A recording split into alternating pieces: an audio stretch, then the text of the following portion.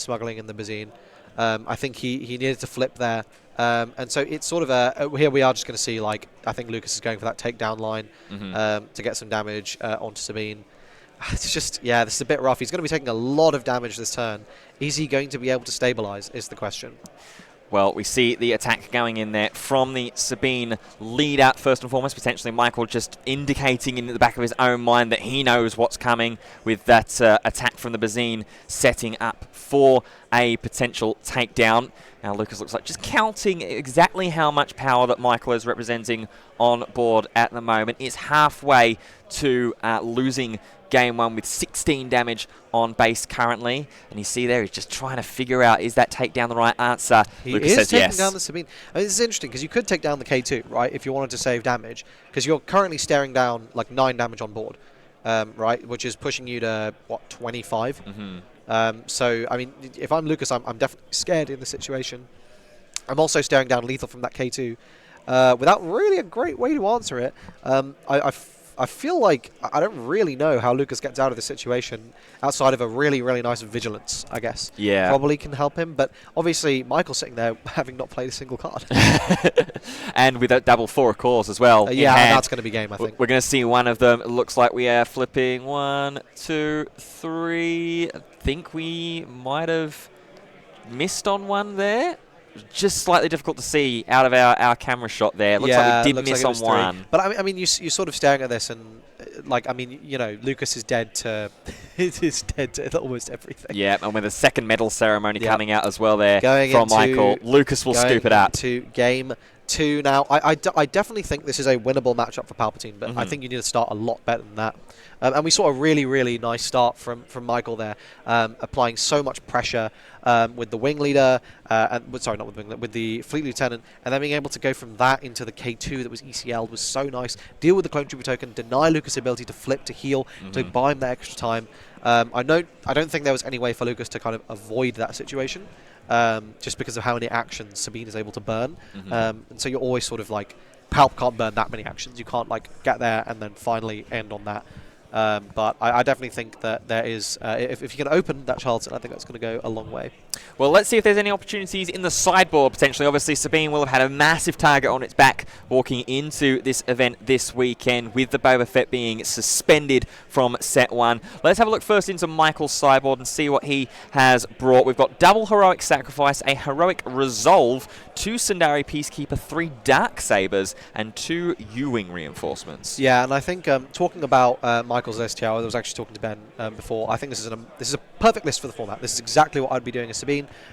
He's moved the Darksabers to the side because you do not want to be trying to Darksaber up a Sabine when Django's in the format, right? Like, you're just going to get tapped down, it's going to do nothing, you're wasting a turn. And we are seeing in the main deck 3 copies of the Bright Hope in its place. And I think basically what I do is I kind of just go, okay, well, the Bright Hopes can come out, I can put those Darksabers back in. And I think that's pretty much the only change I don't think I really need to make. Maybe you could play some more pumps. Arguably, you could arguably put in the U-Wing. Like, I think that probably is worth putting in. You don't need to, but I mean, obviously, you're just trying to like be as aggressive as possible. So maybe you don't necessarily need the U-Wing. But yeah, I think Michael is well positioned with his main deck, and he can just throw those Darksabers in and have a good time. It's one of the biggest things to think about Sabine is it's so streamlined to just go faces the place and just immediately put that pressure on and force your opponent into the position to respond straight away. I agree with you certainly on the heroic sacrifices, especially just be able to get that extra for that one extra resource if you're on that kind of weird odd resource curve that you occasionally can be in the game. Just get that extra pump damage, just force things going in, and if obviously onto the K2SO, you're getting that death rattle as well when defeated ability to deal more damage. Let's have a look onto Lucas' sideboard, because this is a little bit more toolboxy. We've got 1 copy of Restock, an extra Bazine Natal, 2 copies of Perilous Position, of which the artist for that card has joined us graciously as well for the event. He's just set it down in front of us as well. So if you are here at the event for any reason and tuning into the stream, say hello to our wonderful, one of the brilliant artists that have been commissioned for Star Wars Unlimited. Absolutely. Also, get back to your game. Well, you know, they might have been playing Sabine themselves.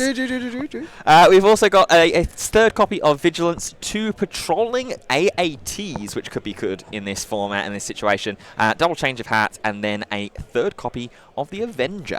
I'm putting those perilous positions in as soon as I can. I think actually Lucas has got a pretty solid list looking into managing the early game of Sabine. I think one thing that he's not playing that would have been nice to see was clear the field. I think, 2 costs, yellow heroism, and you can just bounce. Whatever Sabine plays, like turn 1, it's gone. Put it back. Now, obviously, the downside is it's not helping you flip, but the fact that you are able to just buy the extra time is really nice. I think Lucas is positioned well here. I think you just put those perilous positions in, probably take out like the Avengers or something. Like realistically, that's not, or like 1 Bright Hope and 1 Avenger. That's not what's winning you the game. And then otherwise, I think you're basically fine. Maybe you can put in the 3rd Vigilance. Maybe. Yeah. I think you do need to win the game through units ultimately, but yeah, I think like. I think Lucas really probably just wants to get a fat TDR. He wants to go, okay, turn 1, play like a Lothal Insurgent or something, so I can just trade into whatever Michael plays, or just stack it so I can bounce if Michael tries to go to space, and then turn 2, play whatever I want basically. Try and get the flip going. Turn 3, slam down the Chilton, make it 6/6, and just basically go, okay, answer this. And Sabine sits there and goes, might be a bit of a sticky one, boss. I don't know how I'm going to do that one. Well, we see our players drawing into their opening hands for Game 2 after shuffling up. See Michael there with a Wrecker at the front of the hand, a card that got a lot of hype going into Set 2, but maybe necessarily didn't see too much meta definition throughout its existence. Then we have that takedown at the start of the hand as well for Lucas. Michael, whatever the rest of the cards that he just saw in that hand, decides to send it away. Yes. I think Lucas, if I was Lucas here, I'd just be looking for that early game interaction. Like, I think it's tough because Power of the Dark Side is a really good card, which Lucas is playing, but engineering the flip on turn 2 can be a little bit challenging. It's doable, right? But you kind of need Michael to not dodge to space for it to happen, because I noticed that Lucas is not playing any ships as a turn 1 play. Which may end up being like an area in which he struggles. Although, to be fair, I don't think any ships he has access to would be able to deal with an A-Wing in one shot. I mean, it's difficult. He does have the Restored Arc. That at least gets the Restore going. I don't think he does have the Restored Arc. Oh, he does have the Restored Arc. I cannot read. Reading the card and the deck list. It does. Explains the card and the deck list. As you can tell, I'm a very good card game player. I cannot read. No, it's all fun and games, and we're all enjoying this ourselves here in Birmingham. We've got a brand new set. We've got brand new decks. Oh, I'm so excited. I wish I was playing. I'm kidding. I'm very happy to be here with you, Ben. Well, watching all this excellent gameplay. Well, here is that Lothal Insurgent. There we go. You were saying that needed to come in on the early turns for Lucas. This is a dream situation for Lucas. This is the absolute, exactly what he wants to see. He is claiming, he is trading, he is going to get his flips going, he's over the moon. So you can see it on his little face. The wry little chancellor smile. Like, oh, yeah, everything going according to plan, ready to cause havoc as soon as we start that flip. So we've got the Lothal Insurgent, Michael with that 2-drop Sabine on board, and immediately you see the trade. 0 thought required. Yep. Make that trade. Yep. And you see the exclamation mark token there from Lucas being prepared on to his leader. We are going to see a ping there to kind of delay an action.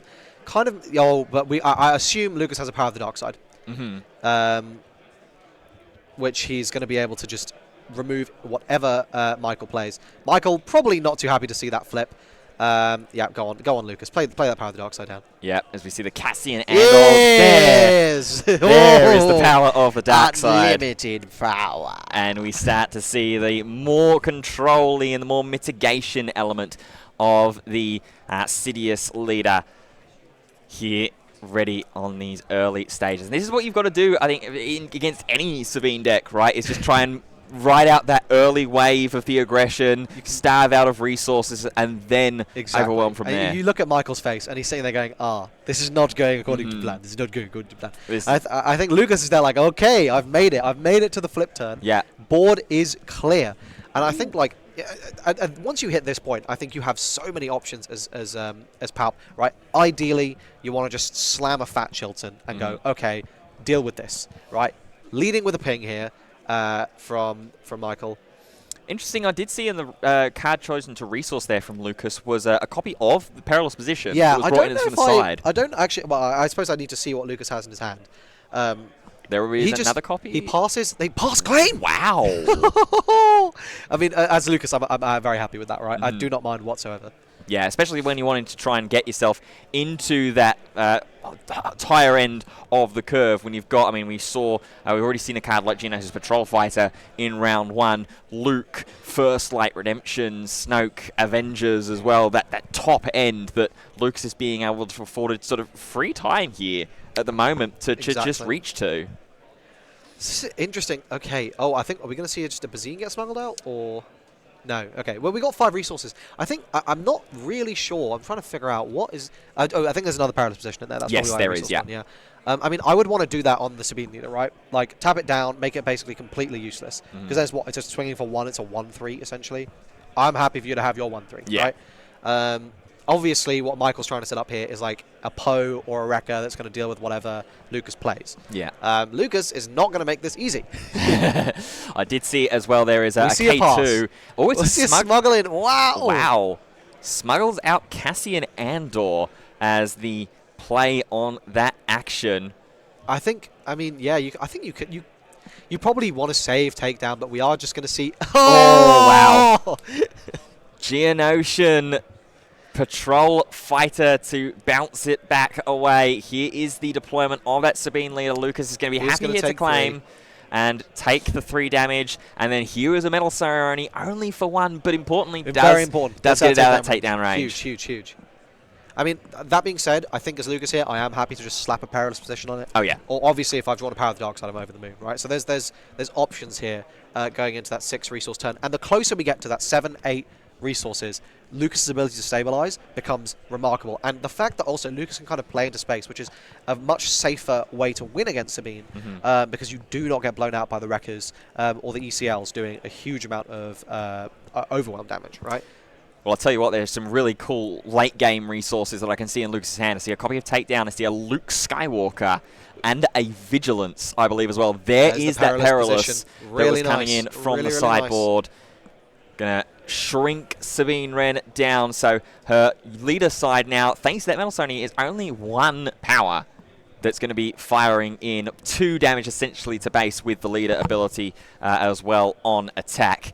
Michael here is going to go for 4 and just going to hard play that K2. Yeah. At least you give that protection now from Power of the Dark Sides with 3 resources still open. Lucas here still with that uncontested space arena, though, at the moment. That Geonosian Patrol Fighter is just going to be able to deal 3 damage and get a little bit of pressure on for himself. That's going to be what we see in that action there for the phase. Is that a red 3? That is a red 3, which unfortunately, Michael's not going to be able to play this turn. I think he would have liked to have been able to establish that. Red 3 is a very, very scary card. We see a pass and a claim by the looks of things. I think that is that a fine edition? Am I seeing that? Does he play that? Let's have a look. No. I love a fine edition in this deck. I think just because it gives you a flip for free, right? It's just a card and you go, cool, yes, I'm flipping. But anyway, so now we are in 7 resources, right? And looking at Lucas's deck, he has got a lot of options. Once you hit this stage in the game. Now, I don't know that any of them are necessarily in this hand, but the options certainly exist. The Sabine is basically, you know, pretty useless. It's 1 attack with a ping on attack, right? So it's doing very little. And I think, like, Lucas is, as long as he can get a little bit of healing going, just start establishing some, like, big threats and just, like, kind of force Michael to, like, be proactive here. We're going to see 5 resources come down here. He's just going to drop a Sentinel. He's going to drop a Sentinel. Why not? He's going to drop a great big Separatist tank that's a 4/5 and just say, okay, you've got 1 power and you've got 4 power as well with that K2. I think we're seeing ECL here. It is going to be indeed ECL. This looks like it's going to be into Poe Dameron. I think not enough resources were tapped there. I think he only tapped 5. We have a judge on. So our judge on the table will probably go and double check that. Yep. So we are going to get rid of that Perilous Position, which is very, very nice. Yeah. So now, as for Lucas, and this is this awkward situation of where trying to manage the flip of the leader here, because obviously you said about some of those units and some of those abilities that Lucas does have towards those top end. So many of them at this stage at the moment, this resource stage, are heroism. Obviously, got Luke on 7, 8 as well if you want to go one more up into Rebel the Assault redemption. is going to be a lot of damage here. Yeah. And Lucas is like, I mean, I don't know if I would have flipped here because I kind of want a Super Laser Blast or something, right? Yeah. Yeah. I think a Super Laser Blast here is like pretty game winning. Doesn't look like that he finds it in that situation. At the very least, both players get themselves ready to resource. We are now at that 8 resource turn and an 8 resource stage. Still at the moment haven't seen Chilton from Lucas. Obviously we did see that Sentinel of the AAT. Yes. I mean, some basic. Well, okay, so this pose getting taken out, so that's really nice. Like, you're going to be. I'm very happy to see that as Lucas. I'm getting my flip. I'm going to heal 2 here. I'm going to heal. I'm going to draw. I'm going to enter the dark side mode. So I am feeling pretty nice about that. Now, obviously, the question is, do I have like a Luke or something? Like a Luke comes down here, nukes the Sabine, and I'm probably feeling quite nice about that. And I think it's about to. We are saying 7 here. Yeah. There's the Luke. That's very, very nice. Obviously, cannot get one shot by the Wrecker. And if Michael plays a Wrecker, I think I just claim here. And then I'm going to dome the Luke into the Wrecker, trade them out, and heal 3 as well while I'm at it. Well, over to Michael's action at the moment. Did not elect to resource at the start of this phase, so he's just working with 7. You can see a Battlefield Marine there in the front of the hand, another Poe, Metal Ceremony, and Red 3 as options potentially here. Lucas still hasn't been contested in that space arena, but he's still on 18 damage on base, so does still have to be just a little bit careful as Michael has a look into his resources, maybe digging for another Cassian. Potentially. I mean, we know he has one, right, because it got bounced. I think we are going to see that Cassian getting smuggled in there. And there it is. I think that's okay. I mean, Lucas here, I think, just flips. I think that's your priority over dealing the 3 damage. Yep. You want to get that restore 2. You want to draw the card. Oh, there's a Chilton. Oh, big hit there off of the top as we see the Cassian Andor is going to fly in to the base, going up to 20 damage now with 2 resources left. So does still have the resources available. I think you've got to claim here as Lucas. Yeah. Claim as Lucas. Michael can then play that Battlefield Marine potentially if he wants to flesh out that board and then pass. But I think, yeah, Lucas is probably feeling, fine with that. He can take out, like, the K2 or something with the Luke. We are going to see the Metal Ceremony coming in there. So I think he definitely has to take out the K2. He's going to get Restore 3. He's basically going to take 3 back. But this Luke is also going to be sitting there menacingly. Ooh, Power of the Dark Side as well. Ooh. These are good draws. Like, I think as being on this, like, Dark Side flip, I'm quite happy with this. I think this is the turn. He just needs to stabilize, get there, establish a big boy Chilton, right? Like, you smack, like, the Luke, clear something, Bazine, right? Remove whatever threat you see Michael having. And then you can safely establish that Chilton. It's going to buy you so much time. Yeah, I see there's another Rebel Assault as well that Michael has been able to find into hand. Also, I think there still is a copy of Vigilance in Lucas's hand, but whether that's going to be enough to just prolong the game out on this phase will yet to be seen. Here is the Luke that is going to go and deal with the K2SO. He's going to get that restore happening. And he chooses 3 damage to get dealt, so it cancels them out. Yeah. And there is that Rebel Assault. So that's going to be 7 damage. So I think now Lucas definitely needs to do some healing. Yeah. Obviously, like, right now you're dead to 4 cores, so I think that's quite a good argument to just drop the Vigilance. And there it is. We are going to see the Vigilance. Yeah, just wanting to make sure that that is not an option there, getting away of the Battlefield Marine. Yes. And you see right there it was the right decision because Michael had the 4 cores in hand ready. He's going to do it anyway. Yep. Just going to send it off. 1, 2, there's a Wrecker. 3, 4. And hits all 4. Up to 28. I mean, obviously you're dead to a second 4 cores here. Yeah. Unlikely that there is a second 4 cores coming down. I think you do have to claim here, though, as Lucas, because otherwise Michael claims, and unless you have a way to deal... Well, actually you don't. I think he's got a Cassian. He's got a Power of the Dark Side. So you probably just slam the power of the dark side here and then claim after that. There's been a pass, it looks like. Yep. And then, okay. I'm very happy with that, right? Oh, no, he claims. Okay, I'm a lot less happy with that now. Yeah. So that red 3 now representing raid 1 on other friendly units. But this Luke is going to do work here, right? It's going to take out the Cassian. It's going to restore 3. It's going to buy Lucas this action to kind of like do a little more healing, just stabilize a little bit more. Yeah, that's the calculations that he's just trying to add up here at the moment, Lucas. Just trying to figure out, okay, with the restore in mind, how much exactly am I losing out on? Oh, no, he's on 29. I think he just loses, right? Oh, yes, yep, yeah. Well, he's a Sabine ping, so he needs to... He loses to a pump. He also needs to heal. So I don't know if there's a great... Like, if he's got a Vigilance or something, that's what he plays. Yeah, he's just having a look, right? And to be fair, I don't know if the top 4 was dumped or if any were stacked. Yeah. Because if, like, 2 were stacked, then as Lucas, you're like, okay, well, he would have played the second one last turn, so he hasn't got it. I mean, yeah, I think you gotta go Luke trade into Cassian here. And that is what we're going to do. Yeah, just get that restore, get that unit off the board in the ground arena. Michael will be able to fly in for 3 damage in the air anyway. And obviously, if he doesn't, then you get to trade, right? You get to just buy that little bit of extra time. I'm not sure what Lucas... Yeah, so he's going to do that. Well, now Lucas has to heal. Otherwise, he's he does lose. And there it is. Yeah, there's the Vigilance. Yeah, very nice. So another heal gets rid of that red 3. And now, obviously, this is the situation where generally blue villainy decks like to be in this, your opponent having a completely empty board states that you can just piece by piece pick away and off units and anything that gets played down. Obviously, Power of the Dark Side, such a great value card in blue villainy. Absolutely. And I think what I would really like here is a Power of the Dark Side, if I'm Lucas. I don't know if he has one in his hand. I'd want, like, Michael to play some fat thing, and I can go, yep, cool, Power of the Dark Side, that.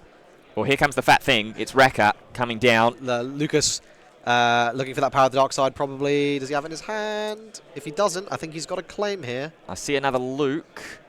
Potentially, I think that might be a Power of the Dark Side, you know, right at the front of the hand. Yes. It is indeed. Very nice from Lucas there. He's been saving it. And now I think he can safely flip that Palpatine and potentially start swinging back. Yep, and that's what we see there with the Geonosian Patrol Fighter going in for 3 damage. Then the flip happens, getting that Clone Trooper on board as well. And then the pass. Oh, there's a triple dark raid and a takedown. Ooh. Oh, we might be about to see some spice. Well, it's interesting how this game has kind of like sort of leveled out a little bit. Michael hasn't quite run out of resources just yet in terms of units to be able to play and continuously flood on board, but Lucas has done well to just hold the tempo from getting too far out of his reach. That Luke Skywalker doing a lot of work throughout, and then finally getting a couple of flip opportunities as well. Looking at Michael's hand here, he's just not drawing what he wants to see. Right, he's got a Poe sitting there. He's got an A-wing that gets traded immediately. He's got a Poe. He's got a Darksaber. Darksaber's doing very little. I think he's got to play it there because it's pseudo Sentinel, right? Lucas is just going to go, yeah, cool. I'm just going to go ahead and trade that. I think. So I think Lucas has to trade that. He has to. Yeah, on Lucas's action at the moment, and decides, we're just going to get the trade. And it survives. Lucas is like, oh! Yeah. Ooh, what a pleasant surprise. Yeah, that raid not activating, of course, as a static ability. Raid is purely just an attacking power boost, so just takes the 1 damage back, and that Geonosian Fighter is smoking a little bit, but it's still flying in the air. 5 resources coming down. There's the Poe, and we know what the play is going to be. We're going to trade that clone. We're going to Luke. We're going to heal 2. We're going to draw a card, and we're going to be feeling real good if I'm Lucas in this situation. I'm getting there. I'm stabilizing. I'm stabilizing against Sabine. There it is, the 2 damage firing in. Lucas immediately putting that reminder marker onto the Palpatine side of Sidious. And I think Michael justifiably also scared of pinging here because, like, yes, it's dealing damage, but also, like, he's getting kind of close to just losing himself, right? Yeah, just 10 damage away now on board to tying this game up. There's the Luke. There is the Luke that's going to be able to come down, get rid of that Pyro Dameron with its when played ability. Still have what? Chilton, Triple Dark Raid, Bazine, double takedown in hand as well. That's a really nice hand. We're going to heal 2, down to 21. And, I mean, looking at that hand, right, like, he could Bazine, he could Triple Dark Raid if he wants to just pump a bit of damage in. Potentially, like, I mean, you probably just... Oh, he Chilton! Wow, just drop the Chilton. Might as well. We're already ahead. Player in risk. Reveal for 3 characters. We've got a 5-5 here. But a 5-5 Sentinel for 4. And it's going to pack it up. Wow. It's going to pack it up. That's lethal. There you go. Wow. 1-1 going into game 3. Yeah, really, really good there from Lucas, and I suppose it was slightly helped out, of course, by Michael not quite seeing what he needed to throughout those early stages. I mean, you know, playing Cassian in the early turns of the game, not flipping Sabine immediately on 4 resources as well. I will say that was partially due to Lucas also making it very, very hard for Michael to just freely flip. Because, of course. And remember, in this game, like, Lucas had to... There was a period where it was looking real dicey. With that big medal ceremony that went across the entire board, I was sitting there, I was going, oh, Lucas had a good start, but I don't know if he can play out of that. But I definitely think it's anyone's game going into game 3. I think it could really go either way. Yeah, as it looks like neither players are going to make any changes again between the sideboards there. Obviously, we did see Lucas bringing in the perilous positions as well as the patrolling AATs in for this matchup, whether another copy of Sabine and an extra copy of Vigilance were brought in. Not too sure. Obviously, they are in the main deck as it is already. As for Michael, we saw the Darksabers getting brought in, but that was about it. Yes. Maybe it's the fact that we didn't see, or he's decided, made a conscious decision, Michael, to not bring the heroic sacrifices in. Would that surprise you? I think you probably, like, there are matchups where you don't even, like against hard control, for example, you know you're losing the unit anyway, so you're happy to convert it into damage. I don't necessarily know that that you would do that in this matchup. I think, yeah, like, the fact that Palpatine has this inbuilt heal too can do quite a lot to just kind of, like, get you there. I think, yeah, worth pointing out that, yeah, there was a For a Cause I Believe In that was resourced earlier that would have won Michael the game, but obviously he wouldn't then have had the Cassian. Yeah. Which I think, to be fair, probably didn't do as much. So, bit of an issue there, I think, that could have got him there. But here we're going into game 3. Let's have a look at that opening hand. Yeah. I see a Luke. I think I saw Bazine, yeah. Luke and Bazine. Obviously, you can't turn on Bazine.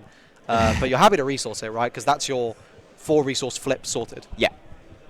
As I just see, as these players are getting themselves ready with their mulligans, potentially in for game 3 as well. Finzor with a subscription from Twitch Prime as well. Thank you very much, Finzor. Very, very much appreciated. I hope for those of you that are tuning in, we're still in the early stages of this tournament here, live from Birmingham in the UK. Yes. Just over 200 players registered and starting us off here on day 1, with Lucas being one of just 6 of the brand new Palpatine / Sidious lists that were in the tournament starting us off. Only 2 of them, though, got wins in this first round. And Bat as well, Bat Nelson as well. Whoa, and then Finzor with some gift subs as well. That's a lot of gift subs, wasn't it? Was that 5? I think so. Yeah, 5 gift subs. Thank you so much, Finzor. Very kind. Incredible. Really, really appreciate that. Thank you. There for the generosity. Michael has found his 2 resources, so he's electing to stay and keep his hand. Lucas elected, you know what, the Bazine that we could resource away, ready for smuggle, or potentially the Luke to keep in hand for later. Just wasn't enough. Alrighty, well, we got the Patrol Fighter. I'm happy to see that if I'm Lucas. That guarantees my flip. That guarantees I'm dealing with whatever Michael has played. So I'm pretty happy to see that. And I think we just want to turn 1 play outside of that, and we're probably feeling alright. Yeah. Trying to spot what we... I think there's another Bazine. I thought I saw the Bazine there as well. Lucas just going to consider, and of course going to take a fair bit of time to consider exactly what's going to be resourced, considering this is, if you're new to Star Wars Unlimited, you're allowed 1 mulligan in the game. So you draw your opening 6 cards. If you don't like it, then you can send it back and reshuffle and draw your hand. But that is the hand that you have to keep, as Lucas has chosen the 2 cards that he wants to resource and send away. And it's on to Game 3. There is a Lothal Insurgent into a Green Squadron A-Wing on Phase 1. Lucas with the auto-claim, and then Michael will pass. So I think here as Lucas, I don't care about doing this 3 damage. I'm just going to exploit, bounce that A-Wing, because if that, like, Wing Leader is 5 damage, or Fleet Lieutenant's 5 damage, and Wing Leader is 5 damage in a much worse way. Although, to be fair, if he plays Wing Leader, I'd be okay with that because I can bounce it. But anyway, I think you don't take the risk here. You are just going to pay your 3, go boom, let me get my flip on. Yeah. And we can start doing some bits here. There's a lot like as well that there was a Sabine activation during that first phase as well that went a little unnoticed, but we do have the 1 damage on both of the units. There is, exactly as you call it, Krish, the exploits of the Geonosis Patrol Fighter. Bounce away that Green Squadron ailing and set Michael back a phase. There we go. We just see a Sabine coming down. Not a great turn, too, from Michael. Here we go. We are flipping, baby. Yeah, immediately get that heal off of that previous Sabine ping. Get the card in hand as well. I do see a Luke that's in hand for Lucas. And it's just going to be a pass. There is a Redemption. Very nice. That's going to be a card. I mean, he would have preferred to TDR that in. But that's going to be a card that, like, once he hits that 8 resources, he can just slam it down and go, okay, I am probably stable. Heal 8 does quite a lot. Yeah. Are we just going to... Oh, okay, we're going to get a Dodonna down. Ooh. Interesting. So General Dodonna acting as essentially just an anthem effect for all your units. Everything gets +1/+1 if it's a rebel. Now Lucas trying to figure out exactly what's going to be the best way to try and deal with that. I think I do see a Triple Dark Raid in hand as well as a takedown. Takedown. We are just going to take down because he understands that that's representing quite a lot of damage with the Sabine flip. And I think here Lucas, he's just going to he's going to take the 6 damage, 7 damage. No, 6 damage, 6, pump 3 in. 7 if we ping. Yeah, and be happy to go into the next turn and try and start interacting with this board. Obviously, it is getting a little scary when you're seeing multiple units showing up on the board. I don't know if there's a medal ceremony in Michael's hand, but that would be quite good here. Doesn't look like it. No, it's Darksaber, Battlefield Marine, and then I think I saw another aggression card in there. So opening up with a takedown on this Sabine leader would be pretty decent, I think. Yeah, without the opportunity for Michael to just fire off that medal ceremony. Yes. If there is a second one in hand. Like Michael might think that if the one's already been seen, that deploying here is relatively safe. Yep, but there is the takedown number 2. Takedown. I think that makes total sense here. Yeah, just try. I think is he going to Darksaber? He's going to Darksaber. He's going to slam a Darksaber on the Sabine. Yeah. I'm probably okay with that if I'm Lucas, because I think he had another patrol fighter in hand. Well, maybe not, but I mean, it's very easy to interact with a 2-cost unit with a big upgrade on it. And yes, okay, I have just taken 7, but I think, we are probably not feeling awful here. Well, I think there is still a Triple Dark Raid in hand as well here. So worst comes to worst, we can Triple Dark Raid, try and find the Geonosian number 2. Yes. And just bounce that way. Yes, exactly. Absolutely correct. And I think we are just going to see a claim come down here from Lucas. I don't really know if there's anything else he can do. Yeah, just 1 resource. Not very often that you'll see too many lists running that anything as a 1-drop. But it is just going to be the claim initiative. Power of the dark side? Because that's pretty big if so. Ooh, I do see definitely a Concord Dawn Interceptors in there. Not as useful right now on this board state. I think so. There is an argument not to power the dark side here, but no, okay, yeah. We are just going to power. It looks like no. We're going to fire triple. He's going to find it. He's going for it. So look for the top 7. Going to try and grab ourselves a vehicle and play it. Costs 5 less and enters into play ready. He's got it. He's found it. Yeah, we found it, and there it is. Huge.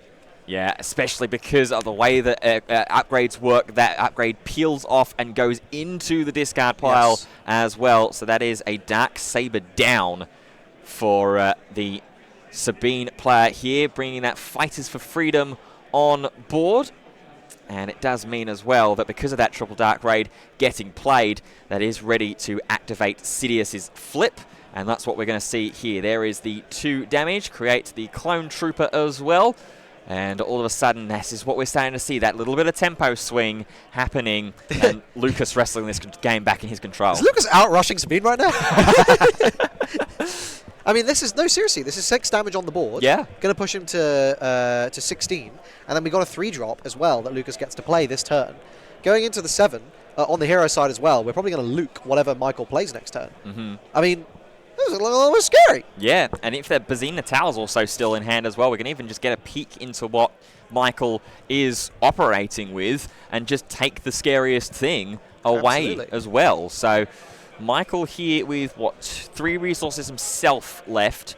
See another Sabine there in hand as well. Just trying to figure out whether that's the play or maybe it's just try and fire off a 4 cores, get a little bit of extra damage. I think you do need to play the unit here because otherwise you're getting completely blown out by like a Power of the Dark Side or like some sort of tapping. Yeah. Right. And there is the Sabine Wren. Triggers the Fighters for Freedom as well to deal the 1 damage because an aggression card was played. So that's Lucas halfway through his damage on base. Michael still 15 off at the moment, but as you said, representing 6 power at the moment, still active on board and ready to swing in.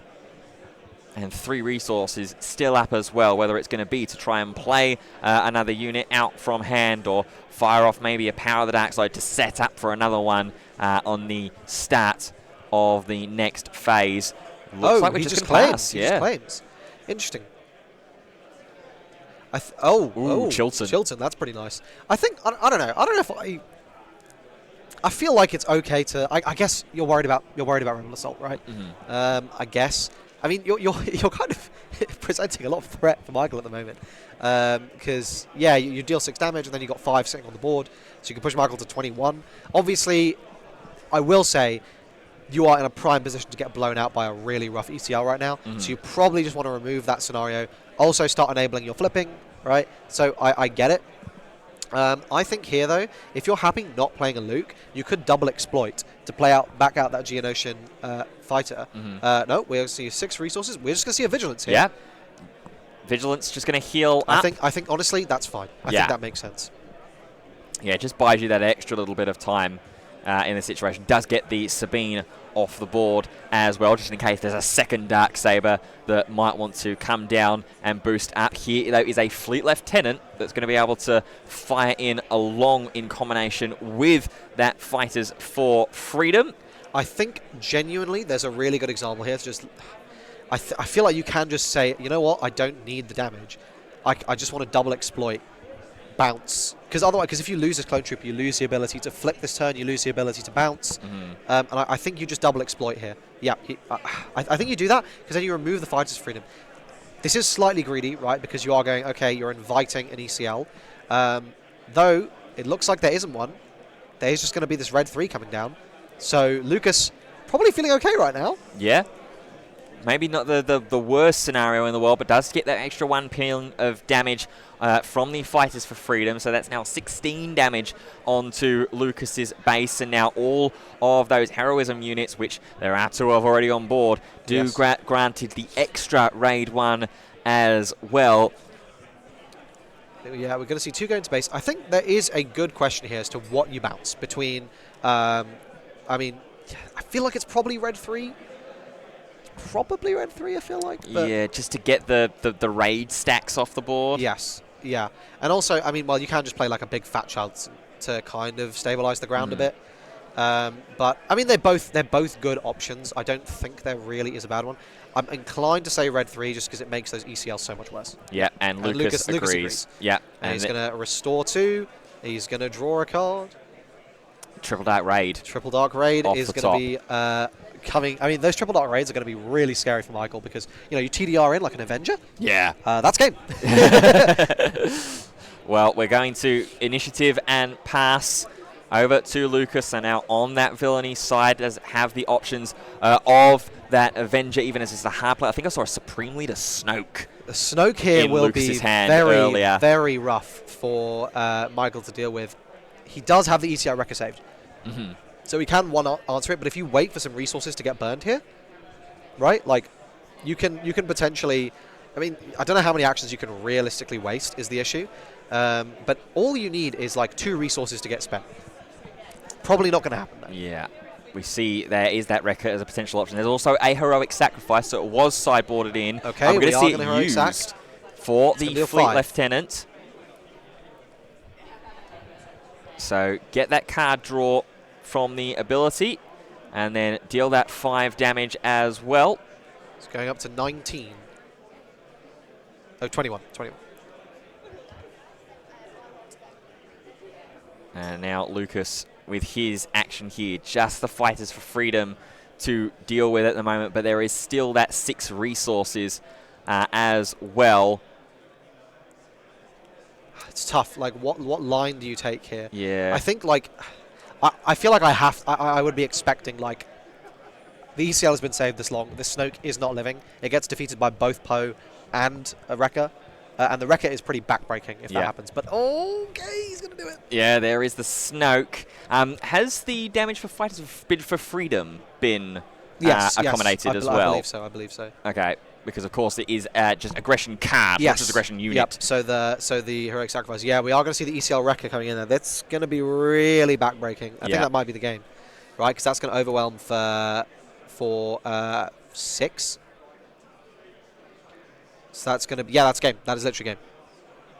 So I think, and Lucas loses the game here, I think, because it's a decision to play Snoke. Yeah. So players just making sure they've got the order and the timings of everything correct. Wrecker goes down. There is the damage that goes onto the base, and the Supreme Leader Snoke didn't last long. Very true to the media as well. And the source material. And now Lucas is left with no resources, and he's literally staring game in the face, right? Like a ping plus Fighters Freedom. Yeah. And even for a cause as well. He's just flip. I mean, there's nothing you can do there. You just lose, right? Yep. Take 3 damage. And ping 4 game. Yep. Maybe the damage on base is not accurate, or maybe they haven't 1, 2, 3, 4, 5, 6, 7, 8. 1, 2, 3, 4, 5, 6, 7, 8, 9. Oh, he's on 29. He's on 29. Okay. But I mean, I think we still pretty much lose here, because there's a 4 cores in hand for Michael. Yeah, I don't know that there's any like big healing you can do here that is going to get you there. Yeah, Lucas.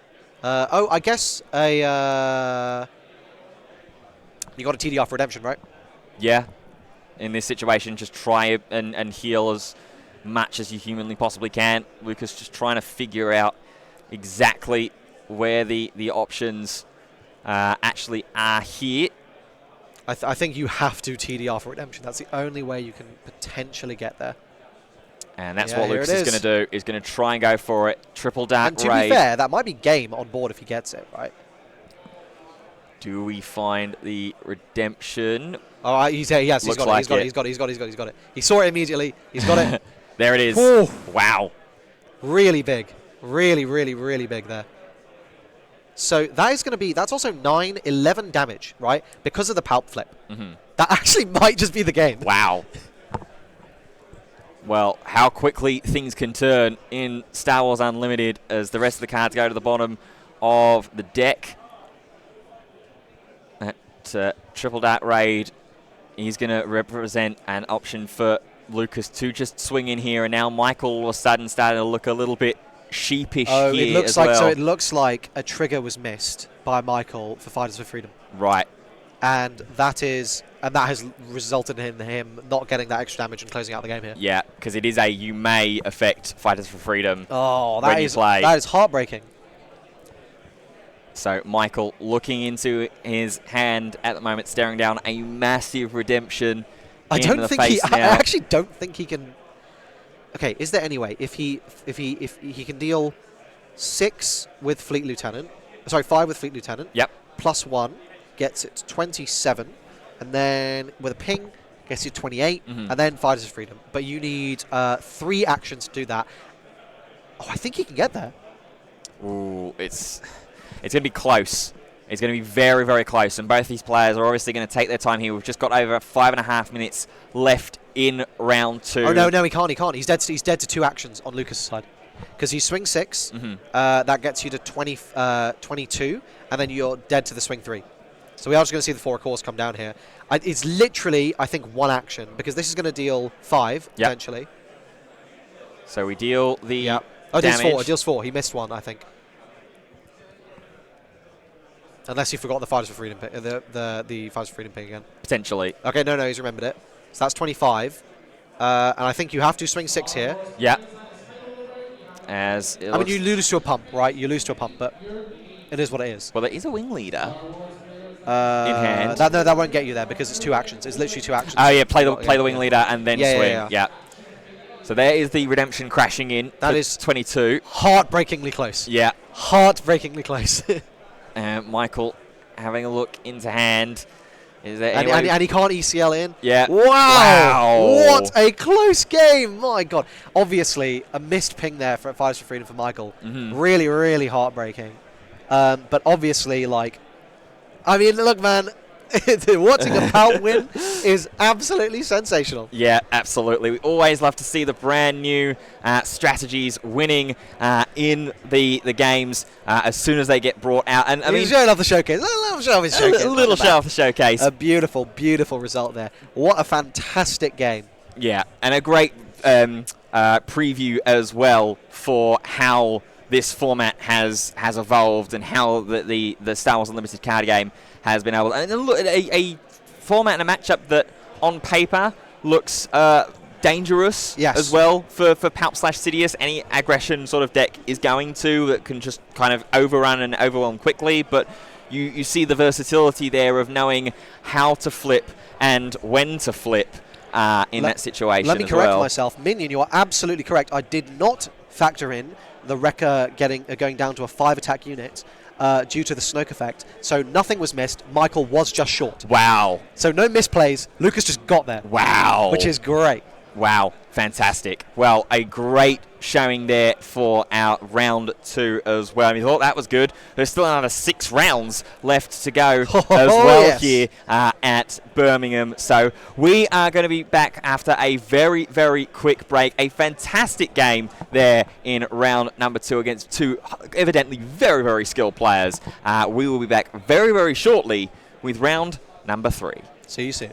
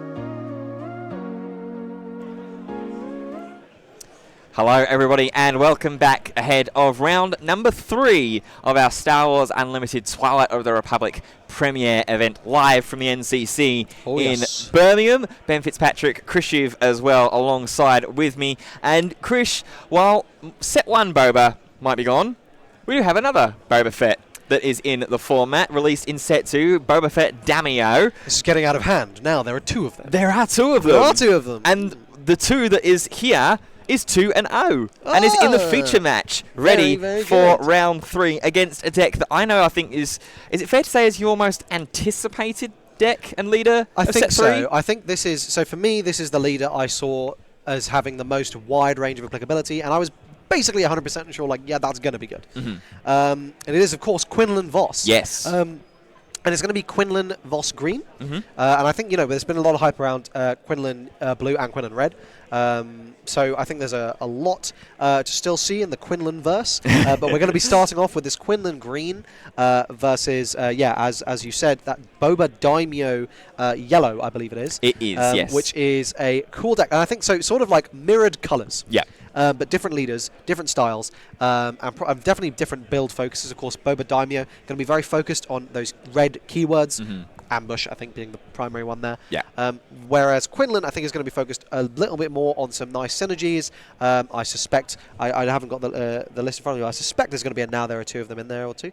No, now there are 2 of them. But we do have General's Blade. So I don't know if you guys knew this, but Quinlan Voss can can resource 6, home 1. That can be a little scary. a little bit scary.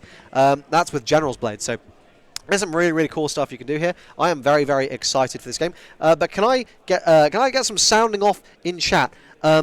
Please, can you let me know, did you enjoy the last round, those of you who are watching? I had a great time watching that Palp gameplay, but if you guys want to see more weird and unusual decks, let us know.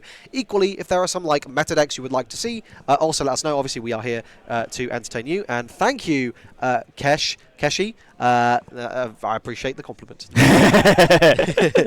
Yeah, it's interesting as well, focusing back onto the Boba Fett now as well, because Boba got inadvertently a little bit of interesting support with Coordinate. Yes. Coordinate, a brand new red keyword ability that activates if you have 3 or more units in play, with the Coordinate unit itself counting as well, importantly. So it'll be interesting to see. I know that obviously this is not necessarily in this list because it's not Boba Blue, but with a card like Kiadi Mundi, the next card advantage with Coordinate.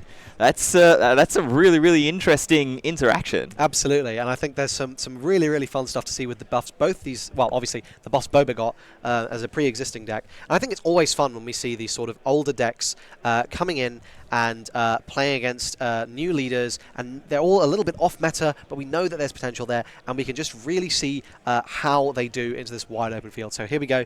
We're seeing Ollie pretty happy with the resourcing there. And to answer an earlier question in the chat, it is not ECL, it is just 30 HP. Yoda will be coming. I can promise you that. Yeah. if I have anything to say about it, I'll be making sure there's some Yoda gameplay. Now, I've been reliably informed by our man on the scene. Firstly, adorable little Grogu there. I've been reliably informed by my man on the scene. Shout outs to you, Carl. That these guys are testing partners, and they know each other's decks inside and out. And so, actually, as I saw happen round 1 as well to 2 of my good friends who are also testing partners, shout-outs to Dave and Emmy, who paired up round 1. As always happens at these events, there is a 100% chance if you test together, you will play, and it will not be in Top Cut. That's just how the cookie crumbles.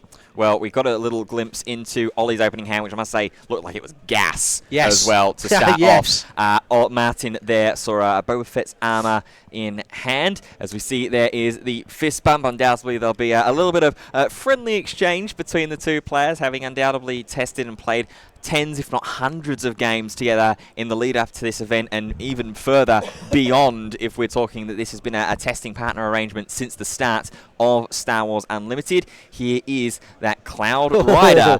Absolute massive blowout here. Yeah, we're going to nice 4-1. What if I just dealt with that with 0 difficulty whatsoever? Yep, R2-D2 going to make its way onto board as well. If my opponent says no R2 ability, I am going to cry. I'm like, what do you mean by that? Yeah. What do you mean no R2 ability? And we're seeing a resupply as well in Ollie's hand, which means he's going to be deploying 2 turns before Martin. which is brutal. Yeah.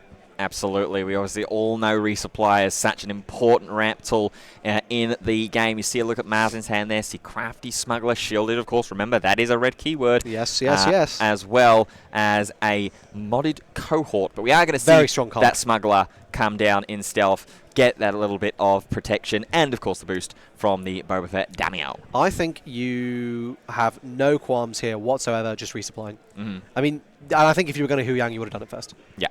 As you see there, Ollie immediately pulls the resupply out to the front of the hand. It's usually pretty rudimentary whenever you have resupply in your opening hand to fire it off in Phase 2. And there's the General's Blade! Wow! Now, General's Blade, a brand new card into the format as well, attached to a non-vehicle unit. If it's a Jedi on attack, the next unit you play this phase costs 2 less, and it's just a sneaky 3/3 buff as well. Absolutely. So we got a really nice setup here where what Ollie can do is he can waste an action with an R2 swing, then he can deploy his Quinlan, slap a General's Blade on it, dome face for 6, then play on a modded cohort. Because Quinlan's deployed, that modded cohort's going to be able to ping off the shield off of this... oh my god, Crafty Smuggler, I've done it. If those of you who've been following me for a while know I cannot get that card's name right. I've done it. I want some congratulations in the chat. Make it happen. Yeah, as I do something, as I barely function at my job. We're just going to see the raw deploy. Yeah. I think that's fair, honestly. There's no way to deal with... Oh, there's a modded... So that's going to be 5 damage, the potentially going into that Quinlan. Yep, cohort with both ambush and raid. A lot of damage there, but unfortunately, this is going to be the end of the festivities for Martin here. He's going to slap a General's Blade onto that bad boy, and things are going to go pretty bad. Yep, there is the General's Blade. Was also looking at the Huyang as well as an option there, but maybe that might be what he's wanting to follow up as soon as Quinlan attacks in. We're going to first off use the R2-D2 to clear the way of the cohort as well. Might have gotten the free 5 damage in, but no more 5 damage longer there for Martin. There's a second one in hand, as well as a Bright Hope. Doming in the face there, and we are going to see that... oh no, the modded cohort's gone, so we're probably going to see Akira then come down. Which I think is probably your... I mean, okay, argument to Huyang here, but I think you probably just play the... you play the... okay, he's going to go Huyang. Yep. I mean, we could just make this Quinlan absolutely absurdly huge, yeah. Okay, so this Quinlan is now an 8... an 8-12 that's taken 5 damage. That is a big boy, as we see Plo Koon as well get drawn from hand, one of these brand new coordinate cards as well. Yes. Shout outs, absolutely, by the way, to Carl, the GOAT. Yes. There's no one better in the game. As Ollie will elect to find out what he's going to resource and restand up as well. A very wide board already. I mean, this is really brutal because you got to be sitting. That shield should be gone, by the way, off of the smuggler. Yeah, I think. Yeah, Ollie forgot to trigger it, but yeah, he's gone now. That's my bad. Oh my god, and a Plo Koon. Yeah, this is so rough. Yeah, that was drawn this turn as well. I see a Sundari Peacekeeper in there, and that Kira from a few turns ago. Another modded cohort. Yeah, we are going to dome another 5 damage into that Quinlan. It's not getting you there, though. No, it's not. At and the I moment. think with 4 resources here, I think you play the Plo Koon and just deal with that smuggler, because then I don't really know how this Quinlan gets dealt with. So I think you've got to do it, because then you're in your 6 resource turn. You can then dome face for God knows how much damage at this point, and then yep, go on, play the Plo Koon. Yes, mate, yeah. There it is. Plo Koon is going to ambush in. Does also have raid as well as its coordinate ability, which is online here with 4 units on board. Did you guys know that a 5-cost 6/6 ambush is kind of good? Yeah. It's top tip from your local caster. 5-cost 6/6 ambush, good. What's also really good, or pretty good, is slamming into face with a massive leader that's been boosted up with a General's Blade and 2 experience tokens. Yeah, I mean, look at this board. I mean, like, who said coordinate was going to be difficult to get? Yeah.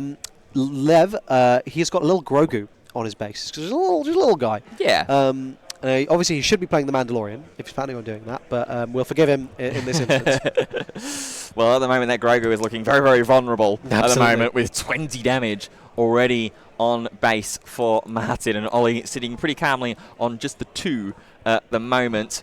We are, still away? We should be able to deploy Boba yeah, this turn, that's going to help. Yeah. Do we have a surprise strike in hand just to close out the game in one shot? Oh, Plo Koon of his own. Lovely hyperspace Plo Koon. Very nice. And that is going to clean up. Very, very nice. That's very nice. That's going to 2-for-1, I think, and deal with the Quinlan. It will indeed, as Ollie is just scooping up all of the various tokens.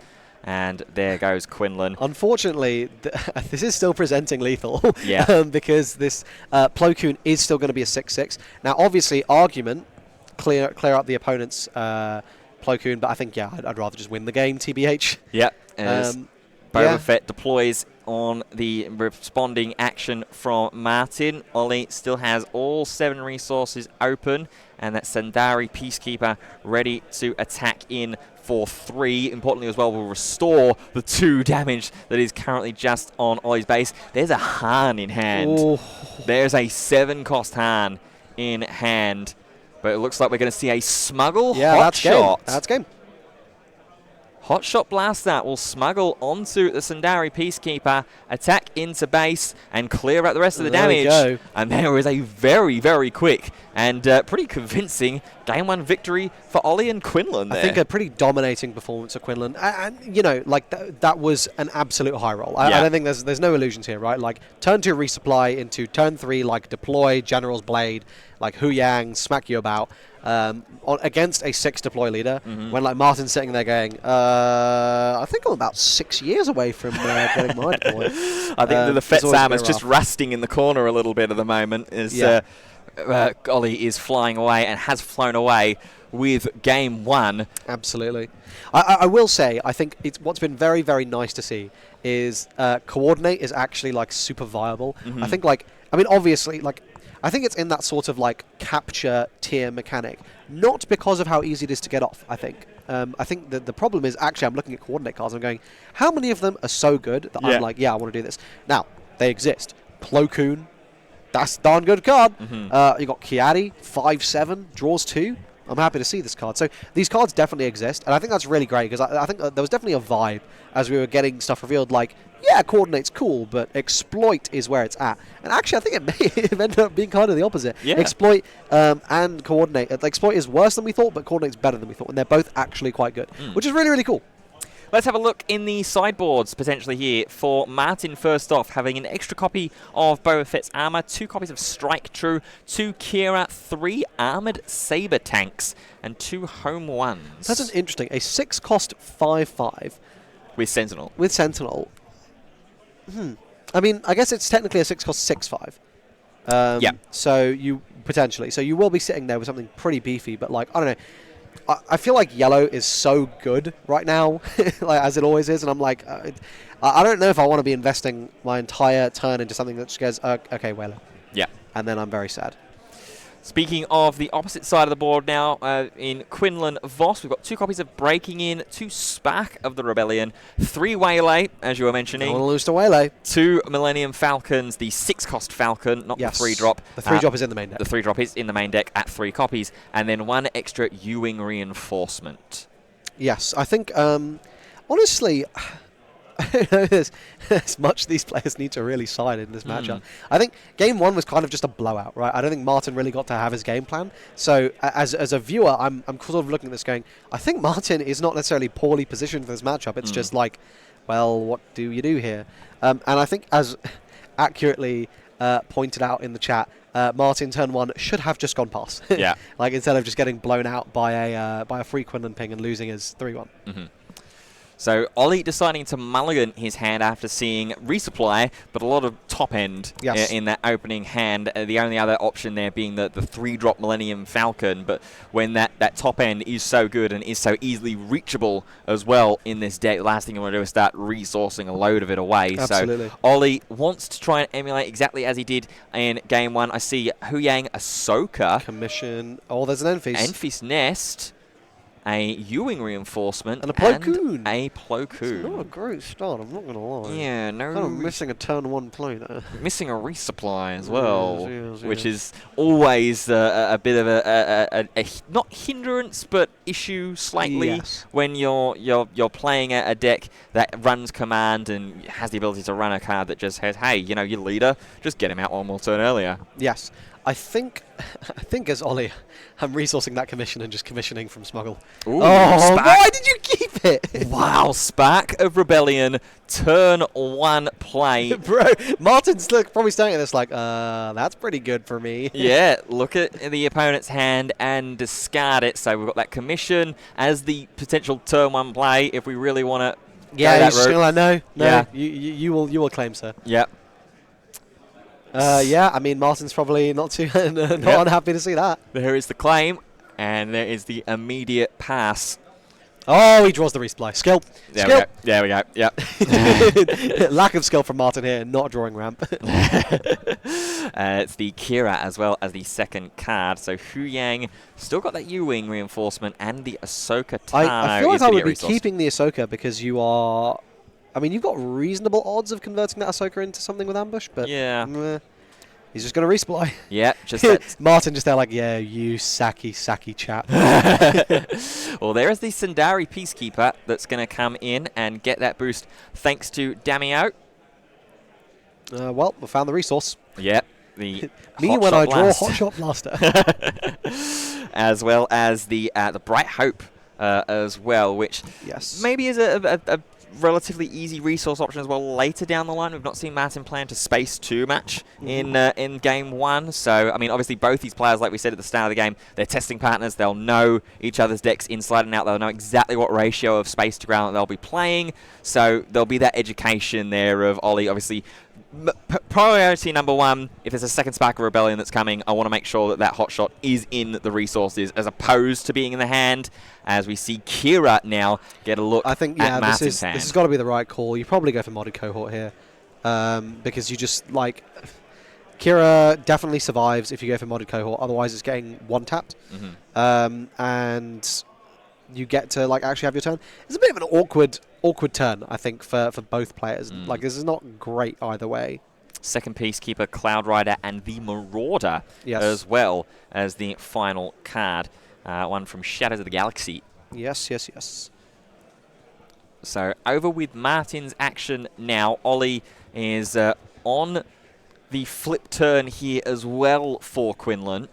Yes, and that is going to be nice for just pumping some damage. Obviously, no General's Blade or anything. It looks like this is how he's choosing to spend his turn, to just answer that Kira. Ambushing in that Cloud Rider, getting the extra damage pip as well, thanks to the Boba ability. It should be on 4 damage. I don't think it really matters, because he's probably going to throw the Sundari Peacekeeper in to clean it up.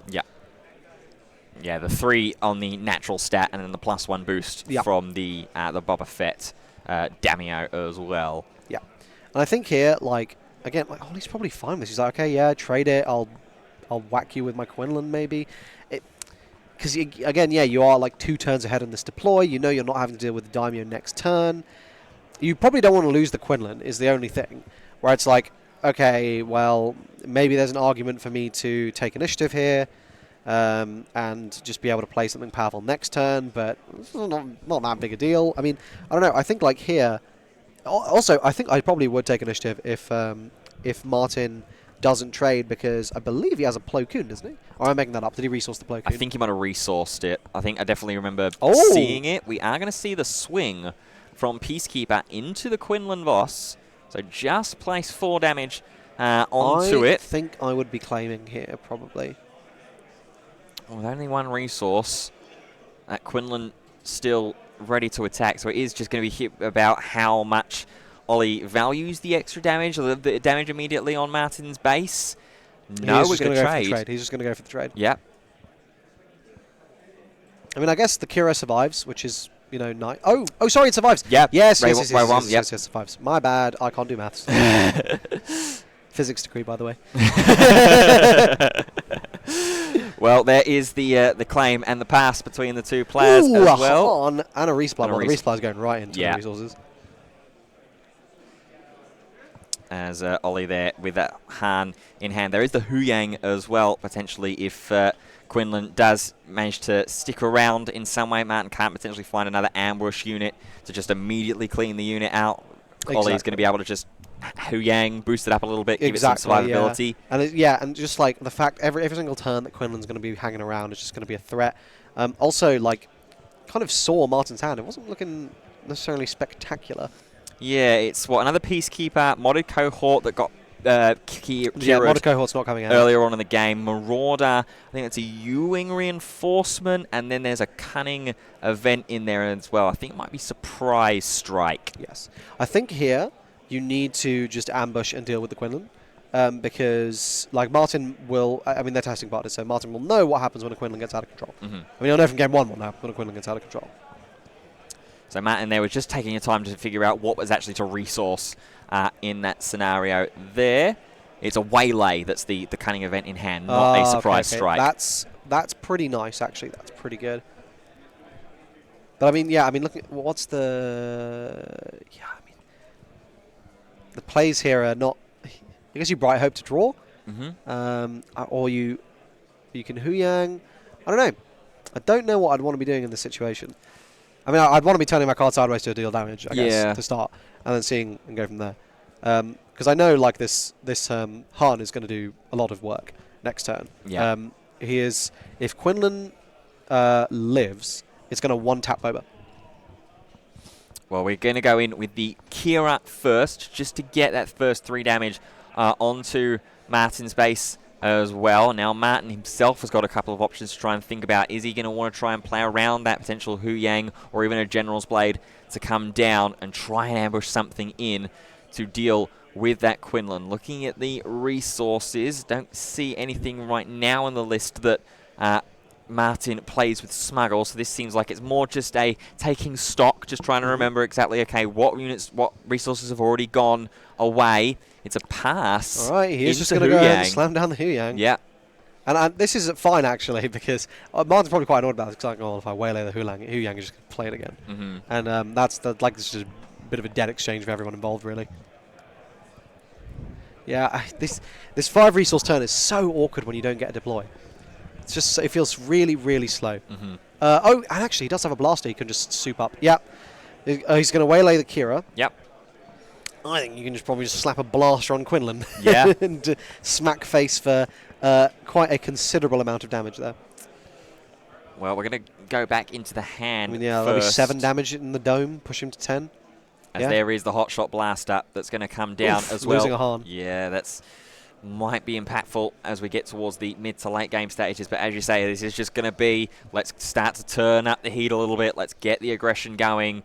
Hotshot blaster firing in, and importantly as well, giving Quinlan Voss the ability to just General's swing. Blade. I mean, this is actually, I think, at this point looking really, really rough for Martin, because if he deploys, Ollie's Han is just going to one-tap the Boba, and I'm like, at that point, how am I getting out of this situation? The answer is not easily. No, not at all. As the Quinlan and Hu Yang both restand as well. Martin just double-checking exactly the health that's left here as well. There's the modded cohort. Yep. Which should answer the Quinlan, I think. 2, 4, He's on 5. 9. Yes. Just about.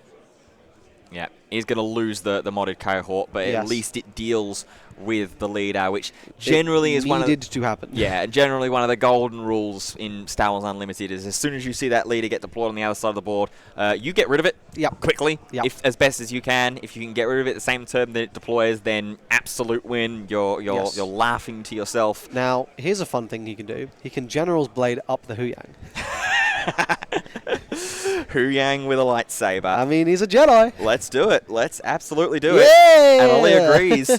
Here comes the General's Blade onto my Hu Yang. 5/7 Hu Yang. Yeah, and importantly, because it is a Jedi subtype as well, we'll be able to get the on-attack trigger to get that 2 cost reduction. So on 4 resources, would be 1 shy of playing down the Han Solo alongside it as well, but does have a Battlefield Marine as well. I think is the home one still there as well? Yeah, I think your best... No, it's the Kira and Ewing. So I think your best play here is probably just like, yeah, you just get to you dome face with Huyang, drop a Kira, drop a and drop a soldier. Yeah. 3/3. As there is the Huyang swinging in with the blade. Is he going to elect to use the ability here as well? Getting either that Kira, yes, or the Battlefield Marine.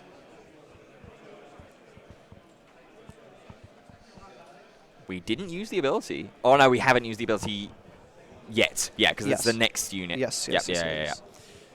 So Boba just going to attack in, and there is that Kira. Oh, yeah, no U-wing for you, mate. No U-wing, I think. I mean, arguably you go for the Han Solo. There's no harm. It's a it's Plo Koon. Plo Koon. Yeah. But I think you've got to go for U-wing here because, well, I guess, yeah, I think you do because he can just he can potentially find a Plo Koon off of the U-wing. Well, no, he's going for Plo Koon. He's going. You know what? Have the RNG. Yeah. And then follow it up with the Battlefield Marine as well to just get that board nice and wide. Gets Coordinate online as well, potentially for any Plo Koons that Ollie elects to play. Finds Bright Hope. And I feel like instead there I would have resourced the U-wing. Because then for 8 I can go... Oh no, actually, we are going to reduce cost by 2. I forgot, assuming we get the attack off with Huyang. Huyang, and that's going to be a little bit filthy. So Martin is going to go and reinforce himself with the U-Wing. Going to search the top 10 cards of the deck, look for 3 units with a combined cost 7 or less, and get each of them, get them into play for free.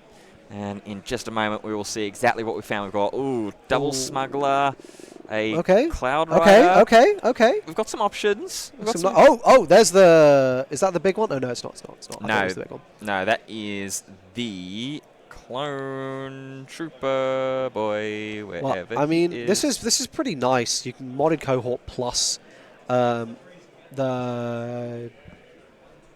Outrider, whatever it's called. Oh god, I can't remember what any of these cards are called. Okay, yeah, so this is nice. Yep, so the Phase 2 Clone Trooper will come in with ambush. You are board clearing here. Yep, and then the modded cohort alongside with it as well, and just ordering all the attacks and all the damage.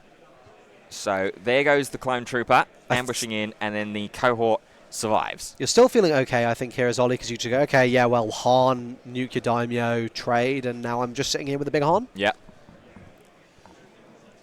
I mean, argument to modded cohort, argument to U-wing, but I think you just Han here. I think it's just safest play. Yeah, he's looking at either that or the U-wing reinforcement as well to potentially just get another, say, like a Plo Koon and a smuggler. Yes. Potentially just I mean, that would be really good, right? And then you get a 6/6 and you go wide, but yeah, I mean, we are going to U-wing reinforcement here. Yep. Let's see what we get. Just have a look at the top 10. We see Battlefield Marine, Strike True, that won't work. Blaster, there is a Falcon.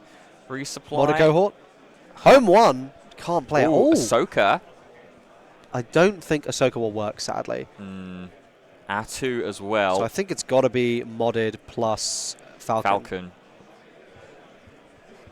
The modded will take out... Yeah, so you're still board clearing here, and you are able to go wide and also deal a little bit of damage. I guess, though, if you go for Falcon, you are going to be paying a resource for it. Yeah. So, well, first we're going to go with the cohort here, and then deal into the Boba Fett. Oh, that's really nice. Yeah. Because of the ping. On Quinlan. He's not having to commit anything extra, so he's going to be able to dome 6 damage here. Yeah. Which is scary. And it's just going to be the Millennium Falcon as well as the other card that we fetch off of the U-wing reinforcement that's going to swing into the base for 3, and then pass and claim another Huyang drawn from Ollie here, as well as the original R2-D2 from the first set. Yes. So it looks like no resource to start with. Are we going to pay to keep that Falcon around? Yep, might as well at this stage of the game when your opponent is on, what, 21 damage on base? What is this, Ristic study? Do you pay the 1? Oh. In this situation, when your opponent is 9 damage away... I think we pay the 1. Yeah, I think we pay the 1. From putting Quinlan Voss at 3-0. I mean, it's interesting as well, right, when you're playing a deck like paying the one always. We always pay the one. We always pay the one. Yeah, that shows you the type of casters and scum and villainy that we draw in. Death and taxes, they're my favourite, man. What are you talking about? I am a lawyer. So there is the Millennium Falcon swinging in after the 6-drop Empty's Nest. Ooh! Spark of Rebellion. That's rough. That is rough. Yes, bye-bye, hun. Yeah. Goodbye. You're not getting that back. Absolutely not. But we still have Hu Yang as well to boost up. Yeah, I mean, we've already done the Hu Yang before. Yeah, we're going to mod it here. So the modded is just going to die. And is going to trade by the looks of it. Yeah, into the Empty's Nest. And then I guess we Hu Yang, yeah? Yeah. Bulk up that Falcon. Yeah, in that uncontested represent space game. arena. Yeah, so Martin needs to have an answer. And that's game. Yeah, I don't think I see it. See a Plo Kloon, Cloud Rider, Sundari Peacekeepers, and a second Plo Kloon. I don't see any space units with Sentinel on them. Well, you know, if Ollie decides not to pay the one. Well, unfortunately, we are going to pay the one here. Golden Archer, I got to agree. This meta is so fun. There's so many viable decks. Like, and I think even the leaders that are really powerful have multiple different ways you can build them, right? So, like, we're seeing Quinlan Green right now, but, like, I know you guys have played Quinlan Red. That thing is fun. It is really fun. And Quinlan Blue as well. Like, when you have now, until you now there are two of them out of Luke Skywalker, you haven't truly lived. That's my opinion. And I think, and that's just one leader, right? Like, the meta is so wide open. So we are going to see, yep, the Plo is going to come down and it is going to answer the Hu Yang, which is going to get down that Falcon to only 3 attack. So, you know, not quite lethal just yet, but pretty close. As the Falcon is just going to swoop in over the top as well, deal the 3 damage on to base. Yes. And then we're just 1 extra unit, particularly in space as well, away from cleaning up this game and putting Ollie at the 3-0 stage. Reminder, we have 8 rounds of Swiss here on day 1, and then cutting to top 16 tomorrow, which will be starting at the exact same time as we did here today, 9 AM UK. Absolutely, and it's going to be a good top cut. I can feel it in my bones. Yeah, absolutely. Especially if SCG Con was anything to go off of as well. Especially that last day where I think it was 8 different or 7 or 8 different leaders in that top 8. So yeah, I'm expecting a good amount of diversity in our top. Obviously, I think there'll be some heavy hitters, right?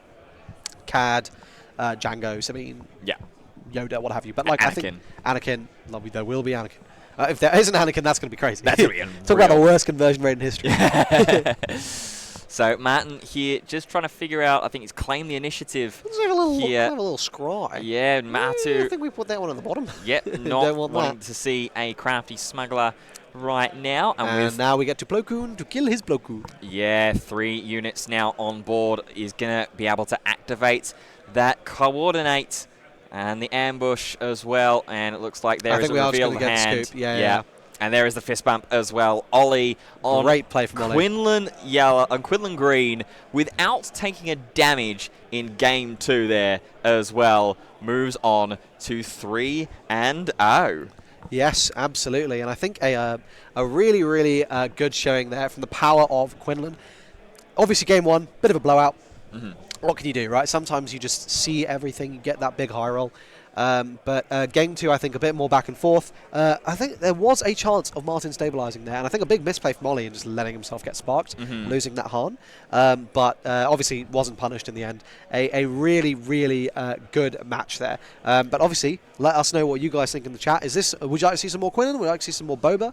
I saw some requests for Yoda. Yeah. What you think? Maybe we could do a little Yoda? I certainly wouldn't mind a cheeky little Yoda. Let's have a little look and see if there's still any real off-meta decks that are currently at the undefeated stage. Unfortunately, for those that were looking to see the beautiful likeness of Ewan McGregor, Obi-Wan Kenobi, both of our players have already taken losses in the day. How did this happen? We're smarter than this. Let's have a look. There's a new gun ray that's 3-0. Is there? According to chat. Oh, let's fact check this. If there is someone, I didn't see anybody playing Nuke Gunray at all throughout the day. Mace Windu, Ahsoka, I don't see a Newt I also Gunray do not see a Newt Gunray on our side, which I mean would have been fantastic to see because I'm asking. Sorry. No, there is no Newt. There are no Newts here at the event. Yeah, unfortunately, no Newt Gunray. There is no undefeated Churut. Is there a Count Dooku? No, the finest duelist in the world and in the Jediverse is not undefeated. There is that's Han 2. That's young Han. Yeah. That is undefeated. Oh, can we see? Did Lucas win his Palpatine round 3? He is wrong Palpatine, I think. No, this is a Galactic. Oh no, it's Galactic Ruler. Yeah. Yep, that's playing both sides. Both sides. Yeah. They're right next to each other. Oh, okay, The we matched up against Han. That's going to be. Yeah, that ain't happening. They are currently rest playing. Rest in peace, my man Lucas. But yeah, we will see. Is there an undefeated Yoda by any chance? I'd be surprised if there wasn't. There are near the top. There are 11s. No. All the Yodas have lost. The only undefeated Yoda going into round 2 ran into our second place player of the Shadows of the Galaxy premiere event, Howard Williams. Big Howie. On OG Palpatine. I think we're going to have some interesting undefeated matches to have a look at, but we will absolutely let you guys know what we are going to be showing, and I think we're going to go for something quite exciting. We'll do our best. Well, we will take a break here to go and see what we can draw up for everybody tuning in. We will be back very, very shortly into round number 4, reaching towards the halfway point of our Swiss competition. So don't go anywhere. Round 4 is going to be coming up just after this break. See you soon.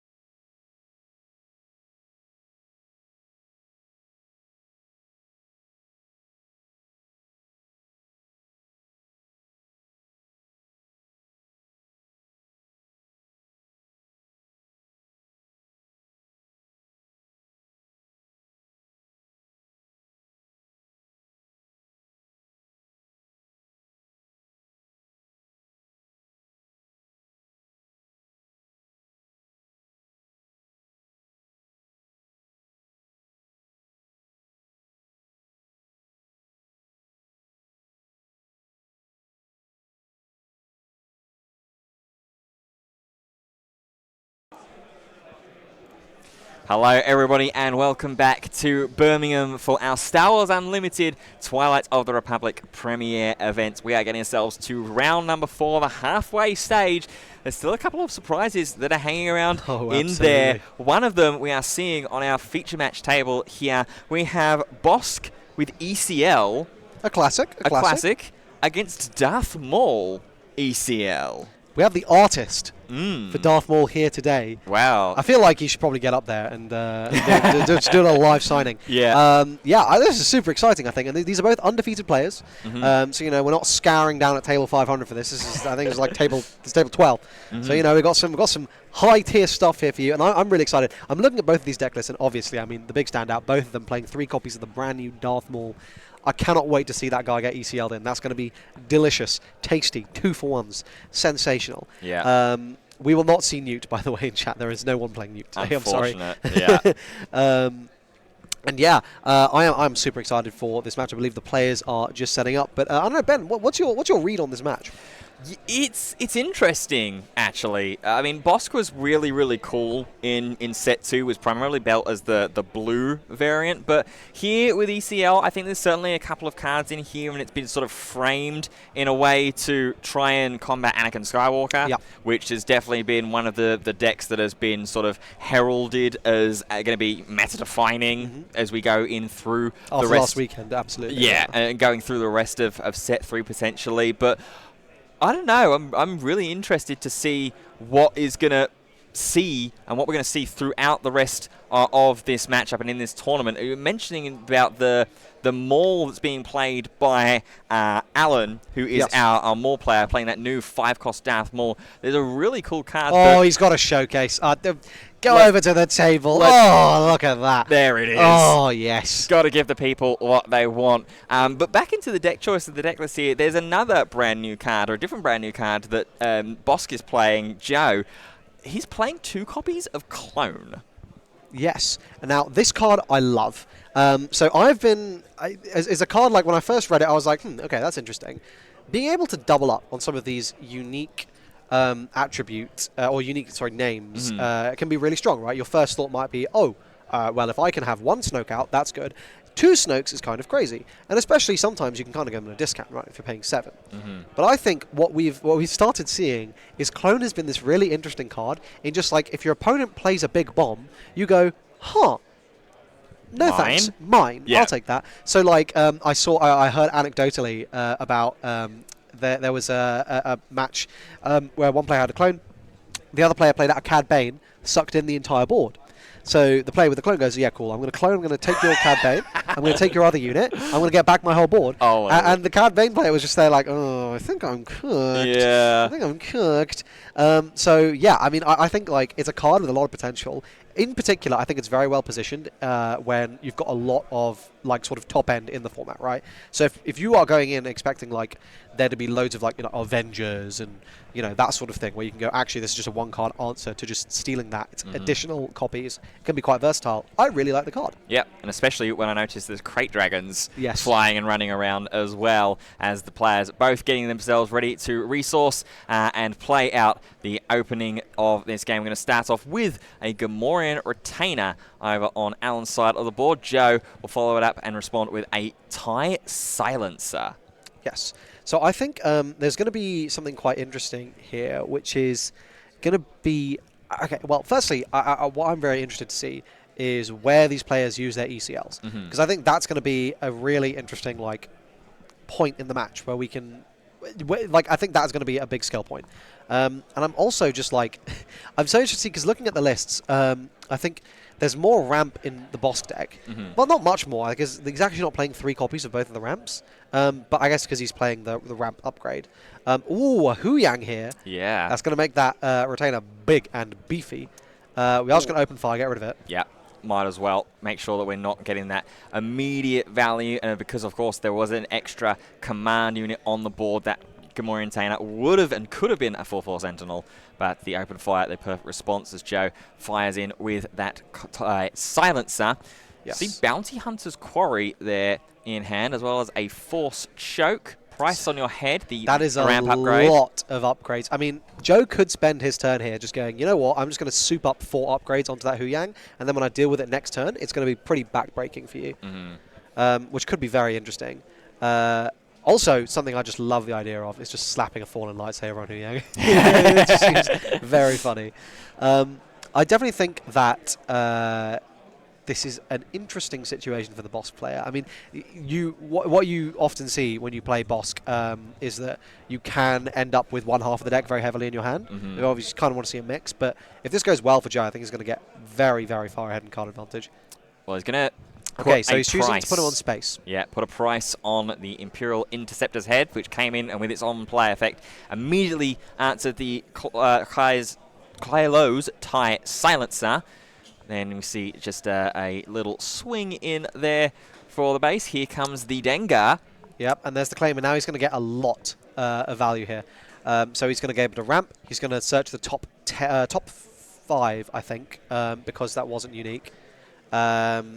And then pull out a 3-drop. So a nice little tempo swing there, though not as big as it could have been if he'd waited until he deployed.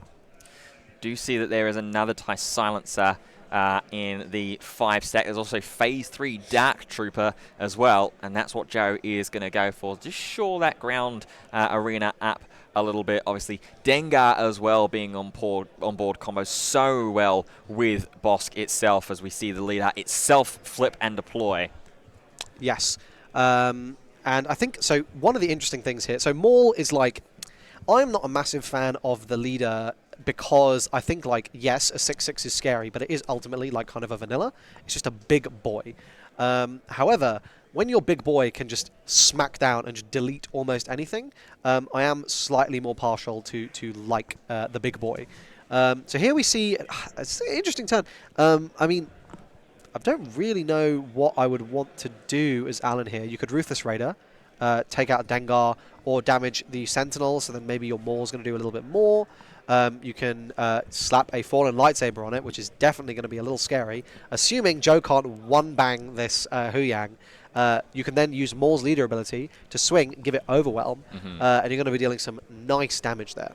So at the moment that Huyang is 7 health at the moment, so it's just, what, 1 resource away at the moment, 4, 5, 6 away from just ambushing the Maul into it. We are going to see Maul leader ability activate here as well, going into that Huyang, going to grant Overwhelm to it as well, and tick up that damage onto the base, with Huyang already taking 3 back. So essentially, ignore the defense stat that Fallen Lightsaber grants. It is back to being 4 health on board right now. And I think, like, I mean, there was an argument to deal with it there with the Bosk. Now, I mean, this deploy is looking... oh, no, they're on 5 resources, right. So, sorry, still 1 turn. Yes, because Bosk ramped. Oh, local commentator does not know what he's talking about. Yeah, this is definitely a very awkward turn for Joe. He's kind of like getting aggroed out here by Bosk. It's a little bit dicey. Oh, the force choke there. Hey, might let him draw into something nice to play here. Yeah. It did not. As we see, he's going to claim, yeah. Okay, that's a nice ECL. Kylo Ren. Yes. That's what you're looking at. Yeah. He's going to be able to ECL that in. Delete the Bosk, and then have a very, very scary unit sitting on the board. Yeah, also another Phase 3 Dark Trooper. Yeah. There's the 3rd brother that's getting sent, or 5th brother, I should say, that's going into the board, or into the resources there, as Alan is immediately going to activate that ECL, and it looks like it is going to be Kylo Ren. Yes. Here he comes into Bosk. Did a lot of damage. Yeah. Gets rid of it immediately, just takes the 4 back. Of course, does have that extra on attack ability with non-villainy units that can be granted experience tokens. Definitely one that I have tried to make work before in a Gar Saxon build alongside Rey. Ooh. Okay, so there immediately is the response. The 5-cost IG-88 that's given Wait, ambush. did he just ECL in a 7-drop? He just ECL'd in a 7-drop, and you cannot double ambush. Can we judge? We need to roll that way back. We need to roll that way back. I think we're going to need to get a table judge over because that is definitely not permitted. Well, I believe there is one that is... was that IG? That was IG. Sorry, never yeah, I mind. believe that was 5-cost IG. Oh, I thought it was Mace. I was like, what? No. How are you even doing that? No, I believe it was 5-cost IG 88 that was dropped there, so that's perfectly fine. Yeah, big oops from me, guys. I saw the red background and like the thing, and I was like, oh yeah, that's Mace. That's what I thought. I thought it was IG88 at first, and I was like, oh, hang on a second. Chris has spotted something, and usually you spot on whenever you... No, I'm cooked today, guys. Please forgive us for any issues or anything that may arise. Obviously, we are human here, as are all of our players, so we're asking a little bit of grace and our heartfelt apologies as well. But everything's fine, everything's okay. We've got judges and everybody keeping an eye on the games. It was indeed IG88, so we are all good to go with Joe's phase right here. It's going to be the punishing one that is going to come down, which is an interesting one as well, and a really good one in combination with this Bosk deck, because of course you'll constantly want to try and play those bounties onto your opponent's units, claim them immediately, Huyang, and it just means that punishing one gets value. This is nice. This Huyang making this phase 3 Dark Trooper a 5/5. It's going to be very, very annoying to remove. And that's what Joe might be thinking here. It's going to be just a claim and pass across the two. A little bit of a maul there. Yeah, 7-cost maul drawn there from Alan. See another interceptor as well there, but maybe not necessarily as needed, even with that punishing one on Joe's side of the space arena. Joe is up to 8 resources at this point now, however, so he is within that clone range potentially if he wants to steal something that Alan plays down to try and counter or get a little bit more sustained board presence, then 1 resource away from possibly just dropping a Crate Dragon as well. Yes, absolutely. And I think, like, the crate is terrifying. I don't know that Alan really has a great out to it. In his deck. Outside, I mean, obviously he could play his own. Yeah. I guess, well, Devastator, I guess, but he would lose because he would take too much damage on the base. Speaking of which, he is looking pretty dangerously close to lethal right now on 21 damage. Yeah, and we can see there Toro Calican as a potential option in hand here. That's exactly what's going to come down here as well. I think if I'm Alan here, I've got to respect. Like I just need to deal with that space. So I'm going, maul ability, give overwhelm, smack the Toro, and that's going to be overwhelm for 2, for 0, maths. But he's going to take 3 back. Yeah, and then gain the 1/1 because he survived. So just got to make sure that if that maul ability has been utilized there as well, it has indeed. So Maul will be rested now with that ability having activated. Well, it won't because he wouldn't have done the overwhelm, so he didn't. Oh, okay. Yeah. Sure. So now Joe with 3 is just going to drop the hand. Oh, okay. Just timely intervention in the seasoned Shore Trooper. If I'm Alan, this is great news for me because now I can safely just remove space by playing 2 copies of that ship and just dealing the with 3 and 3. The ship I'm talking about is the TIE Interceptor, or Imperial Interceptor. Yeah. That's if I believe he has 2 copies of it in hand. Well, I think he resourced 1 away. Oh, that would not be ideal. So there we're gonna okay, he's going to smuggle in the timely, so that will get the job done. Okay. And probably Ruthless Raider then, I should think. We'll see what Alan looks to play here. Looks like it is going to be 6 paid in. It is going to be Ruthless. So Ruthless will, on play, do the 2 damage, and then with the attack in, should take care of it. And it's all of a sudden looking a little bit more stable for Alan. Always a little bit awkward when you're sitting there with a 25 HP base with just 4 health remaining and not really too many outs to heal, but you're happy at the very least with seeing an empty board on your opponent's side of the board, and I see a Crate Dragon that Alan's just drawn as well. Absolutely. And yes, correct observation there. I think they corrected it that punishing should be stood. Obviously didn't matter because of the timely. And I think, basically Joe's just sitting here going, I need to draw this Crate Dragon. I need to draw it pretty speedily. A Crate Dragon, though, in Alan's hand. Yeah, that's what I saw. That's what I saw. And this could be the turn and the time, potentially, that Alan looks to really restabilize Joe, having a little look into the resources, just in case there's a smuggle option. I don't think there's a crate there. Well, we're going to guild target first and foremost. So that will be 3 damage. Yes. That doesn't represent lethal. So I think, yeah, you just crate here. And there we go. Yeah. And Joe's probably like, oh no. he's like, oh. Yeah. Well, this is a situation where we said about Clone potentially being an interesting card, an interesting option to use, especially when Alan plays out one of these higher top-end threats. Clone could be a really, really fun option, but instead we're going to Bosk ability here, just to ping 1 damage onto that Hu Yang, because it's got that guild target bounty on board. And then Ruthless Raider will just attack in, deal some extra damage and pressure. That's 10 damage there. Yeah, onto Joe's face. Hu Yang now will swing. I think, was that a claim? It was. Oh, that was. That's rough. I actually don't think Joe hasn't. I mean, that's. Yeah, none of that's. Oh! That's lethal, isn't it? Yeah, he plays Ruthless Raider. Ruthless Raider deals 2 damage to Hu Yang. And 2 damage to base, gets to 23, and then the guild target is going to get him there. Oh. So I believe that is lethal, because if Alan had initiative and could have domed him for 10, then that would have lethaled him, but that is it. Joe takes it. That's what he sees. Wow. Wow. Wow, that looked very, very scary for Joe for the time being, but then draws that Ruthless Raider, gets that interaction there, and because of Hu Yang being unique, deals that 1 extra little pip of damage. I don't think that 1 pip mattered. Okay. I think it just had to be on it, but yeah, I mean, it still was. It still needed exactly. to. Yeah.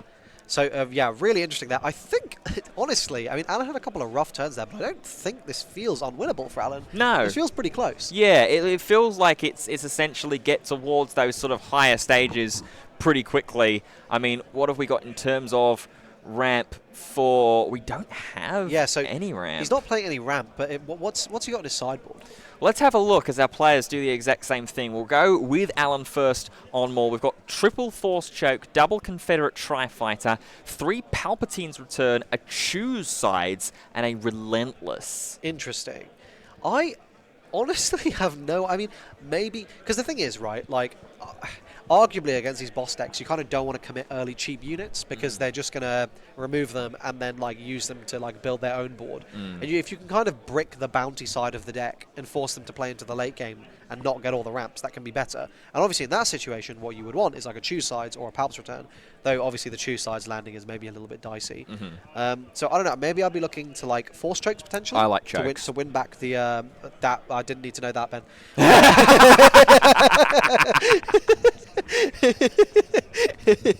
But maybe as Ben gets into his private life, we can think about Palpatine's return.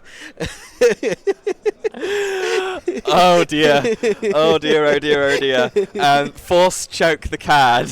Yes. Is a very, very good card. I also like Force Choke the card. Yes. Let's look at Bosk's sideboard with Joe. We've got 2 copies of Top Target, 2 copies of Stolen Land Speeder, 2 copies of Deathmark, 2 Disabling Fang Fighter, and 2 Reinforcement Walker. Top Target out of Aspect, Krish. I like that, honestly. I think like in some of these matchups, you're willing to pay 3 to heal 6. I think you're okay with it. I will say, actually, I think if I was the Maul player here, I would really be sitting there going, I really wish I had some of those Disabling Fang Fighters right now. I'd be here going, this is kind of rough. But yeah, I don't know. This is such an interesting one. I think they both got quite good ECLs off. Yeah. I think the IG was better. I mean, obviously 2 for 1 is so strong. Yes. But I definitely think that like my vibe is this matchup will come down to if you can get a better ECL, you probably can like convert it from there. Also, Alan took a lot of early damage. Yeah. Like a lot. And he almost stabilized. So I definitely think this is either player's game. Well, we'll wait and see as both players shuffle up and prepare for Game 2 of Round 4. Bit of housekeeping as well for everyone. After the conclusion of this round, there will be a lunch break at the event. So we are expected to return at around about 2 p.m. UK time by the time that our round finishes. At the moment, for those not UK-based, currently we're at 1:45 in the afternoon. So we've got, 38 minutes left left on the clock, looking around about potentially, if this game goes quickly in game 2, 1 o'clock, an hour's break there. If it goes any further, then obviously we will deal with that time difference as we move on. Going into the opening hands, that looks like maybe a pretty easy mulligan for Alan. No. Maybe not. What's he got? Oh, he's got a wolf into Hu Yang. Is that a barrage? There's a barrage. Yeah. And a force choke. Yeah, I saw a couple more of the higher end options there, but I suppose there you can see the force choke, Hu Yang. I think I'm happy with that, actually, Alan, because I'm just like, okay, well, you know what? I don't know who has initiative, but if it's Joe and Joe just goes past, I'm just going like, okay, yeah, cool, wolf, and then next turn I'm going to claim, and then I'm probably getting to claim. As Alan and I can go, yeah, cool, Hu Yang, he's huge. Your upgrade pinging is not going to do anything. And I'm also just going to sit there shutting off any healing you may be doing. Here's Joe's opening hand. That is not good. Yeah, not great there. It's Clone, Kylo, until that last card, it was looking real rough. Yeah, Tora Calican. Which is resourcing. I mean, I guess he's relying on getting this, like, yeah, okay, so he's going straight into the wolf there.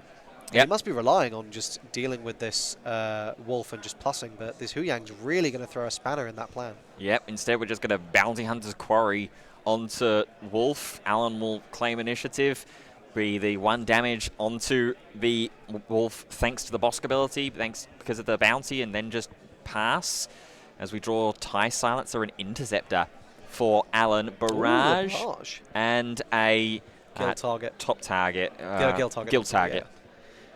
Yeah, I think Alan the Hu Yanging here is actually going to be quite backbreaking for Joe, because it's also going to potentially let... I mean, it's just so much damage, right? Yeah. This is representing now a 5/4 with 1 damage on it. So, like, yes, okay, Joe will get it in 2 turns, guaranteed. But, like, okay. Yeah. You know, I'm happy with this. Yeah, and here's my Super Laser Technician in response. When we can just go over the top and just really put the pressure on early. This time, Alan reversing the roles of game 1. Absolutely. As there is the 5 damage swing. Joe will deal the 1 extra damage from Bosk, but that's just going to be a free claim, the initiative there for Alan. And then Joe will likely pass. So he's going to be able to sink 5 more damage from this wolf before it's dealt with. And, like, yeah, okay, Bosk gets to ramp, gets to flip, gets a 3-drop out. That's good, don't get me wrong. But, like, is it good enough to come back from being at 10 on base, like, in an ECL deck? Also, this force choke is looking quite scary into just being able to deal with the Bosk relatively speedily. I mean, it's not ideal. It's really not ideal. But oh yeah, okay, we are just gonna. I mean, I like that, right? Yeah. Give him the ramp, but deny the ability to take out that wolf. Yeah, overwhelming in with the Hu Yang there, so gets the extra little bit of damage. And does mean, of course, that it's the a nice wolf, line, actually. I like that a lot. Yeah, it just means that the wolf isn't going to be the one to attack in first. As Joe, just his first action is just going to be ping 1 more damage. Swinging 5 more in. Yeah. I mean, Joe can deploy and deal with this wolf, but, like, okay, you're going to top search twice. Fine. Yeah. I think you got a barrage. Oh, no, yeah, you're on 4. You're on 4. Yeah, not quite barrage here would enough. be so nice. Yeah, barrage would be perfect in this situation, but instead, looks like Alan might just put the force choke and get at least close enough to dealing with this Bosk on the next phase. Yeah, you force a bad trade if he doesn't burn ECL, right? And if you burn ECL here, you're also like, well, it's not the end of the world for me. I'm not feeling too bad about that. Yeah. As we see there on the 5 resources, the damage there now being marked onto the Bosk. There's just a little conversation on the table. Yep, there's the OB. There's the OB. And just wipe the board. Yeah, and so that's obviously Alan not going to be too happy about this. Bosk going from nothing to 6 damage into base and 2 3-drop or lower units. Though that being said, looking at this top search, I don't think he got anything particularly good. It was a super laser tech there. Shore Trooper is a little bit better. It's not great. It's not great. It's not. I mean, Shore Trooper's a 4-3. It's fine. Yeah. See a resupply as well there, but it's just going to be the super laser technician. Which is not ideal. I mean, it's also worth saying, right, like at the moment, Alan goes, okay, flip more barrage. Oh, sorry, he can't because he's not ramped. He's not there, yeah. Oh, these silly ramp decks. my little brain can't handle players being on different resources. I need a lunch, guys. Don't worry, Chris, it's coming. It's on its way. Hold on. We see the second top 10 search finds a reputable hunter, I believe, as one of the options there. Yeah. So, I mean, I think chat is I kind of agree, right? Like, the board advantage and the swing you've got on here from this OB is pretty considerable. Now, I don't think this is, by any means, I think this is the end, right? Like, a good ECL here, like, can flip things back. And once Alan gets his flip turn, like, that's going to be a lot of pressure.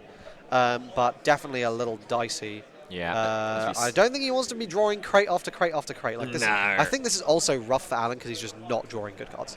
Yeah, this is going to be the second. This is the second super crate dragon that he's seen at the start of each phase in the regroup as well, which is, like you say, not exactly what we need right now.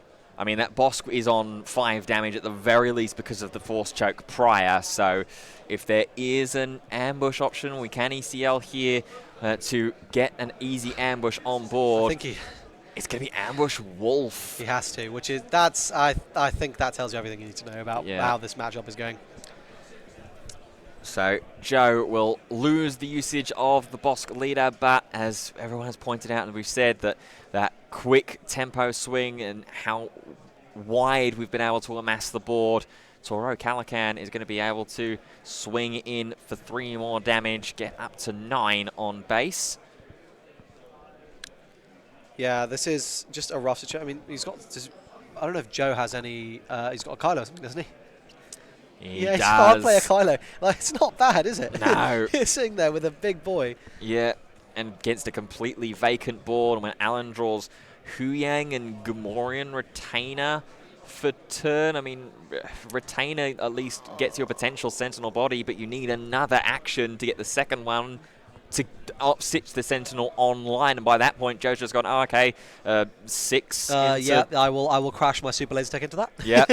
This is a classic example of, buddy, I think we should probably pack up. This is brutal. I think Alan, honestly, I thought he really had a really good shot at the start, but dead draw after dead draw is just brutal. Yeah.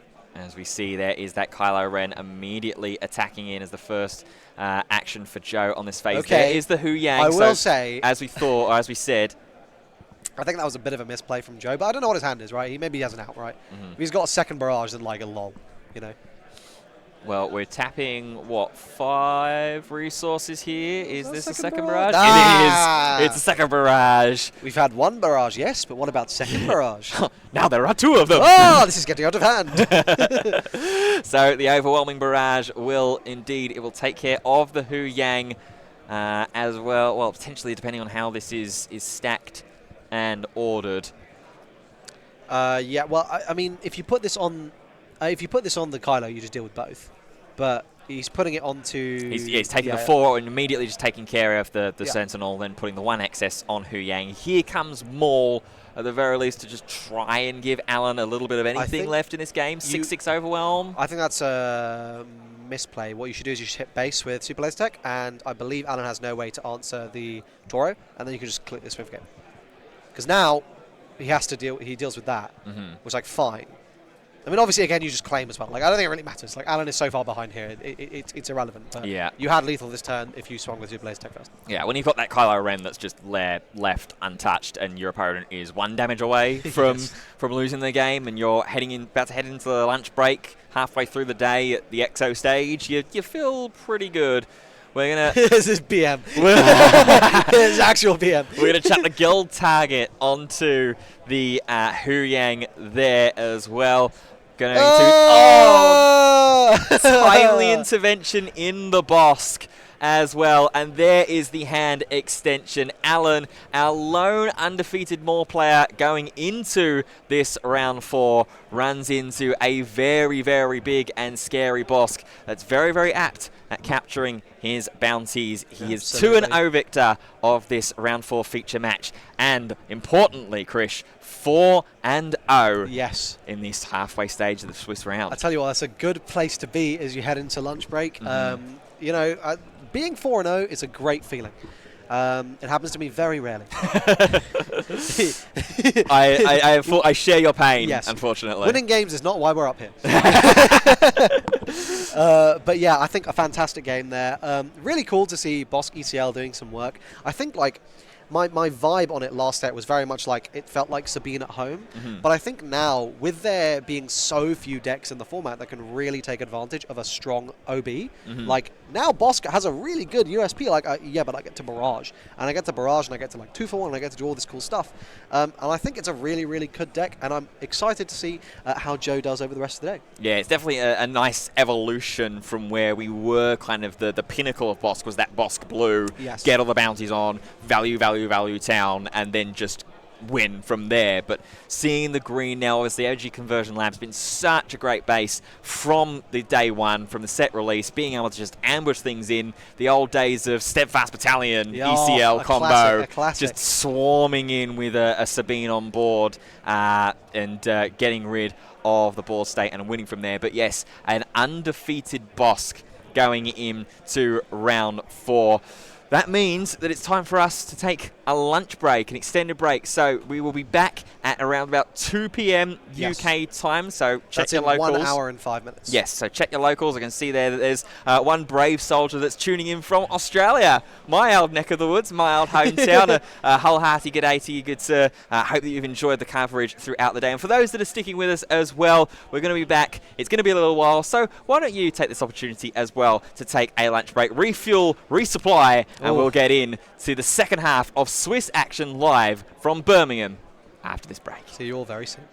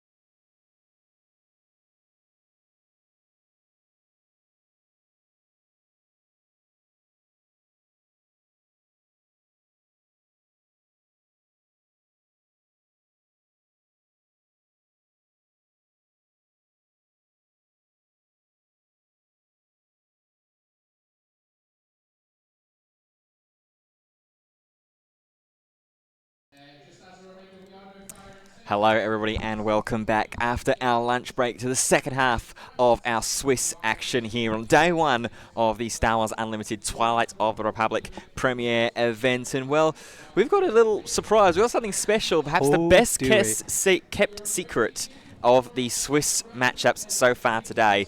We have an XO Mace Windu.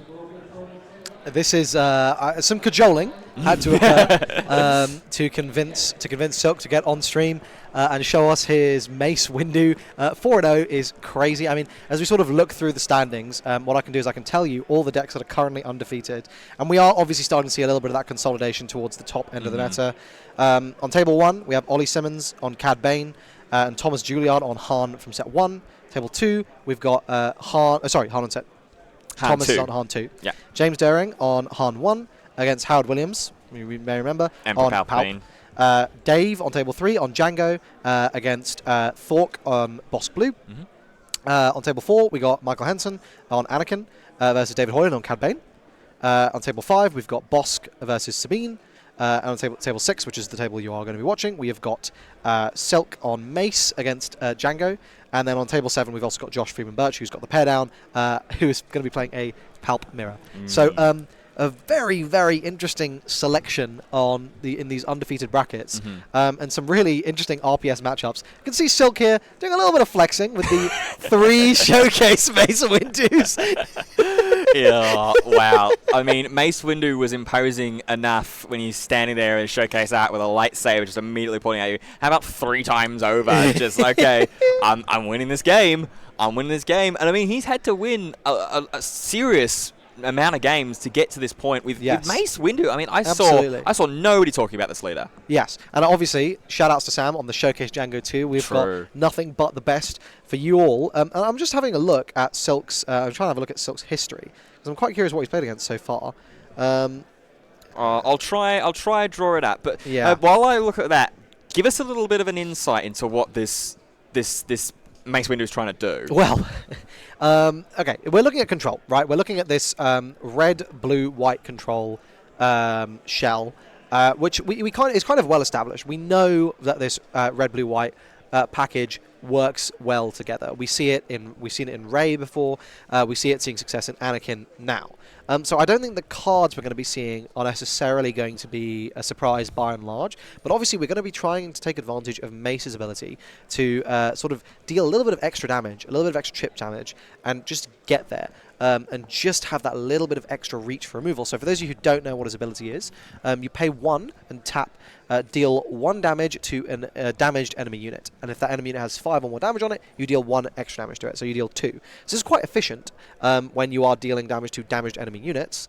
But outside of that, it's sort of fine. But again, it can let you get there, right? It can just extend that reach. And on his deploy side, he deals 2 damage to all damage units, I believe. Yes. And he's Vader stats, if memory serves. I think he's 5'8". He's a 5'8". So he comes in, he's big, he's large, and he's in charge. And he's got a very nice lightsaber too. Meanwhile, looking at Django Yellow. This is not the typical variant we have seen of Django. Django usually has been this red space aggro deck. Here, we're seeing a focus more on that sort of Boba Yellow style gameplay. And looking over at the list, I mean, it's very reminiscent of Boba Yellow. We're seeing the old staples, the old classics, with some new additions, right? So we've got the new Cad Banes, of course. We've got the P-38 Starfighter, which is an amazing card. We've also got some of this Holdout Blaster, which is a generic upgrade from this set. And is very, very powerful. So we're going into turn 2 here. I think, if I'm Silk, I'm pretty happy with both of those draws.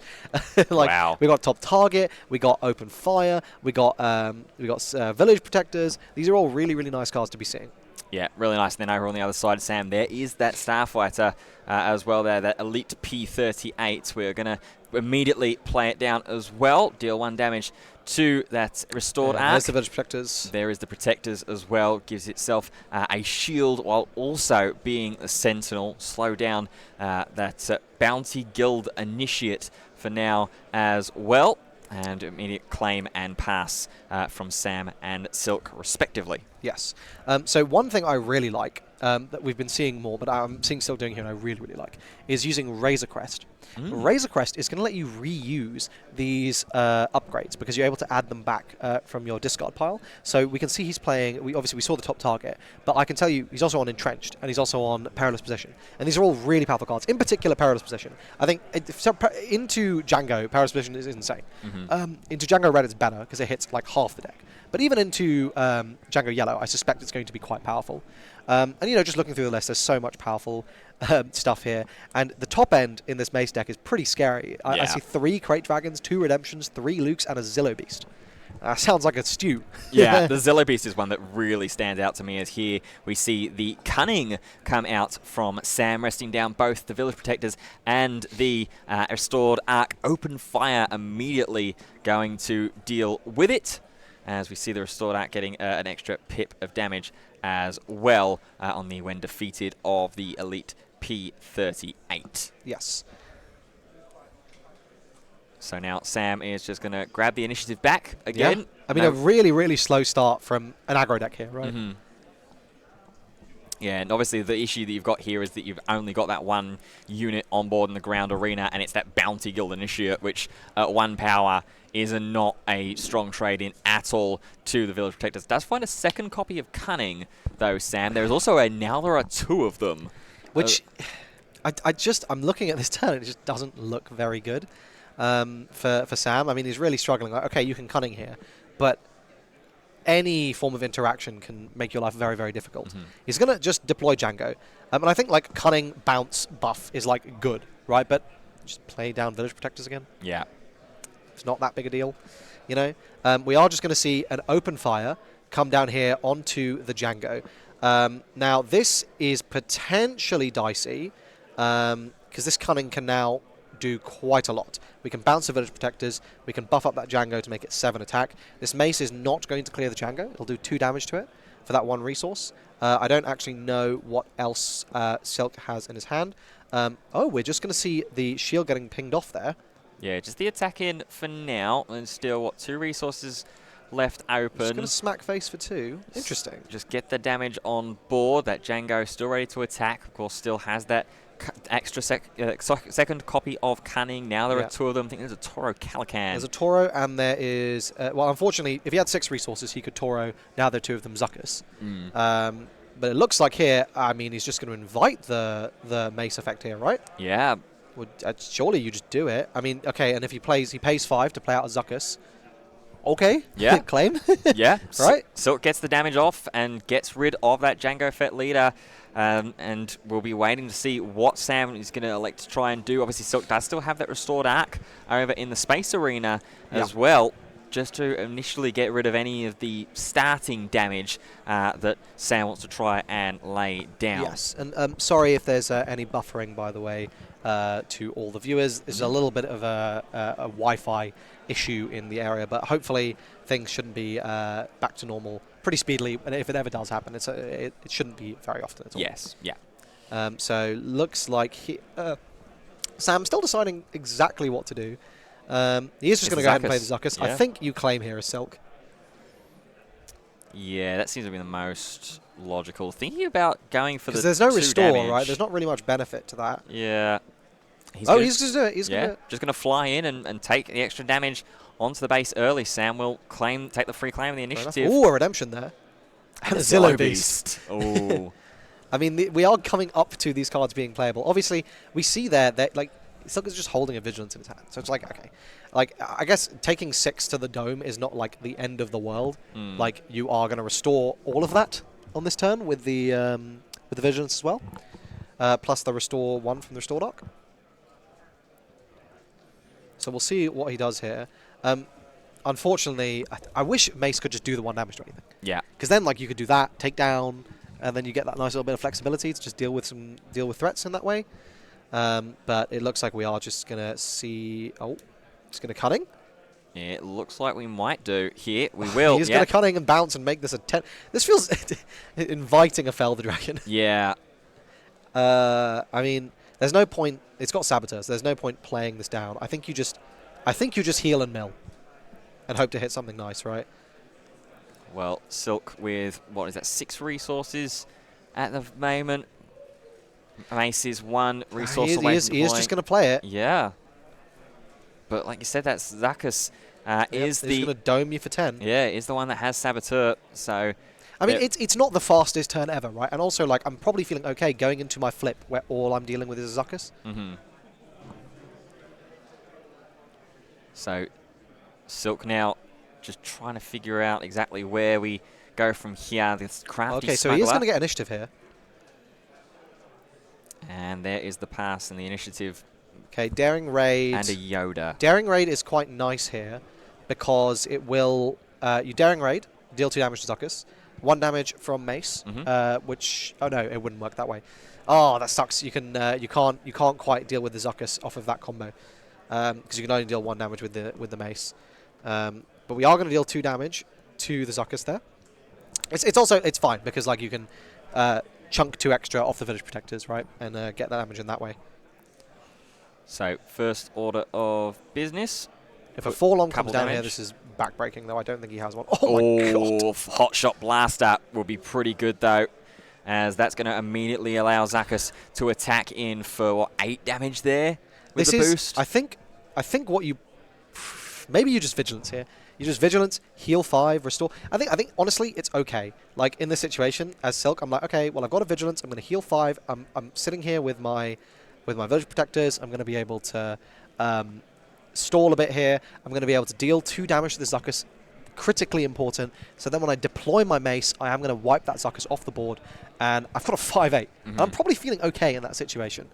So I think we need to see here. Yeah, definitely looking a bit dicey. They're going to trade shields. Yep.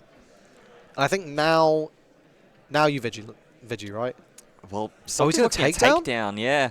He's going to take down Zuckuss to get rid of that, as well as the Hotshot DL44 Blaster. Fair enough. Leaving just, what, 2 resources left. So okay, Vigilance not an option. We are going to see the Toro.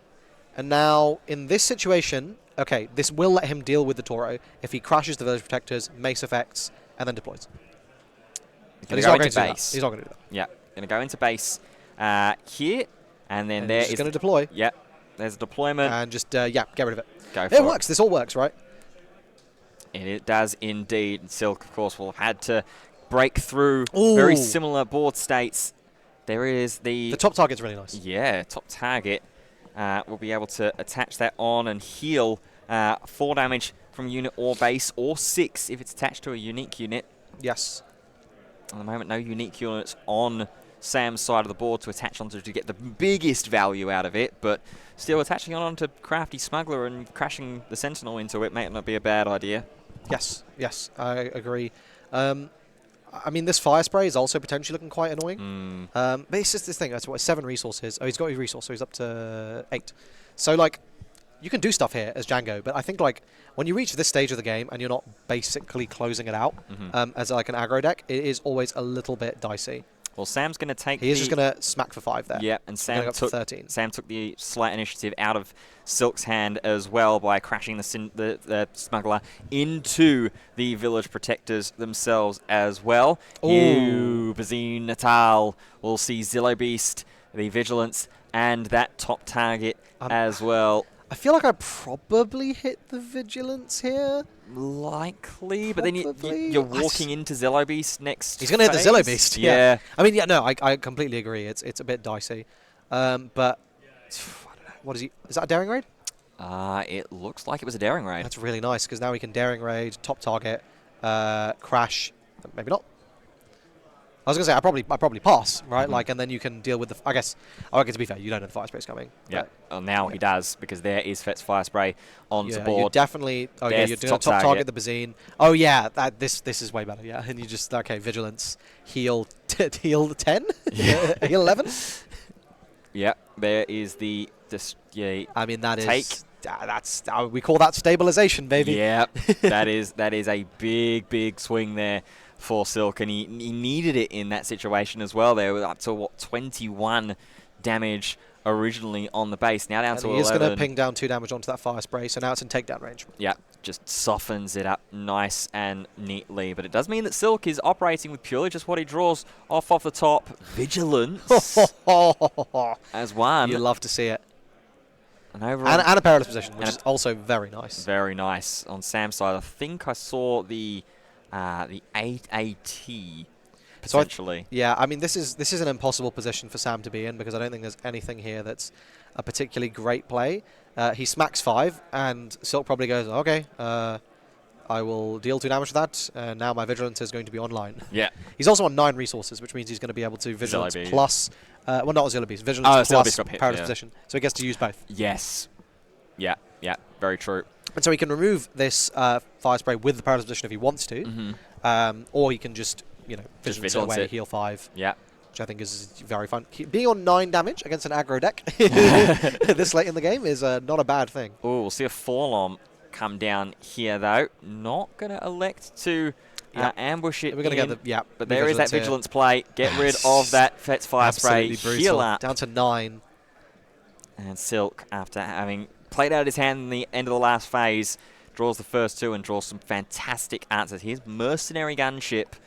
And in response, Silk just goes, okay, sure, I'll smash for 5. I also realised he didn't resource this turn, so he can't play the Perilous Position. Yes, yeah. Ooh! Crate Dragon as well.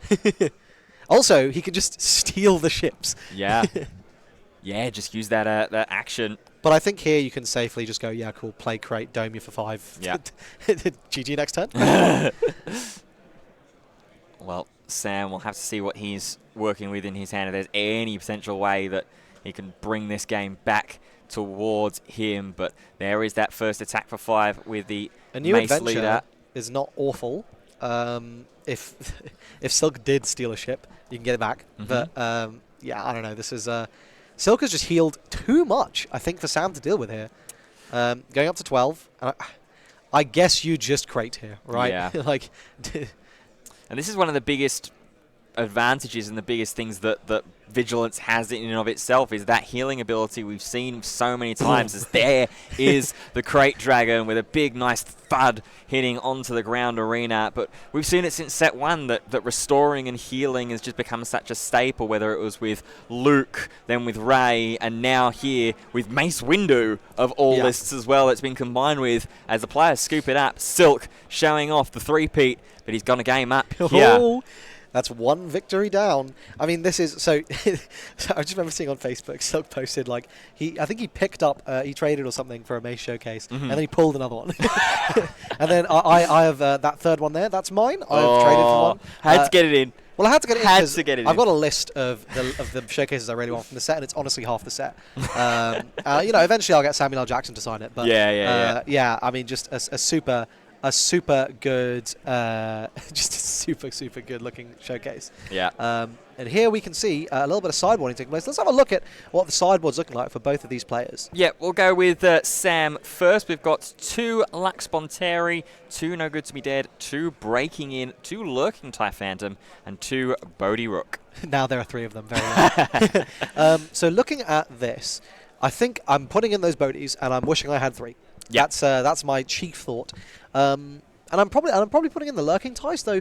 To be honest, seeing how much space Silk was playing in that last game, I'm not expecting them to do very much. But yeah, I think those are probably the 2 big things I'm looking at if I'm Sam in this situation. I don't know if there's anything else you think there, Ben. No, I think that's right. Maybe No Good To Me Dead. Just if it goes to the long game and you see Mace deploy, you can just hold him down for a little bit, prevent that 5 damage from pushing in for 2 phases. Might not be a bad idea, but yeah, I definitely think the Bodhi Rook, hope to hit those Vigilances. Hope he had 3 in the sideboard, at least 1 in the main deck at the very least as well. I'm definitely in agreement with you there, Krish. Let's go to Silk in the Mace Windu list. We've got 2 copies of Force Throw, 2 Grenade Strikes, 1 Tech, 2 Pillage, 2 Obi-Wan Kenobis, the 6-cost Sentinel, and 1 Rivals Fall. Okay, well, I'm not taking... I tell you what I'm not putting in. I'm not putting in the Tech, I'm not putting in the Obis, and I'm not putting in the Rivals Fall. Okay. I am looking at that Pillage. Yeah. It's kind of tempting. I'm not going to... The thing is, so Grenade Strike is actually really potentially quite reasonable with Mace. When you can you pay 1 extra, and suddenly that can represent 4 or 5 damage, depending on how it's spread out. I think I'm looking at Force Throw here, but I don't know how many Force units Silk is playing. We can see, looking at the list, I think there's Yoda at 2 copies, and then Luke. Otherwise it's basically not until you deploy. So yeah. Force Throw is going to be a very late game card for Silk.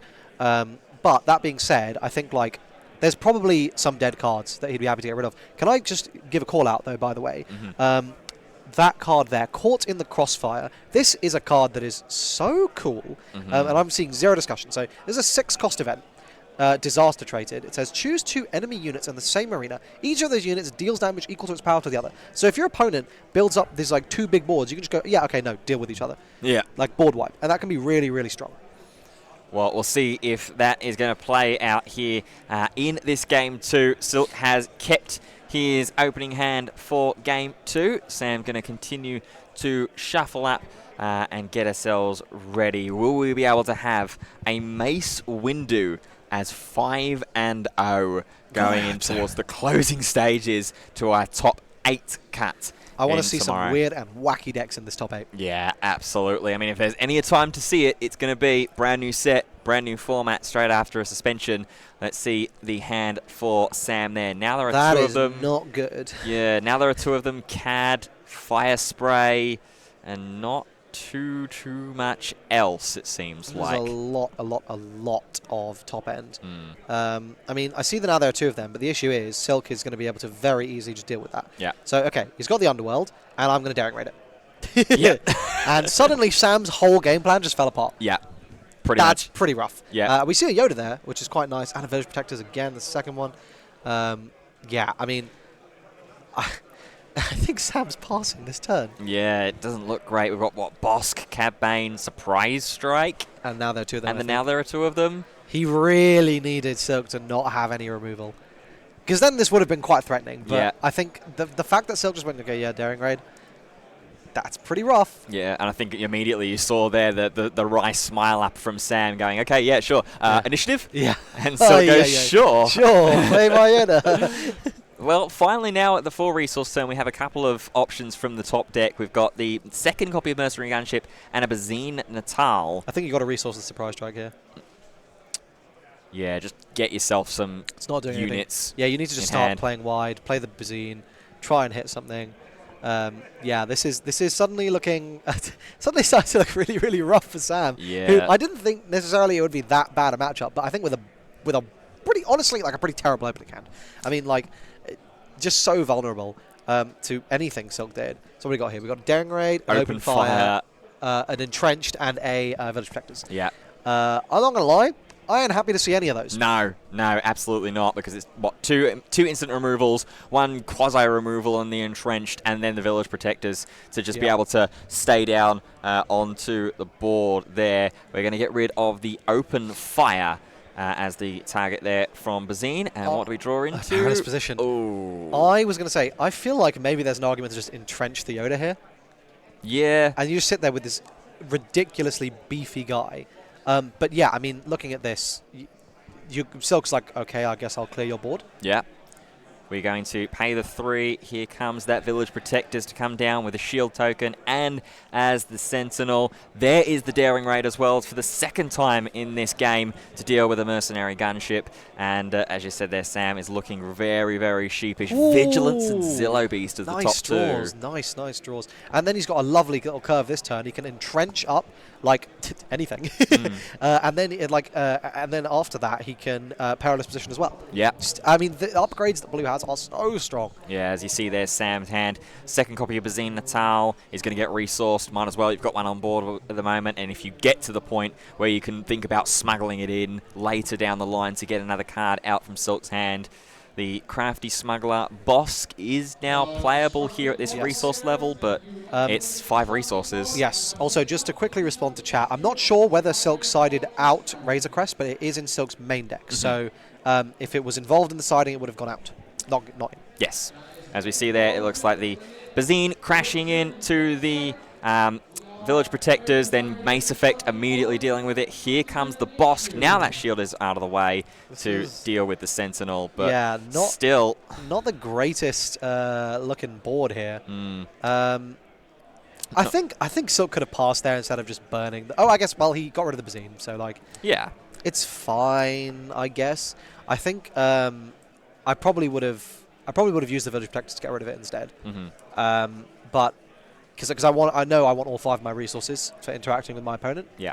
That being said, like, Just entrench the Yoda. Yeah.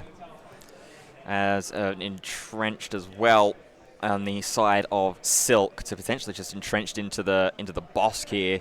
But we're going to Yoda it. Okay, he's going to trade the Yoda in. Yeah, this is setting up for perilous position Okay. onto Bosk, isn't it? Well, takedown also gets there. Yeah. I think you probably perilous position the Django here.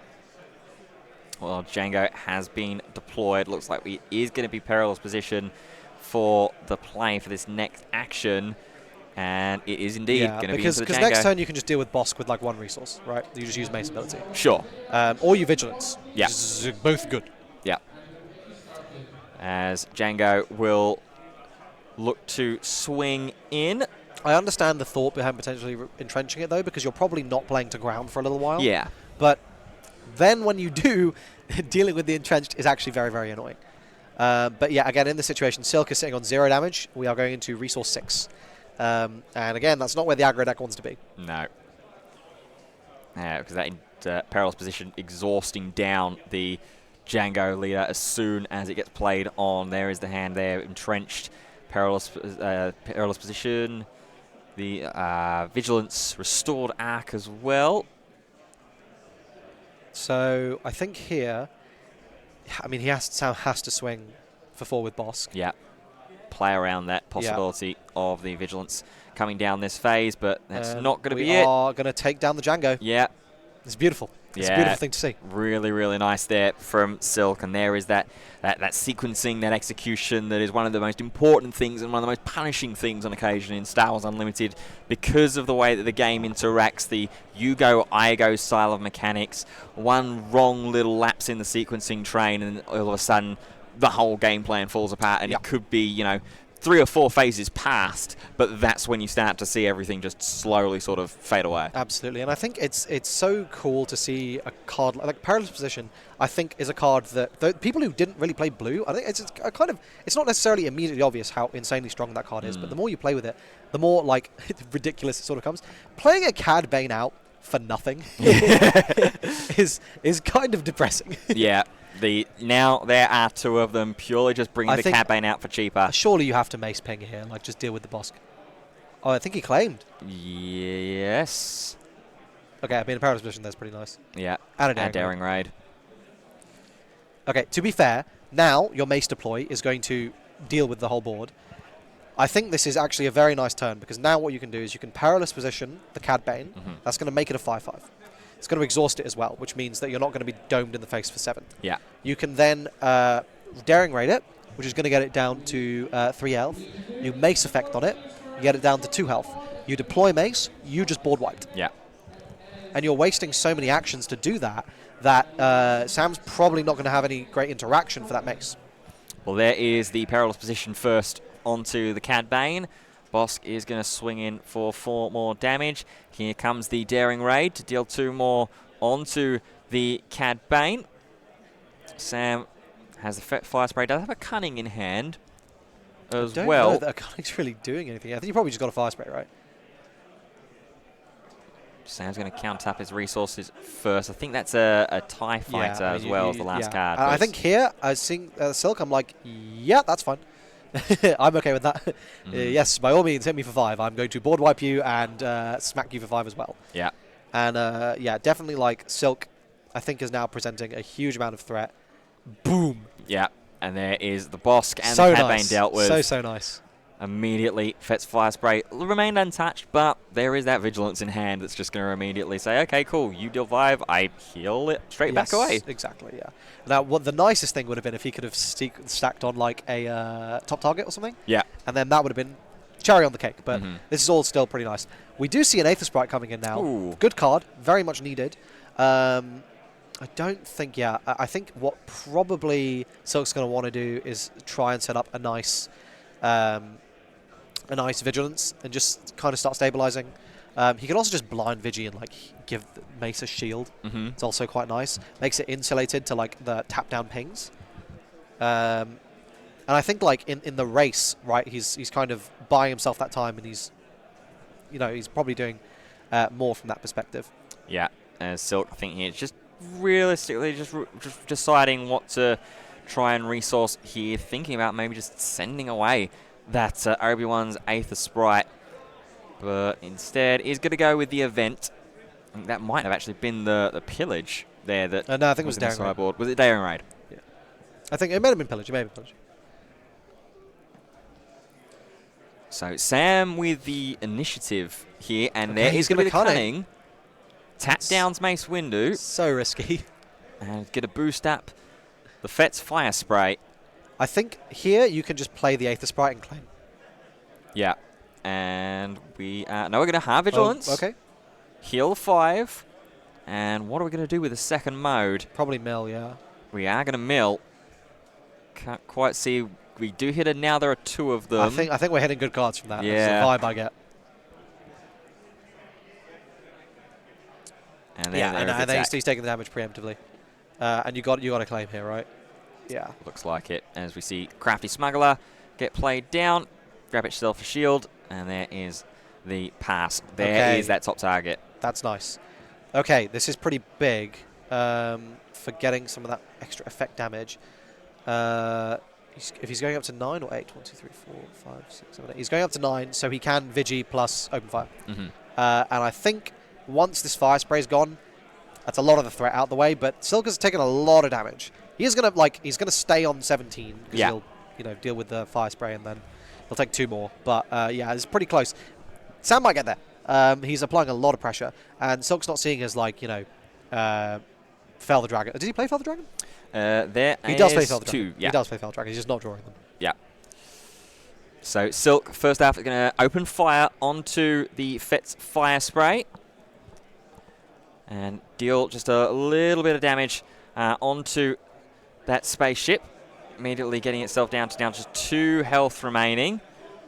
And there is the first 5. And he's going to just, go ahead and Vigilance. Yep. Heal that 5 straight back up. Get rid of the Fett's Fire Spray. And now you're just left with that Crafty Smuggler that's going to go in, deal some damage, get tapped down by the Django leader. And I think we're just going to get a claim there. Oh, no. Oh, he did tap it down. So, yeah, with claim, leader. Yeah. Okay, we see a Zuckuss there. That's looking scary. And That's looking scary. Ooh, here's a Bounty Guild Initiate as well. There's a couple more damage. Silk draws a double Crate Dragon off the top of the deck. I don't think I really want to be seeing Crate Dragon at this stage in the game. Yeah. I mean, normally you'd have a look at it and see, okay, that's a really nice little option here to just try and make our opponent panic, but I think the panicking is maybe starting to come a little bit more Silk's way.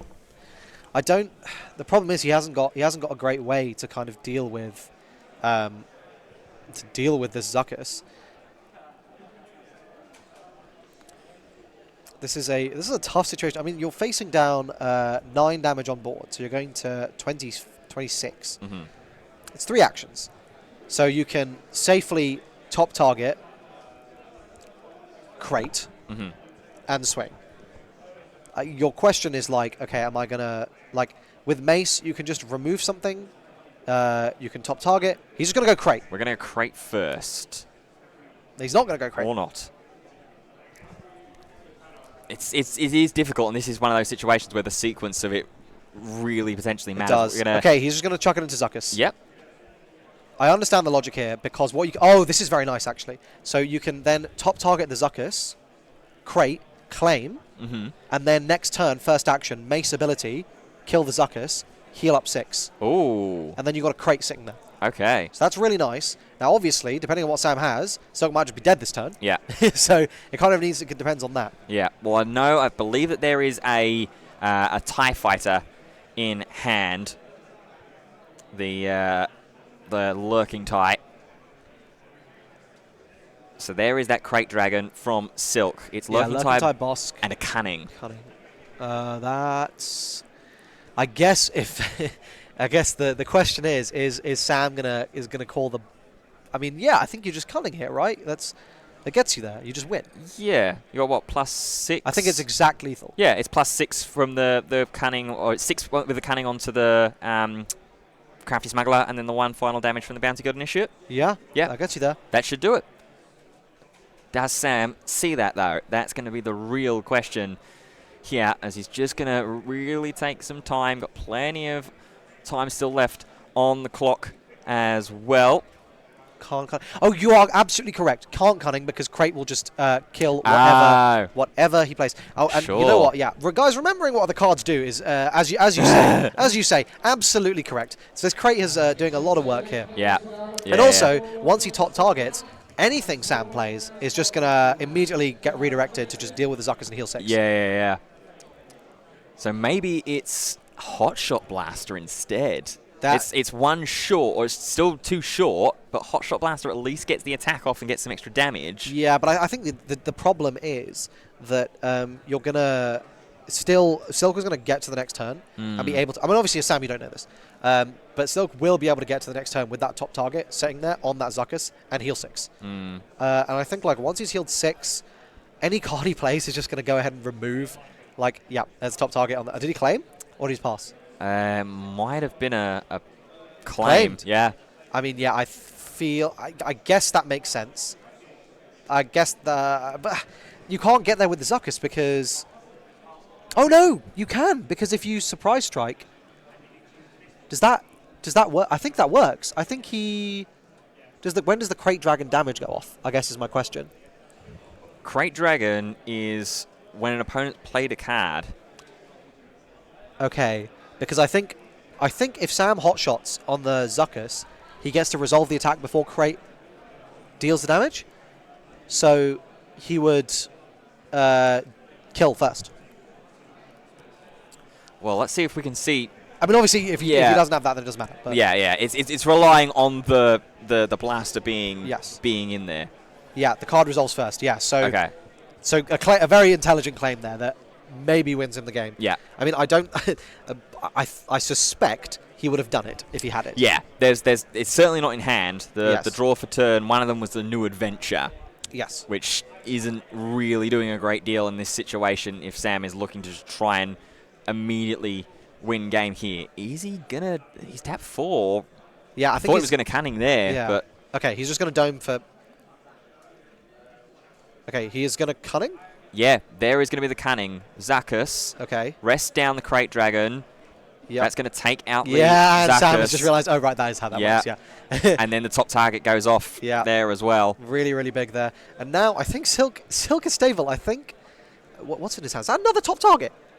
Oh, no, it's a tech. It's a tech? Interesting. Okay, so everything now in that resource has got Smuggle.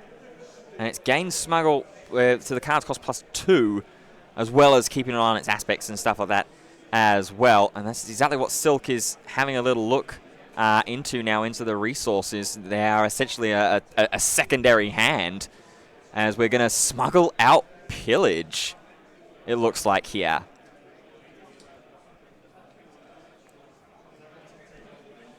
So paying all the resources...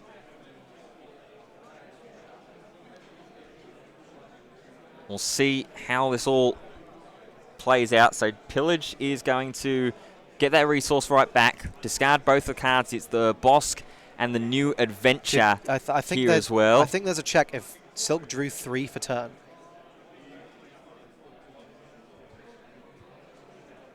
Well, we'll see what the situation is, and we'll see if how the judges and everything will resolve any instance. Oh, okay. I guess it's... I don't know.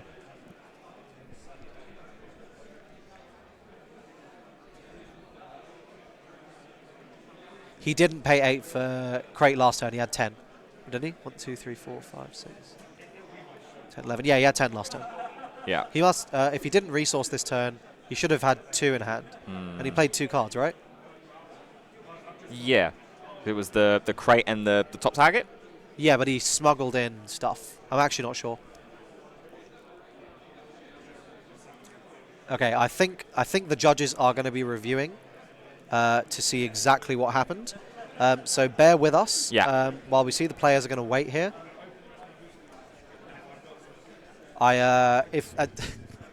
Considering you're about to win the game, I would hope you wouldn't draw 3. I hope you wouldn't draw 3 anyway. Hope you just wouldn't do that.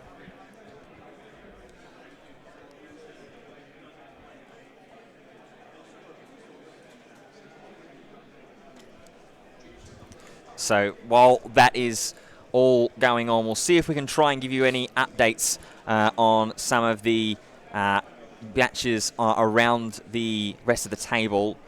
We've got Oliver Simons has won in his game against Thomas Juilliard, going to 5-0 on Cad Bane. We also have Thork going to his first loss on Bosque Blue against Dave. Django. Yeah. Was it Django Red or was it... I suspect Django Red because that is a bad matchup for hard control. It is Django, so I can tell. Yeah, you just turn your card sideways very, very hard. And I mean, you got a lot of new tools in this set, so maybe it's not as bad as it was in the previous set. Yeah, and then Al has beaten Joe Goodall on Bosque with Sabine, still currently playing. You've got, obviously, our game here. Howard Williams on the Emperor Palpatine, still playing against Han Solo from set 1. And then Michael Henson and David Hoyland, the match between those two, Anakin Skywalker against Cad Bane. Both players there are 4-0, and Josh Freeman Birch is still going on.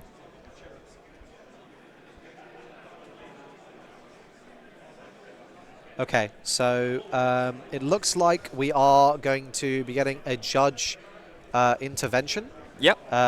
It looks like yes, as you spotted in chat, and thank you very much for letting us know. Silk did draw 3. Whether that was intentional or accidental, we don't know. But I suspect there will be a infraction of some kind. I don't know what that will be. We will wait to hear exactly what the judge's determination is. Yeah, I mean, you can see for yourself. There's couple of conversations going on at the moment where they are in far better qualifications and positions to indicate and to help out the situation than we are here. But I think I saw a question about what deck Josh Freeman Birch is playing now. He has moved on to Emperor Palpatine. Yes, he's. I was talking to him about it earlier, and he's very, very high on it. I think it's quite a good call for this meta. I think we're seeing a lot of mid-range here, a lot of decks that are sort of looking to prey on those aggro decks, and as a result get preyed on big time by those sort of more control-y decks. I think we will go back to the game if there is a game 3, depending on how it's ruled. It might, I don't know exactly what's going to happen. We're waiting to hear from our judges on the ground, so we will update you. Yes.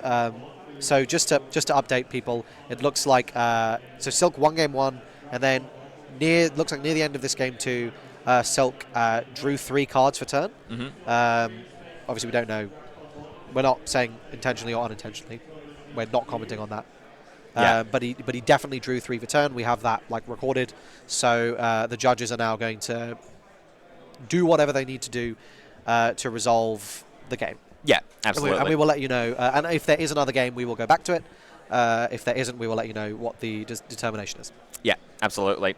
So that's why we're just taking a little break, giving the judges an opportunity to fulfill and sort out the situation. Another quick update now as well. Howard Williams has moved to 5-0 against James Daring on Han Solo from set 1. Howard Williams on his traditional Emperor Palpatine deck that he piloted to a second place finish in our last premiere event here for organised play events as well. So I mean, it's really, really interesting to see this matchup as well. I mean, first off, with Django, a little bit of a different take on it, more of a traditional style to what I think a lot of people have expected sort of former Boba players to be on. Yes. Still on that sort of mono, cunning, control-y kind of atmosphere and that attitude. Yes. And then Mace Windu just completely just taking a lot of people by surprise as well. Yeah, no, absolutely. I mean, hopefully not by drawing 3 frequently. Hopefully by just winning the game. But yeah, I think a very cool and interesting top end of the format. Man, it's the UK. You can't get away from Palp over here. Yes, yeah, and that was something that we were talking about. We were expecting to see is that we expected the control aspect and hard control to still be very, very popular because it tends to be in European formats and European metas as opposed to sort of North American that like to be a little bit more aggro, a little bit more mid-rangey and things like that, as it looks like that whatever the situation was decided there, everything's been resolved. So I think what happened is there was like some shuffling back, and the correct like amounts of cards were drawn. I think is basically how it was resolved. And presumably a warning of some sort as well. Yeah. There could be a game loss as well, but like obviously until this game is resolved, that will not matter. But it may be that if Silk loses this game, he then loses the match. I don't know. That's pure speculation. Yeah, we will try and update you and bring you the official ruling and situation as to what has gone on there. But it looks like that what we are certainly doing is getting ourselves back into this game here, game 2 of round number 5, with Silk currently on 22 damage and Sam on 15 on base at the moment. Silk still with that tech on board as well, which means that there's going to be a smuggle out of the Crate Dragon here. So a second one now on board. And that's going to put Sam into a little bit of an awkward situation, because one might be pretty easy to deal with, but the second one... so sorry, just to respond to chat, if he was given a game loss, that would be for a game, but it's a game's best of 3. So he may have been given a game loss, but it wouldn't be a match loss. If he was given a match loss, it would have immediately ended, because I think there's some speculation there. We don't actually know what the exact ruling was. So we will try and get ourselves when we find out what update. the ruling is, we will let you know. Yeah.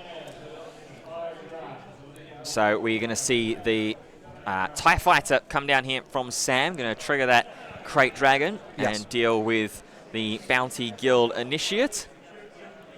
Silk now will swing in with that tech. And looks like a claim and pass between the two players. Yeah, I'm not really sure how Sam gets out of this situation. Yeah. Now there's a second Crate Dragon on the board. That is very, very difficult to try and deal with.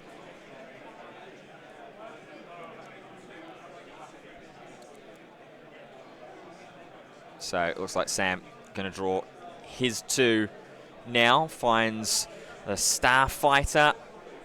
Don't think a Surprise Strike gets him there, because he's on 22, so Surprise Strike would only be 7. Yeah, there is a Surprise Strike in hand that he did manage to find. Yeah, but he's got no way to deal that 1 extra, right?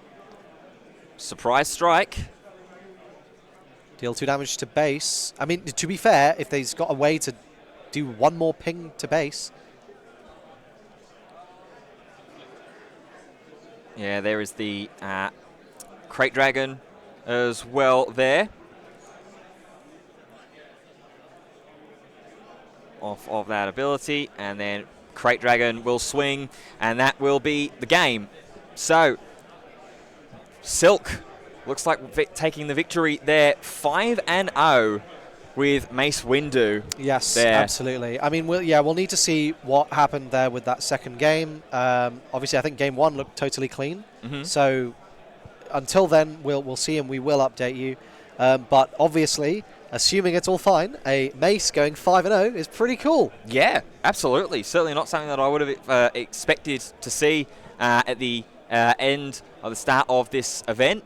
But I think it's definitely really interesting. No, really, absolutely. Really cool. Yeah. So I think we have. I think all of the 5-0 games are now finished. Yes, they are. Yeah. So we can tell you that our undefeated players going into round 6 are Ollie Simmons, who is on Cad Bane Tarkin Town, I believe. Howie Williams, who is on Palpatine Blue. Dave, who is on Django Tarkin Town. Dave Hoyland, who is on Cad Bane Red. Alessandro on Sabine Ren, I think ECL most likely. Yes, I believe so. Silk on Mace Blue, and Josh Freeman Birch on Palp. So there is a huge amount of Palp on these top tables, which is very, very interesting. I don't think it's quite what I expected, and I don't think it's what a lot of people would have expected. So I'll be very interested to see how those do moving forward. Yeah, it's interesting, especially I think because of how good Palp was and how well poised Palp could be at the end of set 2. I'm not overly surprised to still see it getting really strong and being piloted by some of the top minds in the UK at the moment here for Star Wars Unlimited. But yeah, like you say, maybe having the two of them there is really interesting. Palp Yes. 1, that is, as well, the original Emperor Palpatine. Yeah, they are all Palp 1. I think Palp 2 may still be X1. We're not 100% sure. We're only telling about the undefeated, obviously, but I think there'll be quite a few X1s who make it into the top cut, and maybe an X2 or 2. Yeah. Well, we will take ourselves a quick break here then, but don't go too far because we've still got 3 more rounds to come here live from Birmingham. That will start off with round number 6 coming up after this break. See you all soon.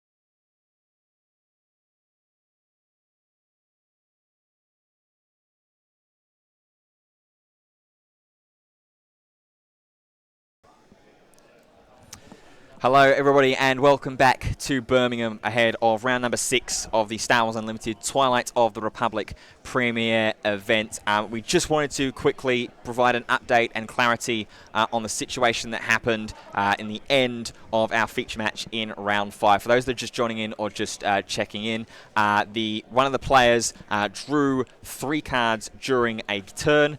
That footage has all been reviewed as the judges have come together.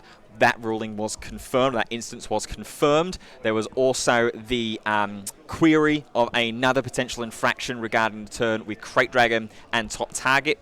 That was checked and was fine. So there was no issue? There was no issue there, yeah. So the TRM with the judges and the head judge was followed. The maximum warning was awarded for that situation, which is 4 penalty points. 10 penalty points meaning a disqualification, as the TRM rules state.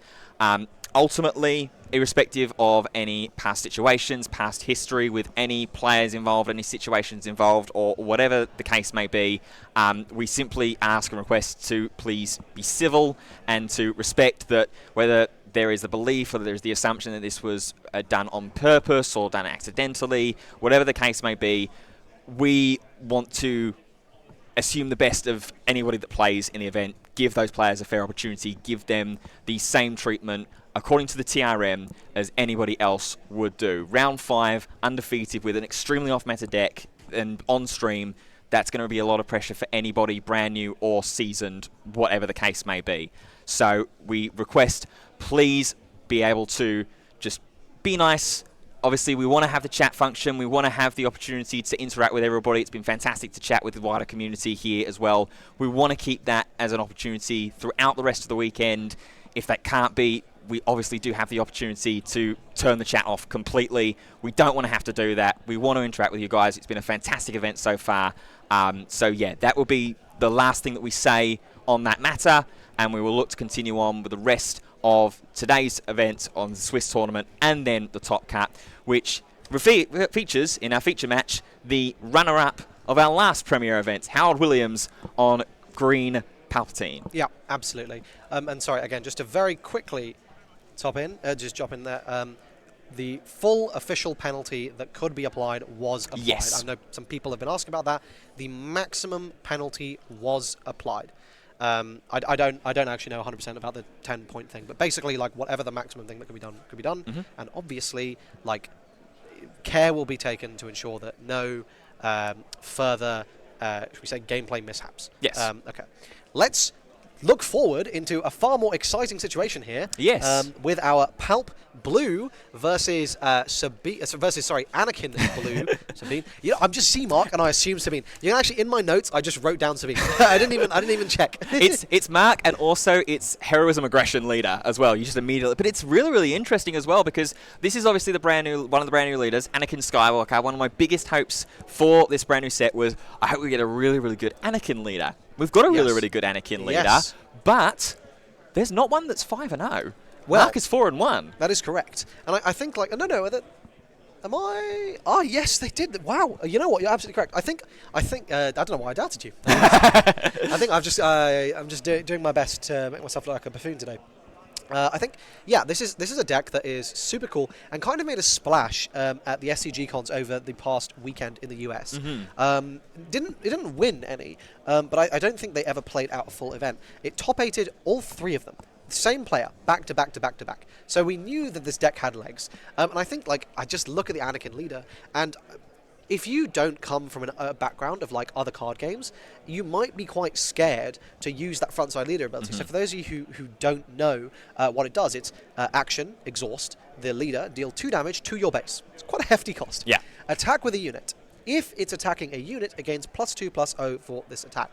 But what this means is you're able to turn your health into a resource, and you're able to use it to take these advantageous trades. And actually, it's kind of like Energy Conversion Lab, right? Where you're losing some health in the short term, but as a result, in the sort of longer term game, you are saving more health than you're losing, right? So you can imagine, I deal 2 damage to myself, but I'm able to trade into a 3-attack unit, or a 4-attack unit, or a 5-attack unit. Well, I just saved myself 2, 3, 4, 5 damage, right? And I think that is what makes Anakin Such an interesting leader. On top of that, of course, Ben, if you want to tell about the deploy side? Yeah, the deploy side is really, really nice. So it comes in at 6 resources as a 4/7 with Overwhelm as well. Yes. Overwhelm on a unit usually tends to be scary, but the unit also gets +1/+0 for every 5 damage on your base. So that leader ability just funneling and pumping, and immediately as soon as that leader gets ready to deploy, it's likely to be bigger than just the 4/7. Oh, looks like, sorry, looks like we've had a little bit of a mishap here. Howie drew a card, but Kanan's on attack was not resolved. So I think this is literally an identical situation in terms of infraction. So, yeah, I think it's probably going to have to... Okay, they're resolving it in the other order, it looks like. Yeah, well, obviously we I guess know... this is mathematically identical. Yeah, well, obviously we know about Howard and how strong of a player that he is. Matt Fairbrother as well, worth mentioning, part of the Unlimited Power group. Yes, the Unlimited Power TCG. Excellent YouTube channel for your tournament updates. But yeah, I think, yeah, and also both regular tournament goers. I don't think there's been a tournament that Mark hasn't been at. But yeah, like we see a hard play of a Poe coming down here. The reason I just love Poe and Anakin is you play them on 5. Usually they need to burn some sort of heavy removal to deal with it, and then you go, okay, you've dealt with Poe. If they can deal with it on 5, if they can't deal with it on 5 and deal with it on 6, you go, yeah, cool. Anyway, so here's a 7/7 overwhelm leader. Yeah. You want to deal with that? And they go, oh, might be a little tricky. Yeah. I don't know if I can do this. Well, we're going to see Howard go and use that Palpatine leader ability as well. And seeing here, this is from the Inferno 4. I think it's Vigilance. Can't quite see what the other card is there. Both of them, though, are going to go onto the bottom of the deck. So we're seeing, yeah, 7 resources. Oh, Salacious. the goat! Salacious B. Crumb, a fantastic card that we saw in that premiere event last time out at Salford, having the opportunity to just heal up every time it's played down onto the board. And we say every time because it has the ability to just bounce up and down, and continue to get that heal trigger. Yeah, absolutely. I think this card is just so annoying, man. It's just so annoying. And I think they really nailed the flavor when they made Salacious Crumb one of the most annoying cards in the game. Yeah, you know? Absolutely. Looking here, I think we are now on 8 resources for this Palpatine. So that Poe getting stolen, kind of spooky. I believe initiative is with Mark. So Mark is considering here, right? We see a Village Protectors, a Yoda, a Bravado, and a Crate. I think it is correct to just dome Howie for 8 here. You do not want that Poe getting stolen. That is the number one thing you do not want. I think deploy Steel Kanan here is like super reasonable. Yeah. So we do see that attack in there. Howie up to 12 damage now on to base. And Howie is just going to immediately flip the Palpatine. Oh, he's going to take the Poe. And he's going to grab that Poe Dameron. Well, I think, so those of you who remember the last tournament Howie was in, which is the big Shadows of the Galaxy tournament, we saw Howie on stream multiple times just sit there going, I guess I'm just deploying Palpatine for tempo. Yeah. And so it's a refreshing change to see Howie actually get to steal something with Palpatine. Yeah, absolutely. As Mark now with, 6 resources himself now. Obviously, Howie having that ability to ramp up. Usually, the early stages, you sort of see cards like Super Laser Technician combine with the Palpatine leader ability, gets that ramp early on board. As you see there, it's Reinforcement Walker, Traitorous, and it's not a Supreme Leader, Snoke in the hand. Or is it? Yes, it is actually the 8 cost. 2 Vigilances and a Traitorous. We're going to see Mark use leader ability now here. Yes. So dealing that 2 damage. He's going to be able to deal with the Poe if he does that. Okay, remembers the mill. Yep, there is the on-attack mill. And deals with that Poe Dameron. So the steal maybe not getting too much value there, or as much value as Howie would have initially have liked. But there we get to see the opportunity for Mark and the Anakin leader ability as well. So now over with Howie's action here. We're just going to see Salacious B. Crumb. It's actually going to attack in for a damage as well here. Now dropping that Village Protectors. as a Sentinel with shield as well. Howie is... It's difficult here because, like, you could... I suppose you could Snoke here, potentially. We're going to Traitorous it instead. I was thinking maybe to Snoke, get the -2, deal with it, and then you've just got a big body on board as well. But instead, Howie says, no. That shielded Sentinel. I think that is, probably the worst case scenario for Mark now, because he's sitting there going, this bravado I've got in my hand is suddenly not doing very much. And this Anakin that's meant to come down as a complete beatstick is now not overwhelming and not doing a whole load of anything, to be honest. Yeah. As we see there, the Salacious B Crump goes away.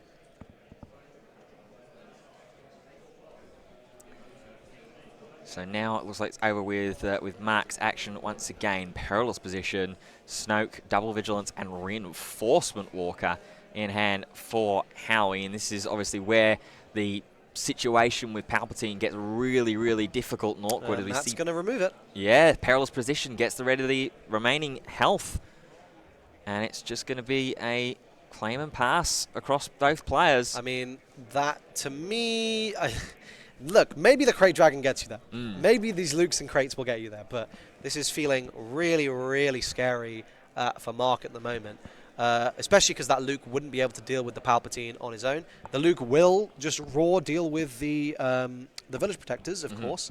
But I don't know, man. Yeah. Kind of, leaving yourself to a situation where Howie can just play a Crate unencumbered. Yeah, or Crate, or the Enforcement Walker, Snoke. Exactly. We are going to just play the Luke Skywalker, deals with that Village Protectors. Yeah, play the Crate, Howie. Go on, play the Crate. Do it. Yes, let the hate flow through you, Howie. So Howie now just deciding as one of the most experienced minds, I think it's fair to say, with Emperor Palpatine. I think I remember him telling us that he's been playing this leader since pretty much the beginning of the game. Yes, as far as I know, he has been an avid Palp enthusiast. We're going to see a Snoke come down instead. Yeah. And I'm actually not sure. Does he still have the Salacious Crumb? It's been sacked. It's been defeated. Yeah. So Mark is going to claim. Leader is going to swing in for 4. Worth saying, I don't like the Snoke there because Luke can deal with it. Yeah. I believe it would take the Luke out with it because of... It will be the -2. Because it'll have the -2.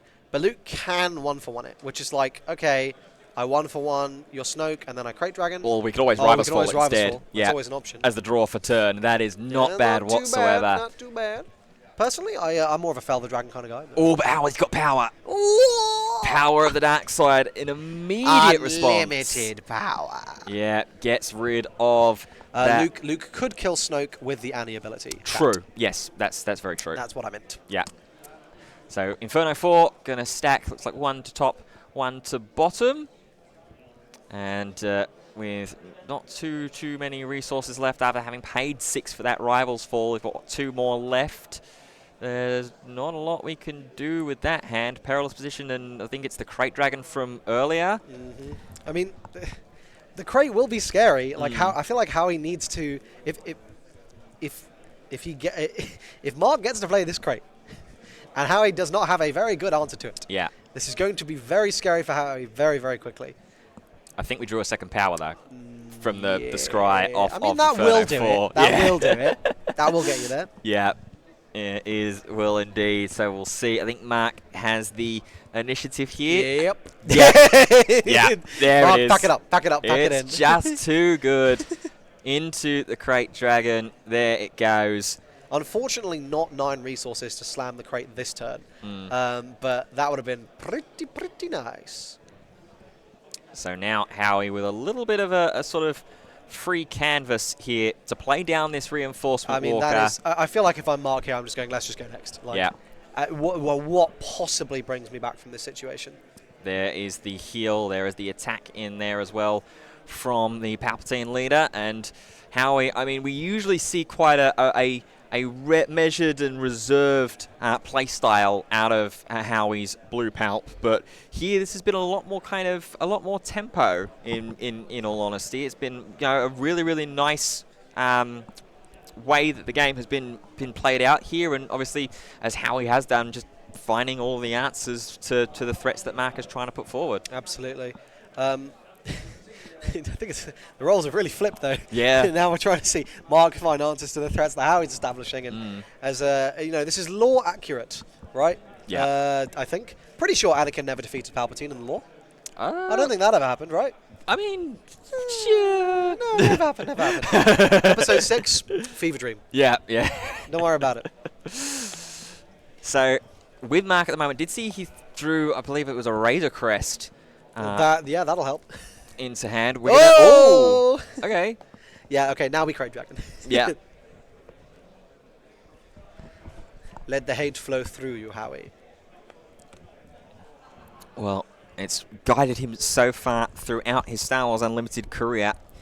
How much will he be able to continue to pile on? I think is that a Maul in it? No, it's a Darth Vader. Yeah. In hand. So we're going to go with the Palp first. I'm just seeing some stuff there from chat. Sorry, I didn't quite catch what order they did it in, but the judges will be made aware that if Howie defeats the Inferno 4 with Palpatine ability, he does need to draw first before he gets the scry. So judges will be made aware of that. They'll be checking in case it comes up. Sure. So thank you for letting us know, chat. Yep. As there is the Poe Dameron. Darth Vader will come down onto board now. Going to search that top 10. Look for the villainy cards. I think we're looking for the Death Trooper, right?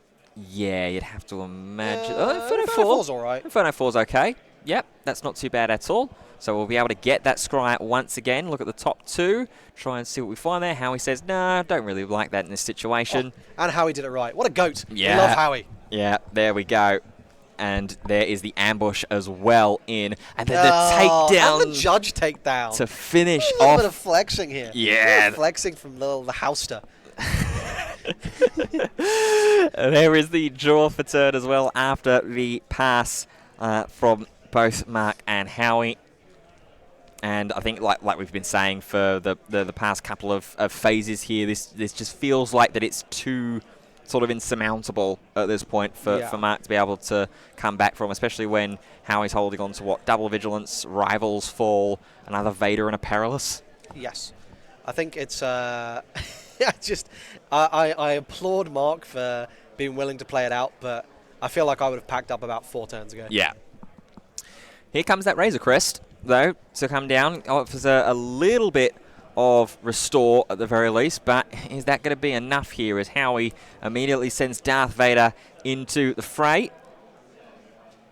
What else does Mark potentially have? Paying 6 is this is a bravado. Oh. To immediately get some of that restore, and Howie has to have a little analysis. What is chat? Can we double check that? Kowalski analysis. And it is indeed. Oh, perilous position. It is fine. Yeah. And there's a fist bump. Yeah. Let's go to game 2. Yeah, the smile on the face of Howie once again going up again against Mark, who is currently 4-1. So Howie on the down pair does obviously need to keep the win to keep that undefeated run alive with where we are now. We've got, 7 players that are undefeated? We do indeed. 7 players going into this second round, into this 6th round, I should say. Let's have a look at the sideboard options. First off, we'll start off with Howie on Palpatine. We've got 1 copy of Restock, 3 Devotions, 3 Make an Openings, a Rival's Fall, and 2 Clones. I like the clones a lot. I think the natural kind of. So I played a lot of Boba in set 1 and set 2, and in particular in set 2, I think what we saw. Don't shake your head at me. I will ferociously shake my head. This is I'm being assaulted. As I played Boba Fett as well at locals. Boba Fett 2, right? Yeah. Yeah, of course. Yeah, man of culture. Yeah, exactly. And one of the things I sort of was doing, and I think most players were doing, to handle the big decks in the format, we were playing either Choose Sides, which I hated, or we were playing Change of Heart, which I was a much bigger fan of. especially because Change of Heart kind of countered two sides. Mm-hmm. And so Clone, I feel like, is kind of the best of both worlds, because a lot of the time when you're stealing one of these big capital ships, or you're stealing like these huge 7-8 drops, they're doing something meaningful to the board, right? And oftentimes, if it's an Avenger or a Devastator, which they usually were, you get immediate value. So if I clone your Devastator, I'm functionally stealing it, right? Except I'm not losing the ability to clone it again, right? I can clone my clone, I believe. So I think there's like, I think it's a really, really cool card. It's me yapping about clone a lot. I like it a lot. I think it's a great sideboard card. Yeah. Only issue with... Sorry, clone can't take vehicles. Clone can't take vehicles. Correct. Yep. Pretend I didn't say that. pretend, a Maul or a Cad Bane, etc. Yes. Yeah. Over on Mark's side of the board, we've got, for the sideboard, 3 Mystic Reflections, 3 Daring Raids, an extra Village Protectors, a Cassian Andor, and then an Obi-Wan's Aether Sprite. So I think the sideboard seems pretty teched out for the Django Red matchup. In particular, did Mystic Reflection? Yeah. That card, I mean, I'm main that card because I'm so scared of queuing into Django, because it will deal with like half their deck, right? And I think like that is so insane. When you can just go for one resource, just go, nope, that's gone, nope, that's gone, nope, that's gone. And it's more powerful than Daring Raid when it goes off, because you can go through those shields, which I think is like super, super powerful. Looking at the rest of the side, I think the Aether Sprites, again, a big play for those matchups. I would probably be putting in Aether Sprites against Howie, because it's a 4/6. And that's going to be a very annoying card for Howie to deal with. And maybe I'd be doing some Daring Raids, potentially, if I wanted to just gain some extra chip damage, if I felt like it was going to get me there. But honestly, like, I think Mark just had a pretty rough go of it in that first game, and he just needs to apply as much pressure as possible. I mean, obviously, if you can get a devastating force throw, that's, like, always nice. Yeah. As Howie immediately, after seeing, I think we only saw about 4 cards in that opening hand, and immediately said, no, I'm going to mulligan this away. Mark, on the other hand, I see a couple of copies of Poe Dameron. I think I see a Sabine Wren in there as well as a Yoda. So there's a couple of options here on the lower end of the curve. I think there's a Cassian Andor as well as Bravado. So we are going to keep all the hand that we were drawing. Looks like we've just kept one of the Poe Damerons as well here for Mark. Howie is going to see, or just take a look and see what he draws in his opening 6. There's a Super Laser Tech, there's Power. It's always nice. And I'd like to see it. Yeah, there's an Avenger there. No, that's Devastator. Devastator. That's Devastator. Yep. I've looked at that card enough, let me tell you. I just want to say thank you so much for the kind words in the chat, and obviously to Rosalda for the shout out. Subscribe, please, thanks. At Ibo Academy on YouTube. I'm plugging myself, I can do that. I'm a professional. Absolutely. And of course, if there's anything we can do to improve the stream experience for you all, please do let us know. Obviously, if it's something on the tech side, Carl will be able to handle it. If it's something on the commentator side, we will be able to handle it. And we want to keep bringing you really cool, unique, and exciting matchups as far as we can at this stage in the day for the rest of this tournament. Here we go. Salacious Wikram. Yeah, it's not maybe the best turn 1 play that we could have seen out of Howie there. Mark with the slightly better one there with the Sabine Wren. Do you see, obviously, there's double Super Laser Technician here as well. I'm over the moon if I'm Howie, because I can double ramp next turn, right? Yeah. You play that, you claim, next turn, Palpability, delete it. Yep, play another up to one. 4, play another one. All right, well, no, Next crash phase. it. Crash it. Yes, Then you can play Palpability, delete. Yeah. And you go up to, what, like 6 turn after that? Yeah. The 7.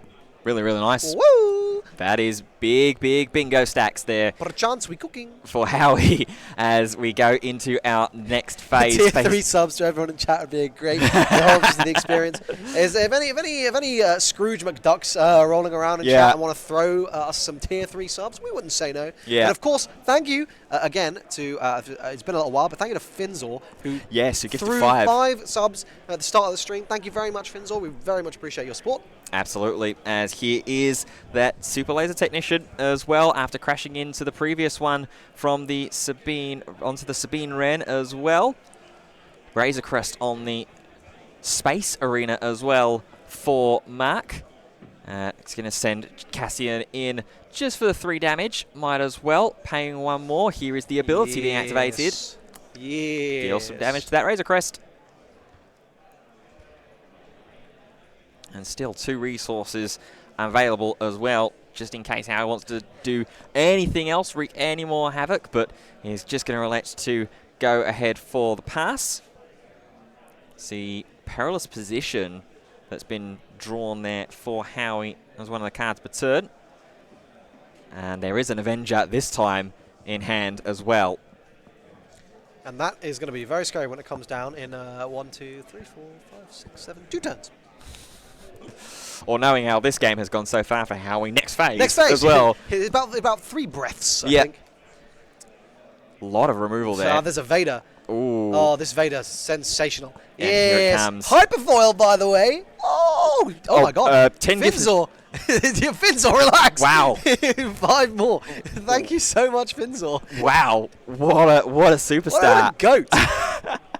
Can we get Finzor's name in the stream? Yeah. Can everyone get a thank? Can we all get a thank you, Finzor, please, in the chat? Yeah. Put his name on a T-shirt. Put his name on the wall of fame. If I don't get a wall of thank you, Finzors, in chat right now, I'm turning off the stream. They can't stop me. I'll be too fast. I cannot confirm or deny whether I would physically be able to stop Krishiv from doing that either. There we go. There's it. Go. Get him coming. Nuh-uh, you can't.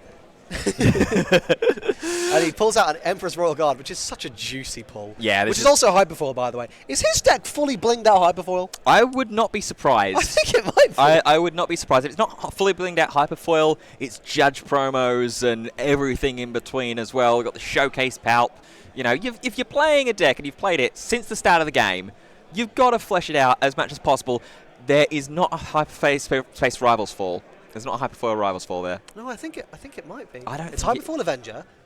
That's not a Hyperfoil. It's foil. It's definitely foil. It's foil, but it's not Hyper. I can see. Oh, okay. It's not Hyper, well, I don't think. Everything's foil. That's still pretty good. Hey, I have some Hyperfoil. Let me make some donations to the campaign. Good point in chat as well there. Why is the base not foil? True!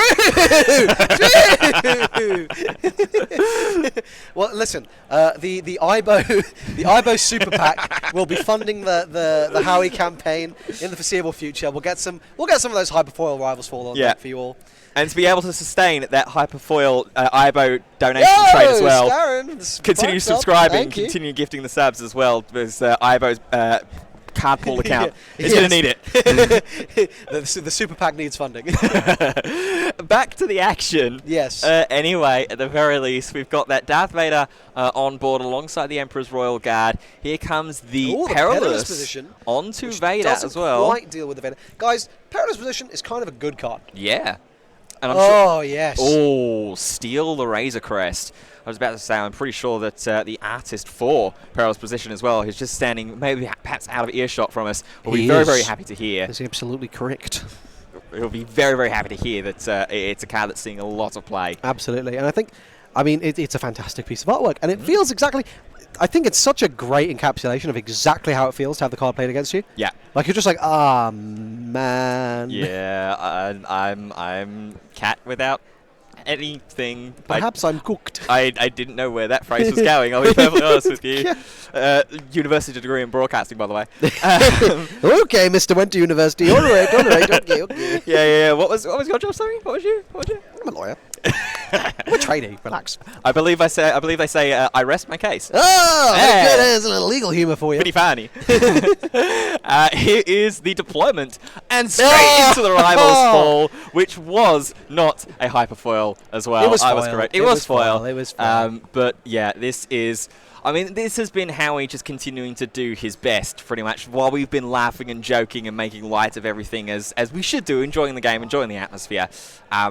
This has still just been a case of... the game speaks for itself, really. Howie's just been locking the board down. You see there immediately Mark trying to deploy that leader, trying to get any kind of value off of it, and Howie just goes, no, just Rivals Fall immediately. Yeah. I think, basically, already this is potentially kind of a bad matchup for Anakin. I think, like, it is fundamentally, right, like these soft control in this case, but like on the very top end of that soft control style, decks tend to prey on the mid-range anyway. And this is a soft control deck that can steal your units, and also ramped twice, basically deploying at the exact same time. That also, oh my god! Well, there's the Avenger immediately. Bro was sitting there waiting menacingly. Yeah, you know that gif of Patrick where he's like rubbing his hands together like a fly. Yeah, that's Howie. You can see Howie there laughing as well, and both players having a good little bit of a back and forth between each other. There is the attack from both the leader and the Razor Crest as well there that was stolen from Mark as soon as that Palpatine deployed. 10 damage to just the one onto base here. Howie as well has found himself a super laser blast just in case Mark is able to flood the board out a little bit more. Howie I'm does sure have that hard reset button. I'm sure Howie will find the Salacious Crumb to get that down to 0. But yeah, can we all get a kudos in chat for Mark for actually playing this out? Mark's mental strength is actually unbelievable. I think if I was in his position, I would probably be crying, curled up in the fetal position, and I would probably need to be resuscitated, honestly. It's not looking good. Just, no, put it away. Yeah, there is the perilous position. Thank you, Johnny Septum, for your Prime subscription. Yes, and there was another one we missed as well, War Machine as well. Oh, thank you very much, War Machine. For subscribing with Prime. That's a level 3 hype train now, the second time, I think. So cool. We get the money today. from that, don't we? That's how it works, right? Sure. Answers on a postcard, please. So here's Colonel Yularen as well. Well, you're saying about that healing potential to come down. Oh my god, with the reinforcement walker. you know what I love as well is that I think Howie may have exclusively chosen. There's the handshake. Yeah. I think Howie chose to steal the Razor Crest over the Poe because the Razor Crest was hyperspace. I'm pretty sure. I'm like 50% sure. I would love if that was the case. But what I also do really, really love is that Howie moves to 6-0. Back-to-back premiere events here for organised player events. As Carl CKM has subscribed with Prime as well. Big thank you. Flex, absolutely. Yes. He's got the sword, now he's got the sub badge. You might as well, as Howie, flex everything possible. He is him. Of course, I think we sort of made light of it there, but Mark, a very good sport for a very, very brutal matchup. Yes. There. And obviously well played to Howie, who saw basically everything he needed to, but good lord, that was a bit of a rough one to watch. I've never seen Palp finish a game in 25 minutes before. Yeah, that is a very, very good point. And I think it's something that also that I want to kind of spearhead as we close out sort of our coverage on round 6. What sort of position is Anakin in now then, given a matchup like that? Do you think that was just sort of an anomaly situation? Or, I mean, we've got the statistics here that there are no undefeated Anakins going to the start of round 6. Yeah, I can't that feels early. I can't say I'm overly surprised. I think, like, it was a deck that was seeing a lot of hype, but this was also a deck that was seeing hype into a meta where, strictly speaking, the best deck is Sabine, and we're also expecting Django Red to be doing something. And in that scenario, that's a very different format to what we're actually seeing here in Birmingham, which is a whole host of stuff, like a whole variety of things. And I think as a result of that, these decks that are potentially a bit more greedy, but have actually been great meta calls, because actually people are playing more into the mid-range. People are experimenting with these 6 deploys. They're experimenting with these like leaders that maybe weren't seeing so much play before, as well as all these new leaders. That basically, one, I think this is not an unusual, to answer your question, which you asked way too long ago and I kept yapping for. One, yes, I think that's pretty representative of how the matchup usually goes. But two, I can't say I'm overly surprised to see Anakin's not doing super well when we have a field this wide with like a lot of Palpatine like on these top tables. I mean, if we can have a look and see what the results are looking like at the moment. I mean, there was only 7 undefeateds at the start of this round. Yeah. And now it's down to 4. It's down to 5 with Howie's victory. I know it will be down to 4. Yeah, we'll be down to 4. 2 of these other undefeateds have been confirmed as well already. Alessandro Sutton on Sabine Wren has taken a victory, so he is 6-0 with your traditional Sabine green. Oliver Simons as well has taken the victory on Cad Bane, which is one of those leaders that you saw no real play of because you had Boba. You had a just far superior leader in Cunning Villainy. Absolutely. Now you've got the Cad Bane, which obviously got a whole slew of tools when it got released in the last set with all the bounty hunters. Now the shackles are off a little bit, and it's got that opportunity, like you say, to be a little bit more mid-rangey, get that opportunity to showcase and shine. What's also important to note at this point right now is that going into round 7, there will be no undefeated Django's. Yes, and I think so. We look at this top end of the format, and I mean, firstly, I guess it's probably going to be a Cad Bane mirror, so only one of those is going to survive based on tiebreakers. But yeah, like we're seeing this. We're seeing the meta crystallize over in these late game decks, which I think is going to require some interesting work from aggro players. We've got to figure out what we're doing here, guys. How are we beating all these decks? And you know, Sabine Copers, how are we stopping everyone from beating our deck? Please let me know. I want to win a PQ. So mail in to ibo-needs-help@gmail.com and let me know. Disclaimer, do not email into ibo-needs-help@gmail.com. That email does not exist. That's correct. That's correct. Yet. We saw an ask about an update on Joshua Freeman Birch. He has won on Palpatine himself. He beats David Hoyland on Cad Bane. So our top 4 undefeated decks going in to round number 7. We have 2 original Palpatines, 2 set 1 Palpatines, 1 Cad Bane, and 1 Sabine Wren. Can we talk about the conversion rate of these Palpatines? It's what, 2 out of 6 are undefeated going into round 7. That is wild. That's absolutely crazy. I think it's such a great metacore from these players, firstly, who consistently make great... I mean, Howie just plays Palp, so like, I rate that. But Josh consistently makes these fantastic metacalls when he goes into these events. He's just always at top tables. He's such a great player. Ollie, similarly, Cad Bane Red, I think is another great metacall. Maybe not so great into these Palps, but we'll see. And then, of course, Sabine, the big boogeyman. I think it'll be interesting to see which way the next 2 rounds sort of queue up into each other as we sort of search for our undefeated player into the end of Swiss. But I'm very, very excited to see it. I hope you guys are all excited for some disgusting meta decks on stream. Absolutely. Well, in that case, we are going to take ourselves a break, but don't go too far because round number 7 is going to be coming up just after this short break.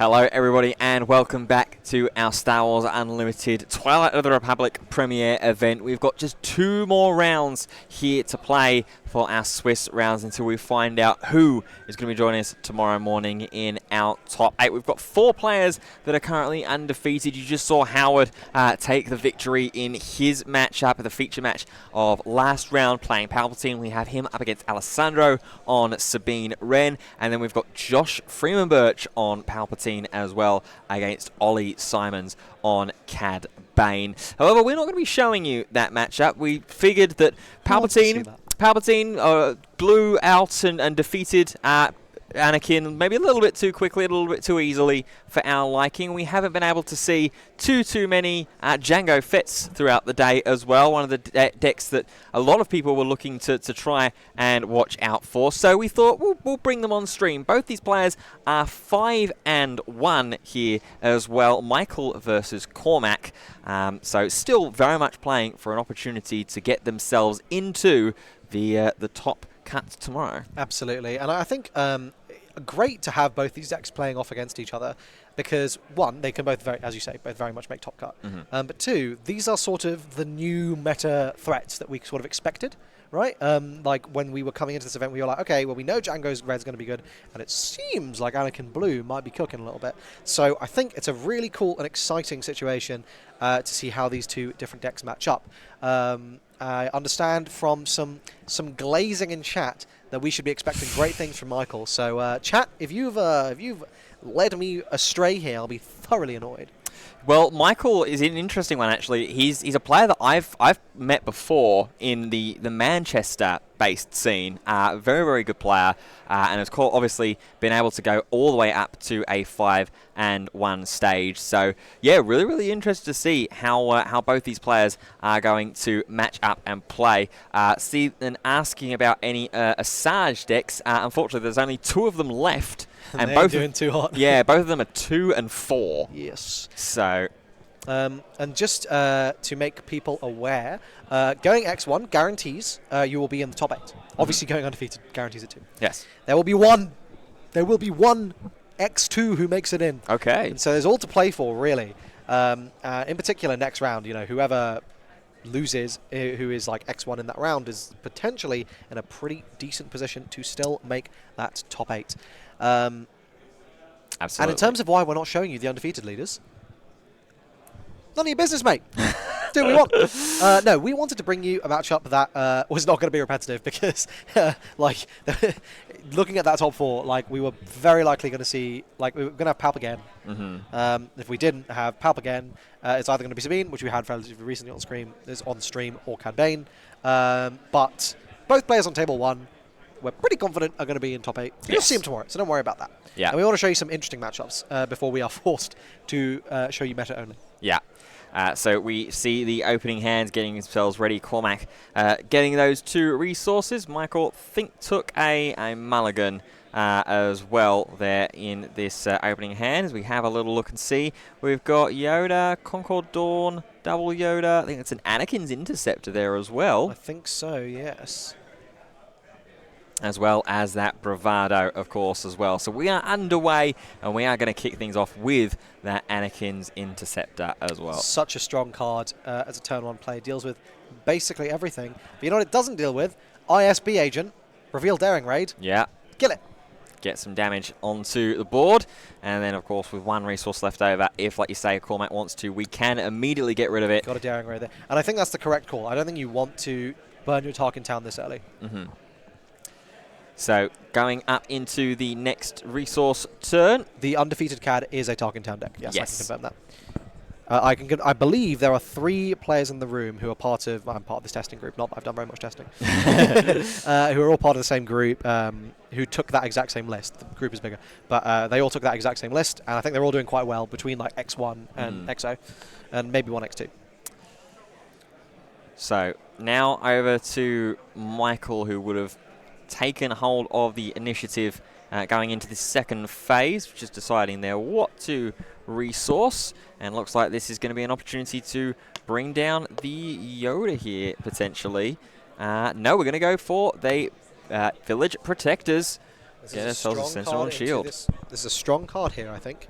a really annoying one for Django to deal with. Django just hates shields. It's just a thoroughly annoying thing for Django to have to deal with because the ping is not really going to do anything. But hey, man, that's a good card.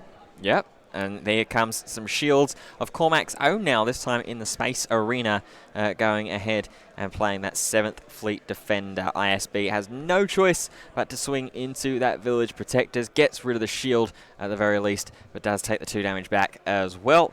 So Michael will have the option to deal with it on this first action of the next phase. Yes. We do see the perilous position, I think, in Michael's hand there.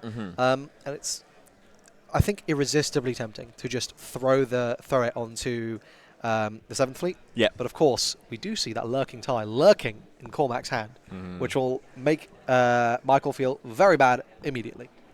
If he does do that, yep. There it is. Yeah, instantly defeated. So there with the -2, gets rid of the 7th Fleet Defender. But like you say, this could be just an easy opportunity for Cormac here to just slam down that lurking TIE fighter now.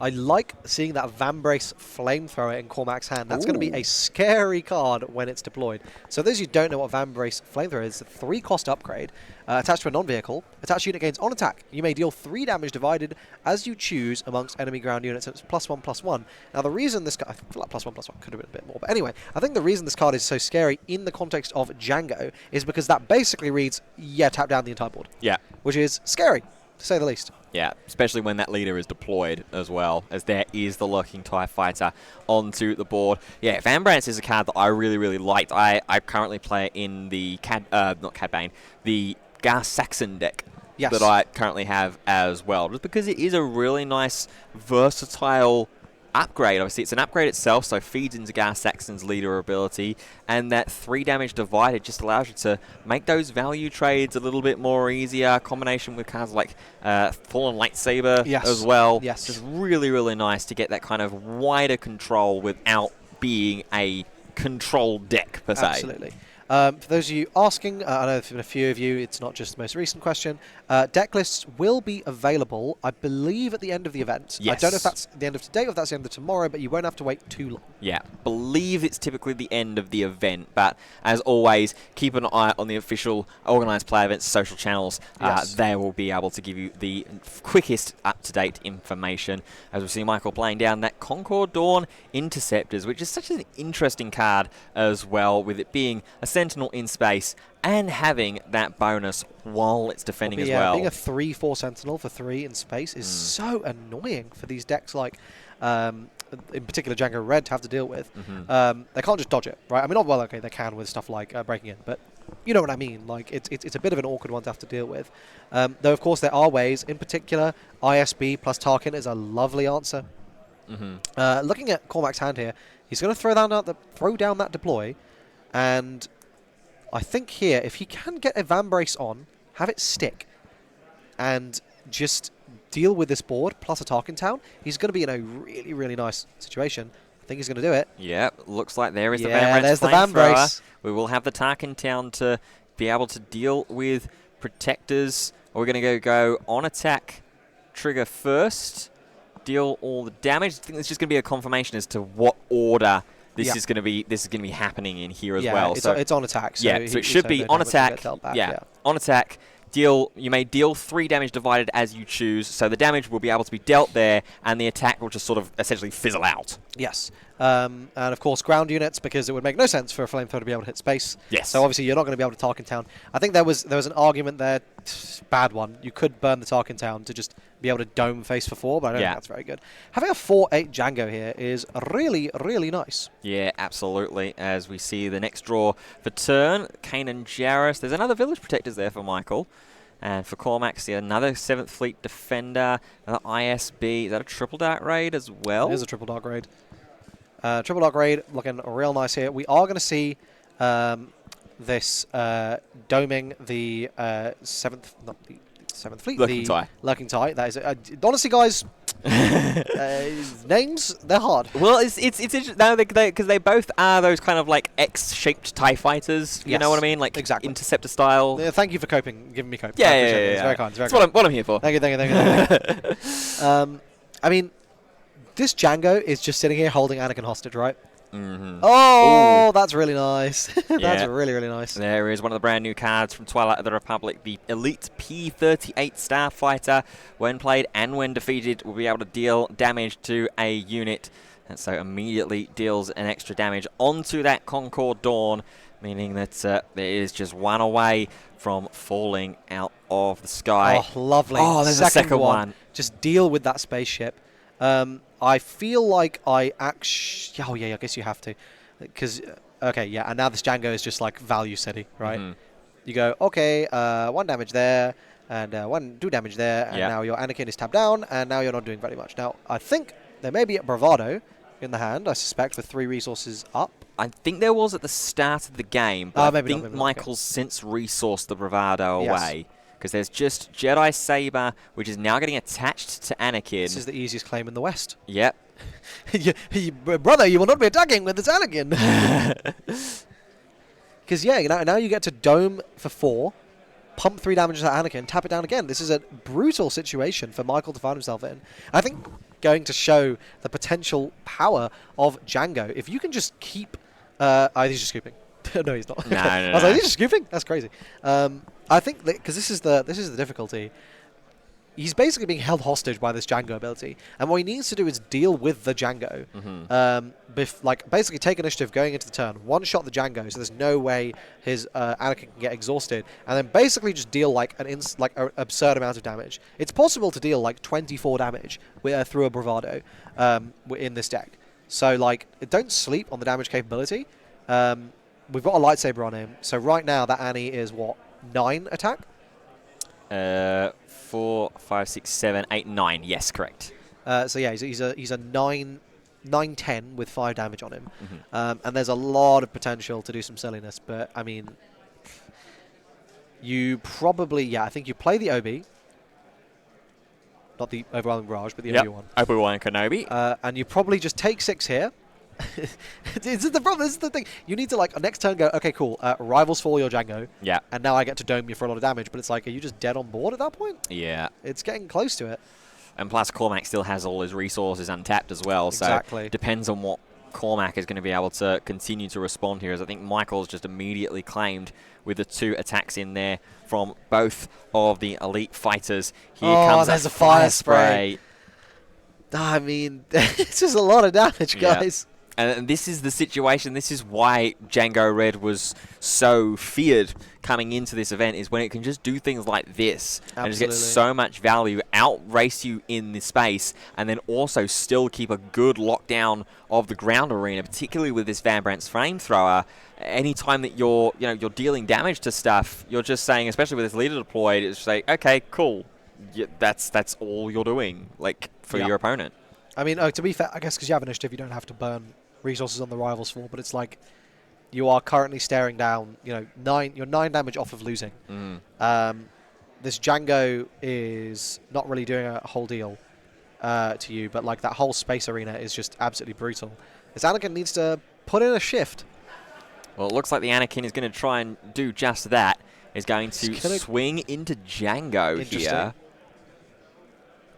I mean, I think you lose to just Cormac having any pump, right? Like any way to boost damage or just enough actions and you don't have any interaction. Or you also lose to like, he swings with fire spray, you remove one thing, he swings again, and then he goes, okay, cool, yeah, Ruthless Raider. Yeah. There's like a lot of things that are just going to make this absolutely brutal. Like, okay, fine, I've lost my Django, but like, he's given me so much value. Yeah. As it looks like here, Django is going to be dealt with, dealing some overwhelm damage on that as well. Remember the Jedi lightsaber giving the -2/-2 in the exchange there. Yep. 9 damage on base. That's going to uptick to 13. Does a Bravado get you there? Can you hit for 12? Bravado, if you're on 25, then you have +5, so you're on 9, so you're 12. To be fair, I mean, I don't see Bravado right now. We are going to Rivals Fall one of the elite fighters at the very least, just mitigate some of the damage that's going to come down. However, when defeated, that does have the ability to potentially deal extra damage. I feel like if I'm Cormac here, I'll just claim. Because I just win with one action, right? Yeah. And there's not really much Michael's doing here that threatens me. As Michael, they're claiming... We're going to go with Well, Cormac if he's here. got a daring raid or something, he also just wins. So Yeah. there's a lot of ways where you're just kind of like dead if you're Michael here. Yeah. So we see the swing in there. We see a tap for 2. Oh, the TDR. Oh, yeah, the TDR. Triple dark. Yeah, triple dark raid. Try and find anything we'll do here for this top 7 search. Oh my god. There's a TIE fighter there. There's some stuff. There's the Ruthless Raider. There's a Raider. Yeah, there we go. And that'll do. Pack it up. Pack it up. Yep, that'll do it and perfectly. And that's Django. That is Django indeed. And what can happen when you see a Mandalorian with a flamethrower wreaking havoc onto a board state. Let's have a look then quickly as the players get themselves sorted and prepared into the sideboards of the 2 players. We'll start off with the Anakin player, Michael, who's got a couple of interesting cards in the sideboard. One of them, 2 copies of Steeler Guerrera. I love this card. I think it's amazing. I think it's super good in Anakin as well. Because it finds these tactics. And tactics is actually like a really versatile trait. I think the most obvious really big ones that we always see are like Fell the Dragon, Take Down, Pillage. These are like classic cards that it's just like, okay, well, we know these are good.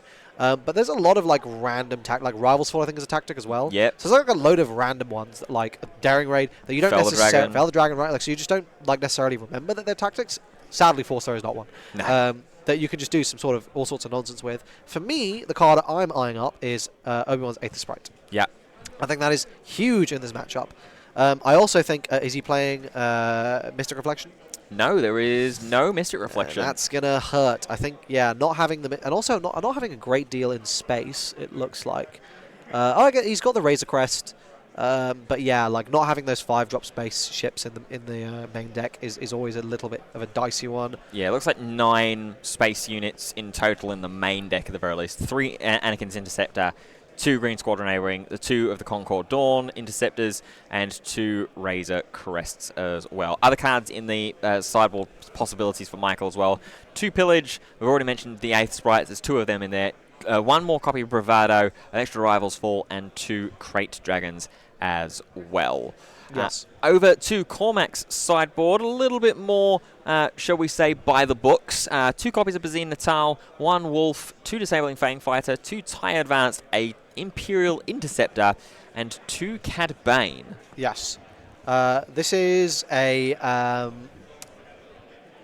honestly, I guess the Bazines. Mm-hmm. The Wolf, maybe. I mean, it's 1. I probably don't care about the TIE... I mean, maybe I care about the TIE Interceptor, right, for answering the Concord Dawns. Yeah. I probably don't care about the Banes so much, but maybe I do.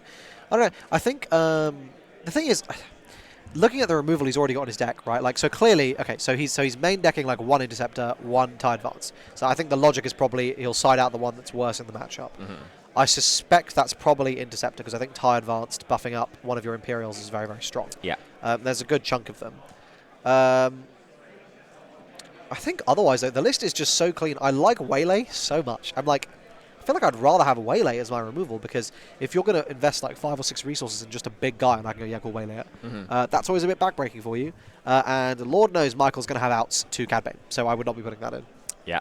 So the players finishing up their side decking and shuffling up, ready for game number 2. We'll see if we can give you so far no update on the 2 undefeated matchups. That's Joshua Freeman Birch on Palpatine, the first version, 6-0 against Oliver Simons on Cad Bane, and then Howard Williams also on Emperor Palpatine against Alessandro Sutton. Currently, they are still playing at the moment with both of those matches. One of those players is going to be our number 1 seed heading into the top 8 cut tomorrow, which is due to start at 9 AM UK time. And we expect to see every single one of you there with all your friends, family, and anyone you can find on the street. Yeah, and your dogs. Yeah, of course. Because no cats. Really? Well, No, I don't really care. Yeah. I just felt like that was a comedic thing to say. Fair. Yeah. Okay. Yeah. Also, Flamethrower. What a card. I've won the matchup basically. I have been hot, pun intended, on flamethrower for quite a long time because I am cats versus cats. All right, Carl. You know what? I don't care. Here's my honest opinion. For those asking whether there is a melee link for this event as well, actually, this is being run on Limitless. Yes. Currently, all of the standings and deck lists and everything will be available at the conclusion of the event, unless otherwise indicated on the official Organised Play events social channels. That feels like a really greedy keep. Ooh. Yeah, there's a Luke in there, takedown. I feel like he might have mulled because there's no turn on play there. Yeah, bravado as well. Well, I mean, it's just, yeah, I'll say, you know, we have the... Okay, I guess it's not that bad because you claim turn 2, perilous position, delete whatever Cormac plays turn 1, and then turn 2, takedown, delete whatever Cormac played on turn 2, etc., etc., etc. So you're like, you're already through the first few turns. Anakin control. Yeah. It's basically hard 2 blue, just with force, right? Yeah. With a big hammer at the end. Donk. Here comes Cormac's hand there as well. Very, very nice hand there. Oh, lovely. Oh, he's got the flamethrower. Flamethrower is on deck. Actually, this is really nice because then you answer turn 1, answer turn 2, turn 3, you go, okay, cool, Aether Sprite, and then you're sitting there with a juicy card. Yeah. Cormac's hand, though, looking nice. We have a Ruthless Raider and Fire Spray. Yeah. We have a turn 1, we have the flamethrower, and we have a TDR. Yeah. What do you resource? Yeah. And that's what Cormac is trying to figure out himself. Is, okay, what am I happy letting go? Do you just sort of go along the, I'm going to resource the highest cost things in hand because I'm not going to be playing them immediately? I feel like it's Fire Spray and flamethrower, but I don't know. Yeah, flamethrower seems fine to resource, but either way, the resource choices have been made, and we play the smuggler. I didn't even see the smuggler. Yep. And Michael just claims passes as we draw, what is that, Cartel Spacer and another crafty smuggler there? No, mate, I think that's Cantina Bouncer. Ooh. No, it's not. That's a lie. Oh. I was making a joke about my inability to identify cards. How have I been tricked this way? Ironically enough, the joke was unidentified. Oh dear, oh dear. It is 202 players that kicked us off. That kicks off, yeah. Yeah. As here is and a swap of a unit on the ground with a shield for a unit in space with a shield. The Crafty Smuggler immediately answered by the Perilous Pursuit. Then 7th Fleet Defender goes ahead in the space arena, replacing it. So Cormac getting himself up to 4 resources. Michael playing this slightly slower game and the slower start at the moment. I think that's so a Razor Crest? The Steelers came in. Ooh. And that is a Razor Crest, Guerreros. Yeah, but I think you just take down here pretty happily, right? Yeah, it's going to be takedown. Right, yeah, get it out, get it out. Yeah. Don't want to deal with any early aggression that Cormac is able to play in the space arena. There is an ISB agent there for Cormac as well. If we want to ISB agent, well, there's no point ISB agent revealing Triple Dark Raid into a completely vacant board. Yes. Just play the too early for Triple Dark Raid, I think, actually. Cormac's probably sitting here being like, man, just let me play one card that sticks. One card.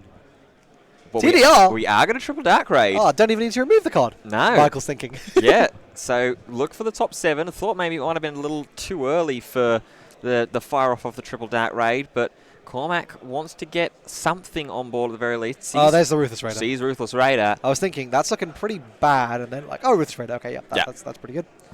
Yeah. So that will likely be the choice here. There we go, paying the extra 1 that you would need to in that scenario with Triple Dark Raid, only reducing the cost by 5. So we'll be getting domed for 4. Yeah. As there is the on play as well, dealing the damage onto base, swinging in. There is the attack for 4. And with the bounce, not going to get the re-triggering of the ability because it's when defeated. That would be nuts. That would be gross. if it said instead of when defeated, when it leaves the field. Oh, wow. My God. Yeah. That's a little crazy. So Michael just resourcing away a Cassian Andor, it looked like there.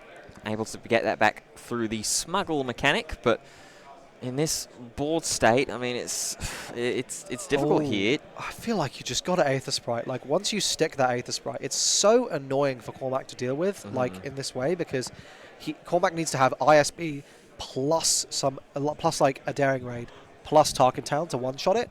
And so if it just sticks, then you're sitting there in a very, very happy way. I guess he passes, which is valid. I think that makes sense. And being able to trade up like 1 damage into just dealing with the ship that Cormac plays is also very nice.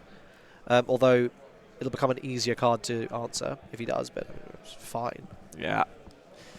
So Cormac here having a little look, trying to figure out. This is also on 5 resources. This is the flip turn for Django as well. We are going to play down the Lurking TIE Phantom. I think now you probably feel safe to just go, yeah, I'm just going to Aether Sprite.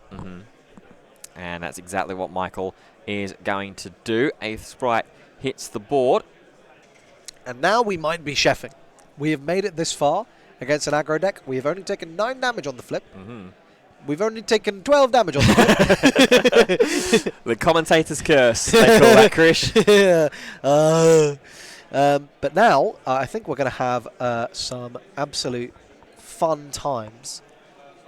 Force Throw and Cartel Spacer drawn for a Force Choke, I should say, for Cormac, resourcing away the Spacer. And I think this is going to be a great situation for Michael potentially, because he can whack the 7th Fleet, the Lurking TIE, and just deal with it, which he's going to do. Yeah.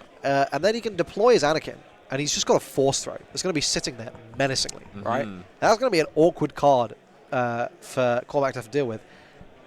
Dome for 3. We're probably going to see like, oh, I'm going to deploy my Anakin. Oh, you're going to tap it down. Oh, no. Anyway, Force Throw. Yeah. So Michael just rearranging the damage counters on the base.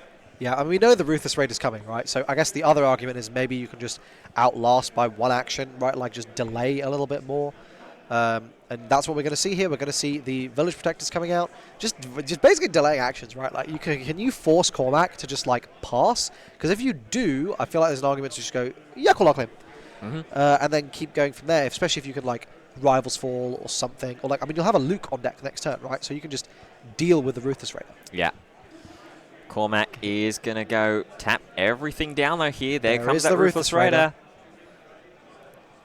I think you got to deal the damage to Aether Sprite here, and then Tarkin Town it. Yeah. In my opinion. Because otherwise, it's going to trade. So the damage goes on to base. What are we dealing the damage? It is going to be the Aether Sprite that we're going to choose to target there with that. Now, this is when the Force binds all things, or it binds all things, or whatever. Yes, it binds. Very nice. Very, very nice. Yeah. There's the deployment. Yeah. There's the Tarkin Town ability. Get rid of the Aether Sprite. We're doming for 7 right now. Wow. And this is what Anakin is supposed to be as well, right? It's just these really, really big, high-impact swings. There's the Force Throw. And with what? We've got Force Choke, the IBSB agent, I think it is. I don't think it's an IBS agent. Yikes. I hope not. Poor guy. I hope he's okay. When you one-tap too many people. Well, it's going to be the Force Choke that we are going to discard here, deal that 2 damage on to Django. I think there was a real argument there to clear the Django, Force Throw myself, discarding my Luke, get rid of and get rid of the Ruthless Raider. I think there was an argument there. I don't know if it's necessarily a good argument. I'll leave that to wiser minds. But yeah. Yeah. Oh, well, okay. Chat agrees with me. Elder Button B agrees with me. Yeah. Got to throw yourself. Got to throw myself. Yeah. Off a roof. So there is the swing in from the Anakin, taking care and cleaning up that Django Fett. Restored Art comes down as well to at least try and buy Michael a little bit of time in space with that restore. But like you said, there is that Luke Skywalker as well that could just be waiting to make its way onto the board as the first action in this next phase. And I think like this ground is looking really scary for Cormac to deal with. Yeah. I mean, you're facing down obviously like huge damage. You got a little bit of restore there, but this Luke is just, if you try and fire spray, right, this Luke sits there and goes, Perhaps not. Now, provided we can like actually get some unit defeated, which is why I think you probably want to throw your Restore Dark into the Ruthless Raider, restore one, and then just get that Luke online. And then you're probably in a really dominant position at that point. If we want to delay one more action or one more phase as well, there is also Rivals Fall. There is Rivals Fall. Just Rivals Fall the Raider and just continue to try and apply the pressure on the ground, and you've still got that Luke saved for any potential removal that Cormac might have, potentially like a Waylay or no good, just to hold it down. Second Ruthless Raider. Second changes the equation a little bit. Ooh, this is a little rough. I mean, you definitely need to, I guess. I mean, this Anakin gets defeated if you deal with the second Ruthless Raider. So you need to commit yourself to taking 4 additional damage to save the Anakin. He's committed. Yeah. We're going to dome you for 7. Well, oh no, that's the rest down from Django Leader. Right, sorry. That's the tap down from Django Leader, and then here comes the perilous position to tap down the active Ruthless Raider and give it that -3 as well.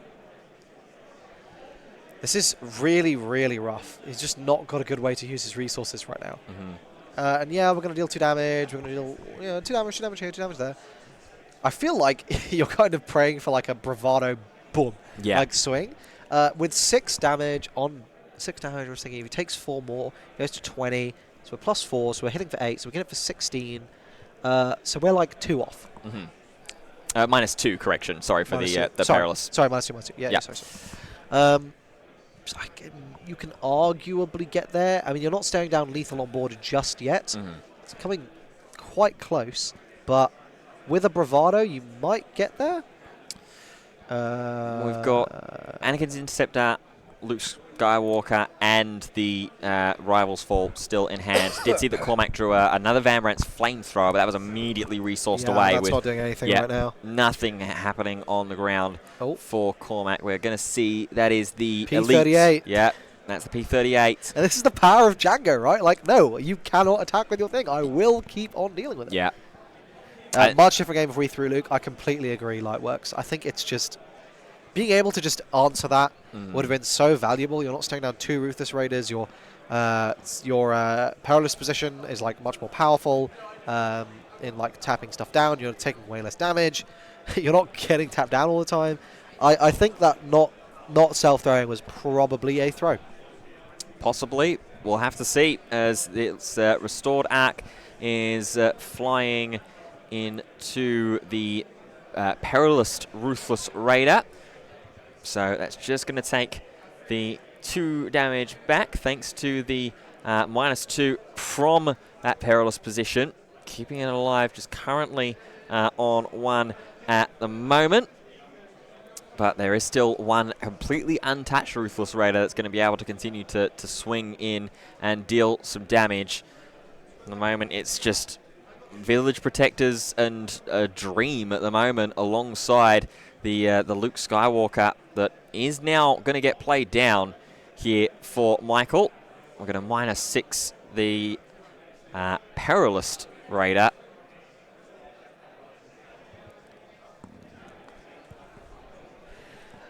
Chief, I'm not going to lie. It's looking a little bit tough. Yeah. I'm getting the post-match analysis from the future, and it's saying that it's looking a little rough right now. Yeah. Luke's a cool card, but I don't think Luke's getting you there. Yeah, especially when you've got against an unanswered space unit, and there is an opportunity here for Cormac to just sort of say, okay, cool, claim, question mark? Instead, flat out the board, tap down the Village Protectors. Claim, question mark? Claim, question mark? Cormac with 1 final card in hand as well. Obviously, Michael does still have that Rivals Fall. Have a little think. Have a little think there. He is not going to play it. But, I mean, like, I don't know. I don't think he doesn't play Vigilance or anything, does he? No. There is no Vigilance in the deck. I mean, you got to just, swing with Luke, restore 3. Yeah. Hope to God this Anakin doesn't get tapped down. Yeah. And, like, dome fat damage off Annie.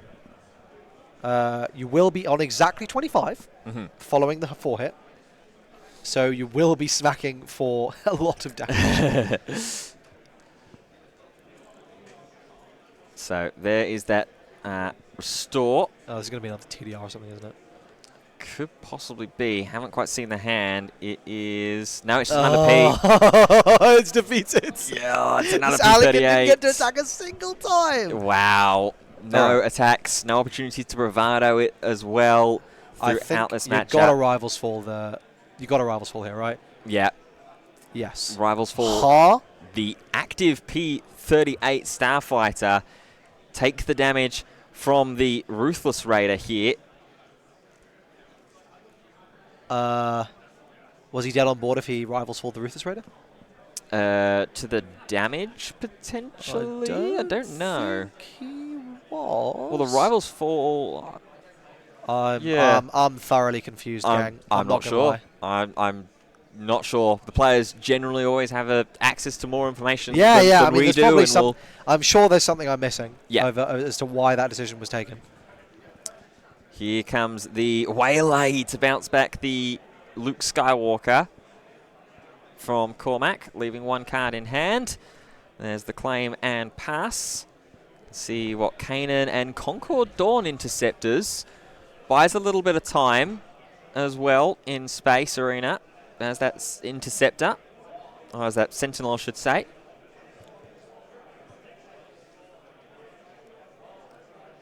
So we now have what Cartel Space, Crafty Smuggler for Cormac in hand as one of the cards. Okay, yeah. Yep, play the Concord Dawn.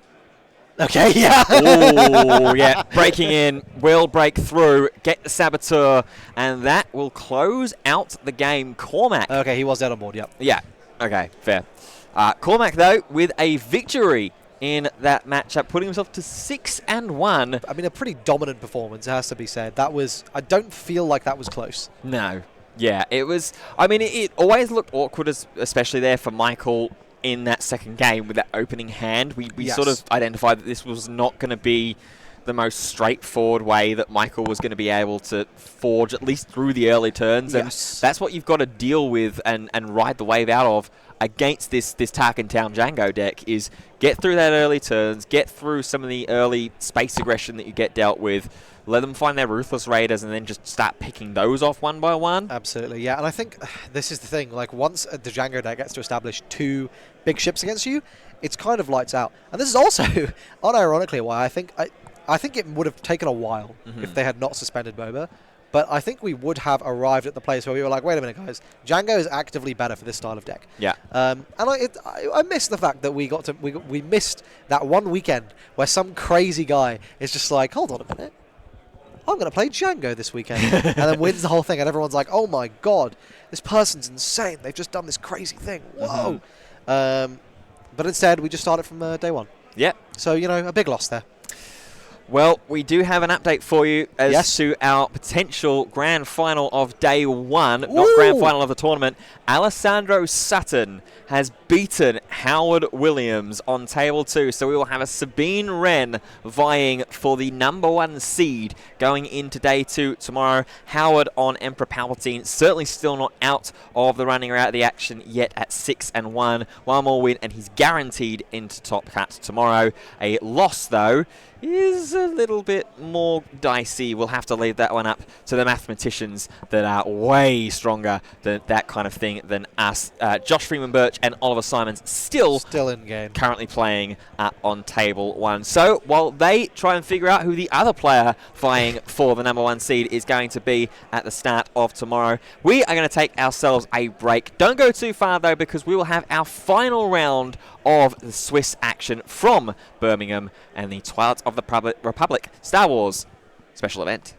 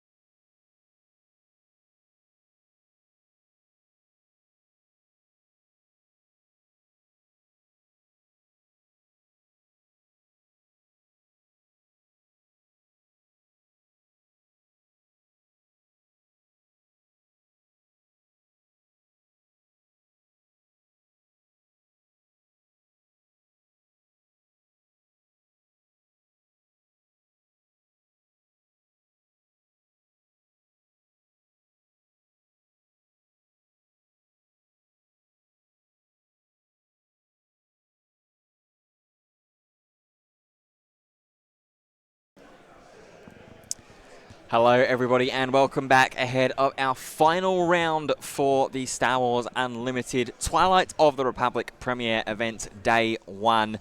One of these players is going to be putting themselves into top 8, but not as the number 1 seed. We figured, well, both the players that are playing on table 1, we're going to be seeing them tomorrow anyway, so we might as well make things a little bit more interesting. Let's go ahead and grab some of the players that are vying for a place, and they need the win to be able to get in. And one of them is a recognizable face as well in Pierre. Yes. You may have seen Pierre on his YouTube channel, which is called Thork. Pierre, I think, has been looking for one of these excellent results, making a top cut. And so I'm sure this is very, very valuable for Pierre, as it is for Callum. I think both players really, really wanting a top 8 here. But what I want to quickly flag, and this is something super cool that has just been announced, and we didn't even know about this. No, we didn't. Is at the end, this final round, this is round 8 of Swiss, the bottom table, which is table 79. 79. Yeah, I can't do maths. Table 79, which is Anakin versus Han 1. They will be playing. The winner of those 2 players will get a developer-signed Enfys Nest playmat. Yeah. Which is so cool. That's crazy. So, guys, I think we should be all losing tournaments more. I think that's what I've learned from this. That's my takeaway. If you lose round 1, just lose them all. So you're saying there's a chance? Yes, yes. But anyway, over to our feature match players who are getting themselves ready to try and put themselves one step closer to winning a playmat of a different kind, a high ground playmat. We have Pierre, who's going to be playing Bosk Blue, and Callum, who's going to be on Cad Bane Tarkin Town. Absolutely. I think, so, okay, Cad Tarkin Town is like such a strong deck, and it's a deck that was really, really underappreciated in set 2, basically because Boba was there, and you kind of were always asking yourself, like, why am I playing this deck? Like, what's the point? And to be honest, actually, looking at how the deck is shaped out, I think we probably could have played it in set 2. We just didn't really give it its fair shake, and we didn't give it the time of day. I will say a lot of the new cards I got in set 3 have helped a lot. But this is a scary deck that eats aggro for breakfast, as long as that breakfast is, as long as it's not Django, which then is more, it's still 50-50, which is not too bad. Yeah. But here we're going to see this sort of new-ish meta threat coming up against Bosk Blue, which I know is a deck you've seen quite a lot of, Ben. Yeah, it's definitely one that's really interesting. This is more of the sort of traditional version of Bosk. I think it's fair to say the more historic version of Bosk. I know, having played against this deck before during set 2, it was really, really awkward to try and sort of maneuver the amount of bounty value that Bosk Blue can generate, especially when you've got bounties like Top Target as well that gets you healing on top of all the other damage and chaos and shenanigans that you're being able to create. So, yeah, I think this is a really, really nice matchup for Pierre here. And I think, like you say, trying to get one of those top 8 finishes finally thought will looks like potentially have an opportunity here, but Callum will be looking to try and play Party Crasher. Absolutely. I will say, look, going into this game, I'm expecting Cad to be advantaged here. To be disadvantaged here. This is like a more mid-rangey, tempo-y deck that's kind of preying on the aggro, whereas Bosk is a hard control deck that can very much prey on the mid-range. But of course, as we've seen, upsets happen. And they happen often. And just because Thork may be feeling pretty good going into this game, you know, it's round 8. Both players are going to be tired. Both players are going to be trying their best. And I'm very, very interested and excited to see exactly how this goes. Absolutely, as Pierre has chosen his resources and looks at his 4-card hand to see a Dr. Pershing there in the hand, as well as a Power of the Dark Side. And I think that's the client. This is a good hand. This is a good hand. That's a really nice hand to start us off. And we are underway in round number 8. Here is Dr. Pershing. Bazine Natal. Really, really nice. And we'll get a good look at, Chilson, the client, and that Power of the Dark Side. Does Callum play Now There Are Two of them? Callum does not. Okay. Play Now There Are Two of them. So the reason I ask is I think, obviously, Now There Are Two of them, a 5-drop out on turn 2 is super, super strong, right? Like, that's something that we're always going to be very, very scared of. And so in that situation, you'd probably want to hit the Power of the Dark Side, so as to not basically get blown out by it. As it is, I think he hit the Chancellor, didn't he? The client. Oh, the client, sorry. He's taking the client now. So that will get. Because here you're happy to let Bazine get deleted by Power of the Dark Side. I mean, losing, really, right? Yeah, absolutely. So over with Pierre here on this action. We'll just refresh the resources there. Apologies there if the music was returned on as well. That should hopefully be corrected for you. We couldn't quite hear it ourselves in the headphones, but we should have that all sorted for you, as we're going to immediately Tarkentown away that Dr. Pershing. And over with Pierre's action. Just should hopefully be getting that music issue continuous and sorted again. Again, apologies for that, as we see the power of the dark side. Not really anything better to do. There we go. Perfect. So now Callum with 3 resources going to play down that Boba Fett, which we have barely seen at all today, I think, actually. I think it's an interesting one. It's actually a card that was kind of fell off a bit in set 2, but is now a lot better in set 3 because these 3/5s are really resilient to Django Red. So it's a meta adaptation. I think also just like in a deck that's playing so many bounty hunters, right? Like we see this synergy mattering quite a lot. No Toro, I noticed in the list, but I think part of that is because you're not necessarily trying to like aggro out. You're trying to just get value.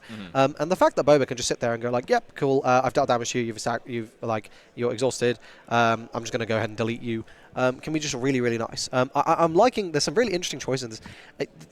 He's playing Jabba, and I'm just sitting here wondering, why are there not now? There are 2 of them in here. I feel like that'd be fun. We've got some interesting 7-drops too. We got an Aura Sing in here. We got a Dryden Voz. Yeah. Obviously we got 3 Cad Bane. I'm just sitting there going, damn. I'd like to now. There are 2 of them. Something here. Yeah. Well, what we are going to do here for Pierre is play down that Lieutenant Childson, reveal the entire hand to get the maximum boost. We also do see the Mercenary Gunship activating that Cad Bane ability to deal some damage. And yep, he's just double checking the maths there. Yes, Force Choke will go ahead and delete that. It will indeed. Force Choke, draw the card, get rid of that Chilson. Good point being mentioned there about Toro. It not being an Underworld card. Yes, it's only a Bounty Hunter. Yeah, so that might be one of the reasons why it's not in the Cad Bane deck to try and... You don't get another ping. So you lose out the ping, Yeah. We're definitely seeing, I'm seeing a lot of concessions to the Django matchup in this list. You know, we're seeing the 3/2 Sentinel ship in space. Main decking these force throws. Force chokes. Just a lot of interesting choices that I think are kind of hedging in that direction. Because as someone who's played this deck, like it's a scary one. Yeah. Now Pierre here is just sitting here with a monster of a hand. What was that? 7 cards. 6 cards. 6, yeah. And that's scary. That's always scary. You know, blue with a big hand is always going to have the answers. Yeah. I think I see a client in there, Power of the Dark Side, a top target there, a Super Laser Blast. I think that's entrenched as well. He's just going to pay 4 to steal it. Wow. I feel like I'm okay with that if I'm Cad here, right? Yeah, just takes it back. Yeah, let's blank the turn. Sure. So now, where does Pierre move to here? We do have there comes top the target. top target. Yep. So Bosk will be able to heal here. And that'll be because you get the Bosk ping, deploy Bosk, and whack it, because I believe we're on 5 resources, yeah. So you're getting the ping there. Yeah. Sadly, I do not think that there's a way here for Callum to get out of that situation. No, it looks like we're going to get some free damage at the very least on space. For what it's worth, it will be healed off. But there is the deployment of Bosk. Callum here is going to just play a Greedo in response. Does do 1 more damage onto the Bosk leader as well, thanks to that Cad Bane ability. But there you see, just immediately trade on in, swing on in, get the heal from the top target. And in fact, heal it twice because of the Bosk bounty being claimed. And I think this is going to be a juicy little claim from Callum. Honestly, like, Bosk has kind of done his job here, right? Like, stabilized basically down to 0 pretty much. Like, and yeah, okay, I'm going to lose the Bosk to a Greedo here, but am I really that broken up about it if I'm Pierre? No. Yeah.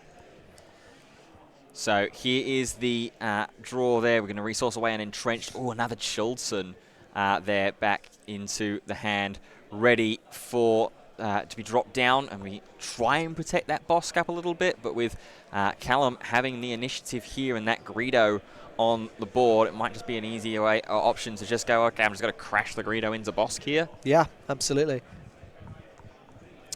Looks like Pierre just having a little reconsideration of what he wanted to resource, going up to 6 on this phase. This gunship's going to be annoying, right? Like, it's the fact that there is going to be 1 unit left over means that you blanking like these Power of the Dark Sides and like Avengers and things like that just by having a unit is so strong, and I don't think Pierre wants to pay 4 to take it again.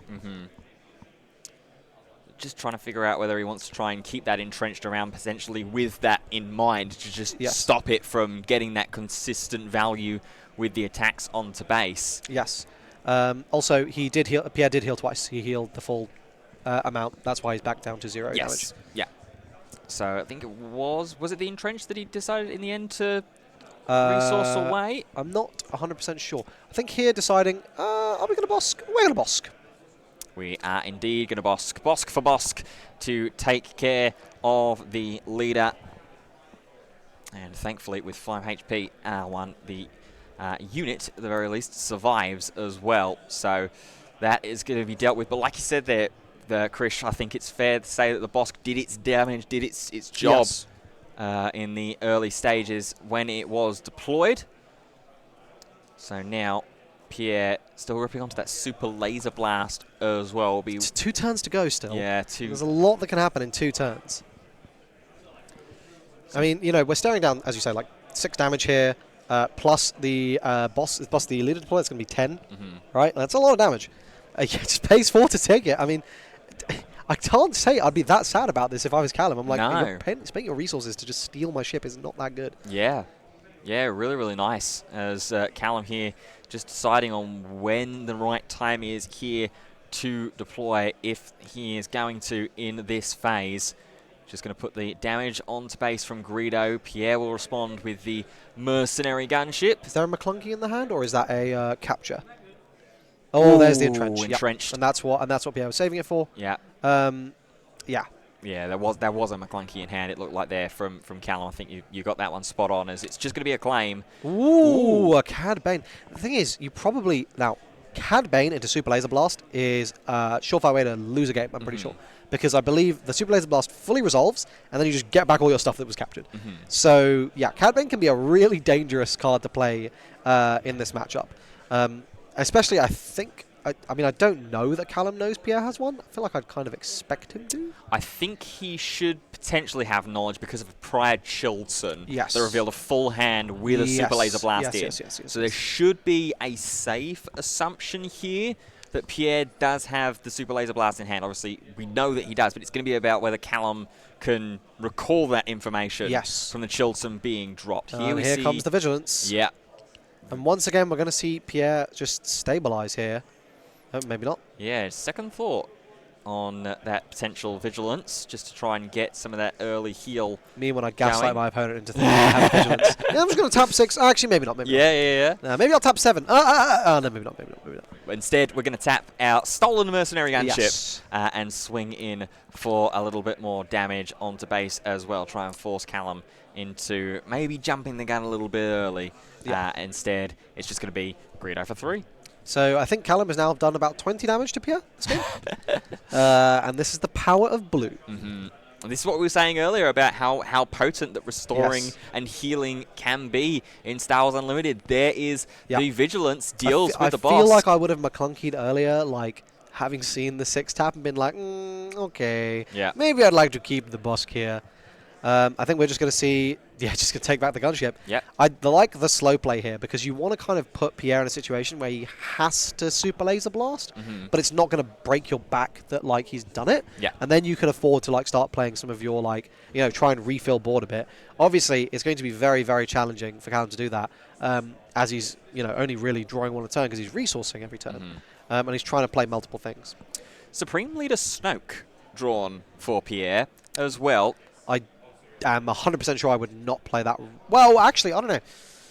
How much damage am I taking, right? If I play Snoke and it gets captured, I'm... Yeah, okay. Never mind. I'm thinking, you're facing down, like, what, 3, 6, 9 damage that turn? Yeah. That's like Too much. Yeah, I think they're on 8 resources. Yes. Oh, he no, no he. No, it's No, there he's at the got front it. of the hand. He's got it in hand. Oh, is it? Yeah. Yeah. So here comes another Greedo back down onto the board. Most threatening one drop in history. There is the hand, a little better look at it. Smoke, open fire, another laser blast, a power of the dark side, as well as, I think that was a merciless contest in hand. Yeah, and I feel like you're just going to get laser blasted again here, right? Yeah, especially with that 7-drop Cad Bane now onto the board. I mean, unless he's got to fell or something, right? Like, we've reached a stage of the game where Pierre is, like, stabilized, and, like, I think he just needs to literally land, like, an Avenger, a crate, and then just, like, the game's going to eventually roll in his direction. Yeah. So Pierre will have the initiative here in this next phase. Immediately pulls that second copy of Super Laser Blast out to the front of the hand. Hovering over the big red button. Is he going to press it? We've tapped 4. We've untapped 4. We're going to think about it once again. This is obviously the mark of a player that's very, very measured, very calculated, and trying to figure out, okay, exactly what the pros and cons are. Big red button has been pushed. I think the pros and cons are not taking 10 damage. Yep. Versus not taking 10 damage. I think that's what it would have gone. Oh, the Jabba! There's the Jabba. We're gonna refill hand a little bit here. Yeah, Jabba so the Hutt. What are we looking for, right? Tricks. There's shoot first. There's waylay. McClunky. McClunky is not a trick, I don't think, is it? It is a trick. Underworld trick. Oh, so it is. Yes, Yeah. yes. Also triggers Cad Bane. Yes. Yeah, I don't know that any of those are actually fantastic. No. I mean, I guess waylay would be quite nice Yeah. if he plays a big thing. Waylay's the best of a bad situation. Yes. There at the moment, you're purely just doing that to get a big 2/8 body that reduces your tricks into hand. Makes McClunky free, which is really, really nice, depending on what Pierre wants to try and play down. If it's just kind of little Weenie Hut Juniors to try and flood the board out a little bit. If he drops a big Snoke or something like that, you go, okay, I can just sort of slowly chip it away, get some extra saying damage. Bosk Blue belongs at Weenie Hut Jr.? I think that's a bit harsh. Well, it's got to earn its way to the Salty Spittoon, and it's earned its way. And there we go. Top 8. There's the Snoke. There is the Supreme Leader Snoke. And he's going to get that -2/-2 stagnant across the board. If my opponent plays a big card and I find myself in the situation where I'm going, how do I answer this? I'm probably cooked. Yeah. There's a 75% chance you're cooked in that situation. So let's find out if we're in the 25. Yeah.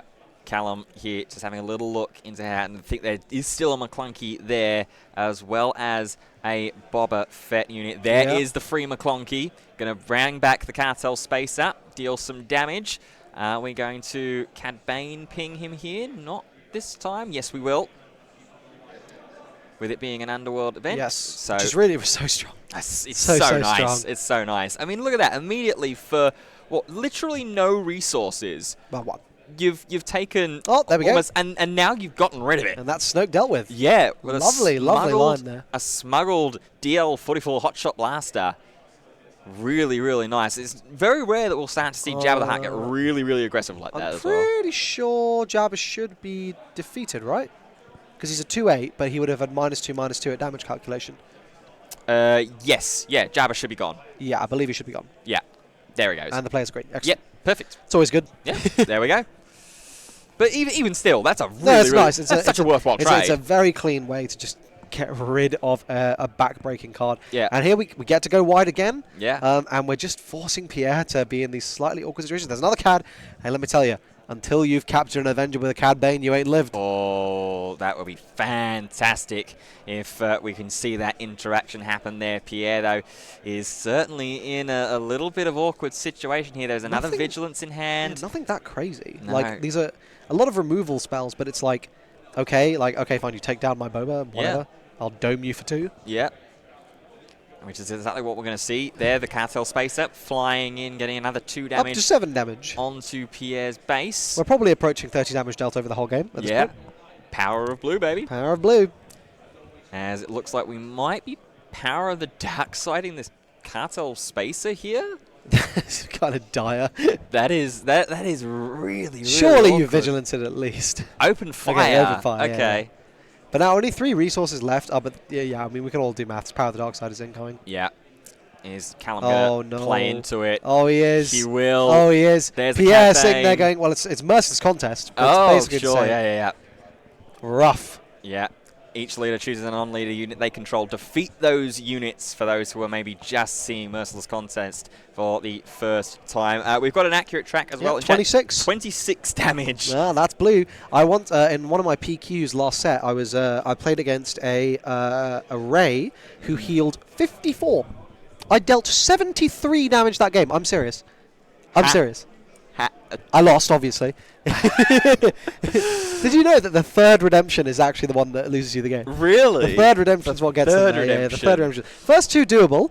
The third is what's really challenging. Oh dear, Krishiv. I think an enrollment into the College of Swoo might be in line for both of us. Yes. I won't put myself over in any way, shape, or form whatsoever. As we restand all of our resources. I honestly don't know why Callum is still playing this game. Like, I would really be like, okay, let's just go next, because the odds of you winning this game are quite... To be fair, if this game goes really long and one person wins, due to time, like, they probably just win the set, which is obviously good. So I guess I get that logic. But I feel like, as a deck that's trying to win more in the early game, and Pierre having, like, an insane start, like, I'd probably be like, maybe things will go better next time. Yeah. As the punishing one swiftly taken down there as well by Pierre in response, with Callum leaving just 3 cards now in hand. Going to pay another 3 resources and try this time with a Black Sun Starfighter. Nope. That's going to get Vigilanced. And are we going to heal up again? No, we're going to mill 6. Ooh, hit a Black Sun Starfighter. Okay. Also, I think that hitting the Aura Sing is a little rough. Not the end of the world, question mark? I mean, it's not good. It's a one-off in the deck, so I suppose for consistency... It's a 7-drop. It is a 7-drop. I think that's the big thing, right? Yeah. So over to the end of this next phase. I mean, you can see there the amount of not only resources in the resource area, but also resources in hand that Pierre is still working with. I mean, I don't think we've seen him play down a unit for the past, like, 3 phases. Absolutely. I think the tough thing as well now, if you're Callum, is like, okay, well, now I'm losing the deck out battle, right? Like, if we go to, like, exhaust damage? I don't even know what it's called. The base damage. Yeah. Well, as in, like, when you're... Deck out damage. Deck out damage. Yeah. When you get to that point, you're just sitting there, like, against blue. It's just got a book in its hand, not letting you establish anything. Yeah. I mean, I don't know if Pierre's seriously going for mill as his win con. I don't think it's necessarily a bad idea. Okay, here's another unit. Here's another punishing one. Yeah. Pierre. Oh, he's going to top target it. Oh, wow. This is just really, really showing off for the cameras now here. Potentially, as we see there is a Power of the Dark Side in hand as well, if Callum can't find a second unit to come alongside with this punishing one. Does get hit with the top target bounty. It is going to be the way to bounce it back. A little bit of tomfoolery. Yeah. A little bit of shenanigans. Yeah. And you know what they say? If you shenan once, you're going to shenan again. Yeah, sir. As we're going to see now, Pierre is actually looking now to see how many cards are left in Callum's deck. Still looks like it's double digits. It's not that. I mean, I don't know, man. It's like, I respect Callum for playing it out this far, but I feel like you got to go next, right? Yeah. Well, we're going to see how much longer Callum is going to want to try and go into this mental battle with Pierre on this blue Bosk. Pierre looks like it's Callum with the initiative in this action. Thank you for the spot. You are correct. Callum is not playing Vigilance aspect. Callum is on aggression. So I'm sure Carl will have that fixed from blue to red imminently. Yes, on the graphic, absolutely. Also, Pierre is red, not blue, so I suspect those things were just the wrong way around. Yes, yeah. There we go. There we go. Good on it. Carl is... speedy boy. Absolutely. Attentive and fantastic as always. As there we see the open fire taking down the punching one. Here comes the Cartel Spacer. Please, can I have this one? It's going to get Vigilanced, I think. No, you cannot take this one. You cannot take this one. I can't. Callum, this is brutal, man. Oh, Pierre. Big guy. Okay, this is, Yeah, Forlom in there. A Bosk, a Greedo as well. I mean, we are just trying to get ourselves down to that that out of card burn damage. So, sorry, just for anyone who's watching who thinks we're being like really negative when we're being like, oh, you just got to scoop, you just got to scoop. There is a distinct like tactical advantage to scooping at the right time. If you think your odds of winning a game are low and you really need to like play the second and third game, you should just like be like, okay, look, it's been 15 minutes. I can play this game out. It'll be another 15. If each game's taking 30, we only have time for 2. I'd rather just cut my losses here, try and win the next game really quickly, and then hopefully we can go to game 3 and I can win in time. But right now, Callum is just going like, you know what? There might only be one game. Yeah. There's another CAD, and Power the Dark Side, I assume. I think I see one. I think there's also a merciless contest as well in the board. Instead, we're just going to rest it down and reduce it by perilous position to start off here. Maybe eyeing up this Palpatine. I feel like if I'm Fork here, I'm probably like very happy that this game is taking forever. Yes. Because I'm like, well, we're not going to finish game 2 at this rate. Yeah. Unless you get blown out, which happens. Sometimes, you know, you just draw the wrong half of your deck in Bosk and you just sit there going, okay, guess I lose. Yeah. So you never know, right? And Thork's just found an Avenger as well on the top of the deck. Well, he's finally played a unit, so it looks like he's actually decided to end the game. Yeah, but it's got removal tied onto it. Yeah, so, true. You know, there is that as Pierre just sets back ready for the leader, for the Palpatine to cause a little bit of havoc, deal some damage. Here, Callum with plenty of cards now amassed himself in hand. Resourcing one away again at this phase. And just seeing if there is still any way that Callum is going to be able to keep this game 1 alive for himself, despite the hard control and removal that Pierre has showed off time and time again across all of the actions. We were initially seeing a 5 paid for there, potentially for another bounty hunter. And it's going to start off, though, with an Underworld card in Crafty Smuggler. Finally, after quite a few turns, going to get that ping damage as well for the Cad Bane leader ability. Yes. And now here is the Palpatine swinging in, finally doing a little bit more considerable damage onto the base. Callum's action here now is going to be pay 4. We're going to Bosk. Are we not ambushing this in? Probably not. No. Yeah, Perilous. Yeah, Perilous going to get rid of the Crafty Smuggler.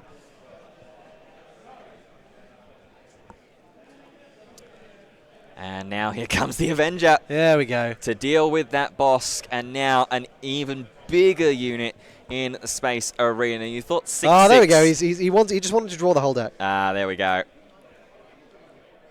You thought 6-6 was going to be bad enough in the ground arena. How about 8-8 now in space? Yes. So Pierre now having a good look through the discard pile. And see. Can I figure out your deck list by looking at your discard? Yeah. You'd probably come quite close. Yeah, pretty much. And that's another argument as well for being able to know when to decide to scoop up, is you protect yourself from revealing the information of some of these extra little one-of tech choices maybe and things like that. Obviously, we've already seen Sing getting sent away.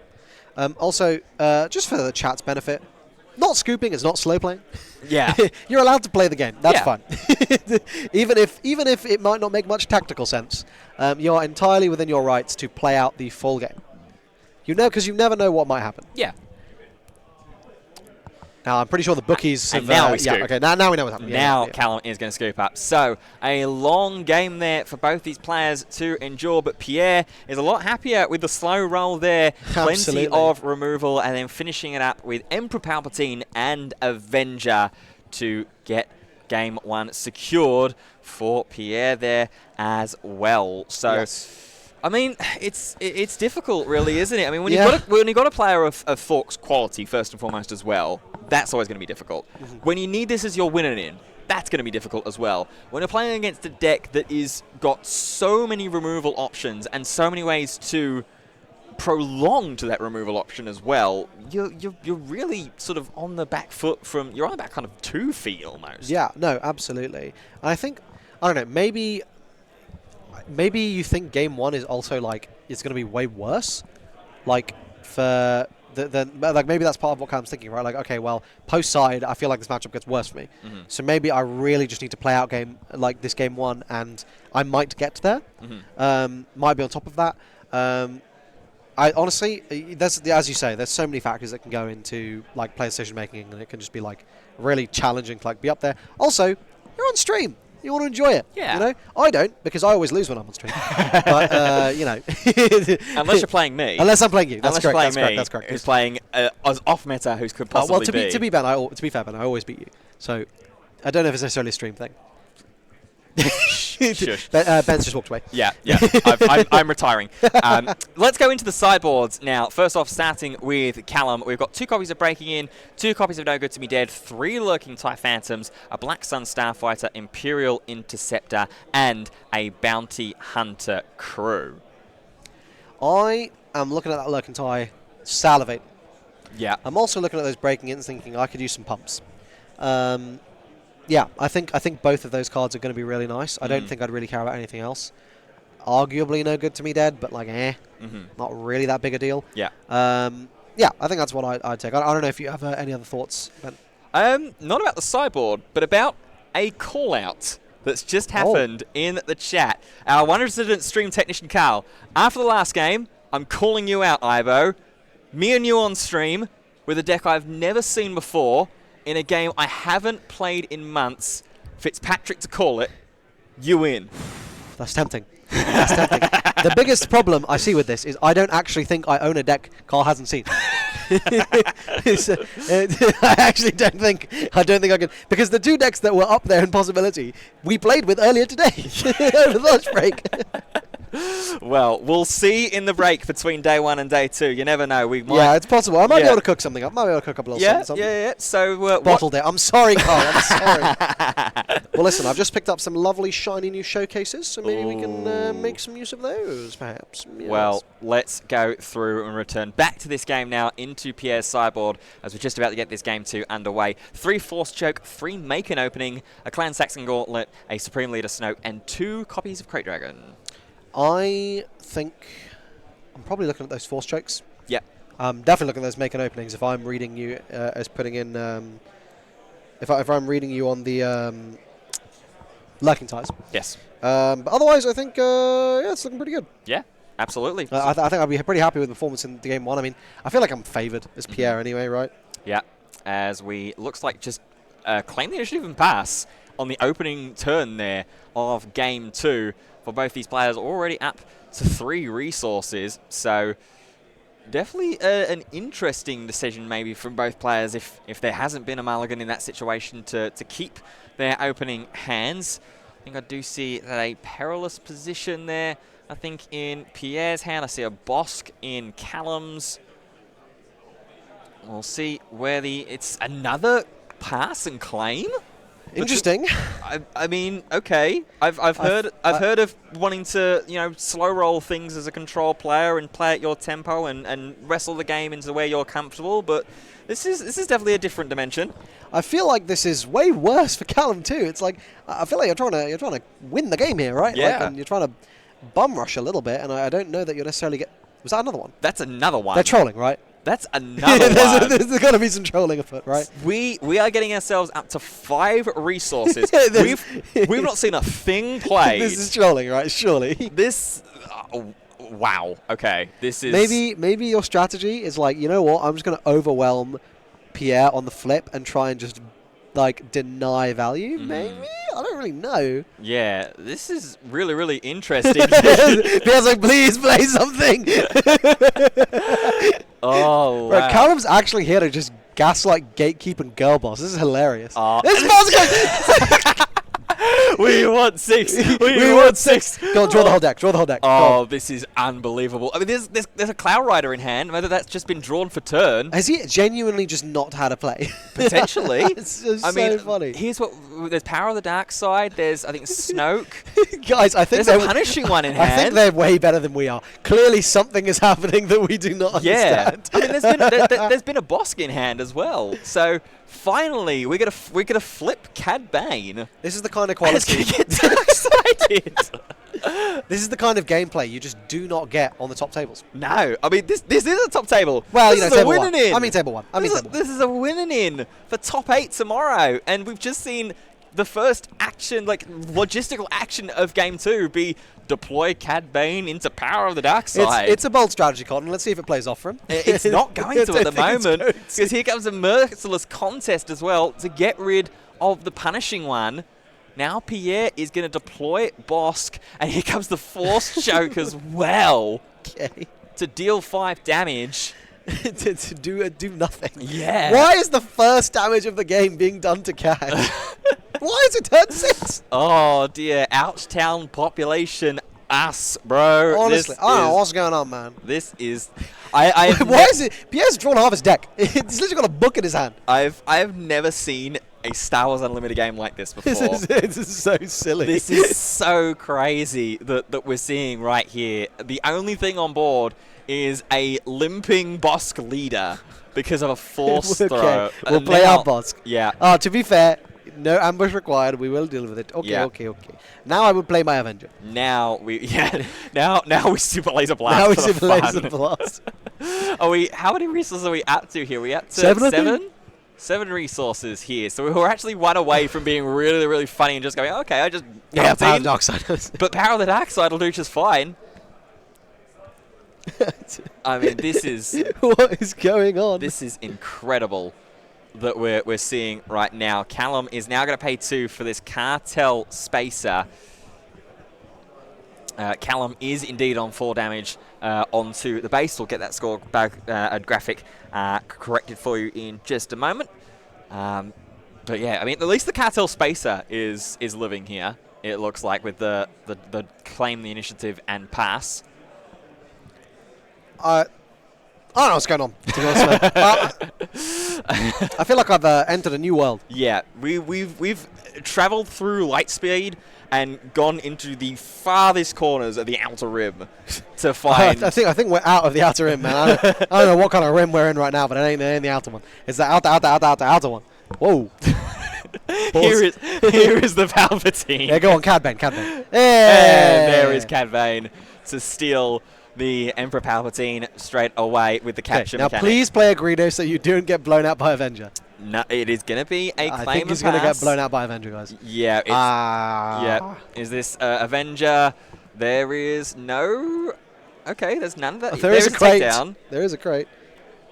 Takedown won't help in this situation. There's no merciless contest. There was an open fire, but that's not quite enough damage before the Cad Bane swings in at the very least. Oh, is he just drawn a merciless contest? He's just drawn a merciless contest, I think. Oh my god. There it is. I'd like my Palpatine back, please. Christian's gone. Yeah. This is yes. Bazine Natal. Yes, we'll get rid of the crate. Maybe we'll get there. Yeah, show us the entire novel that you have Guys, been slowly look, crafting. Stop making fun, because what's going to happen is Callum's going to be able to squirt out a board that's 6 wide, and Pierre's not going to have the super laser blast, and he's actually just going to lose. Yeah.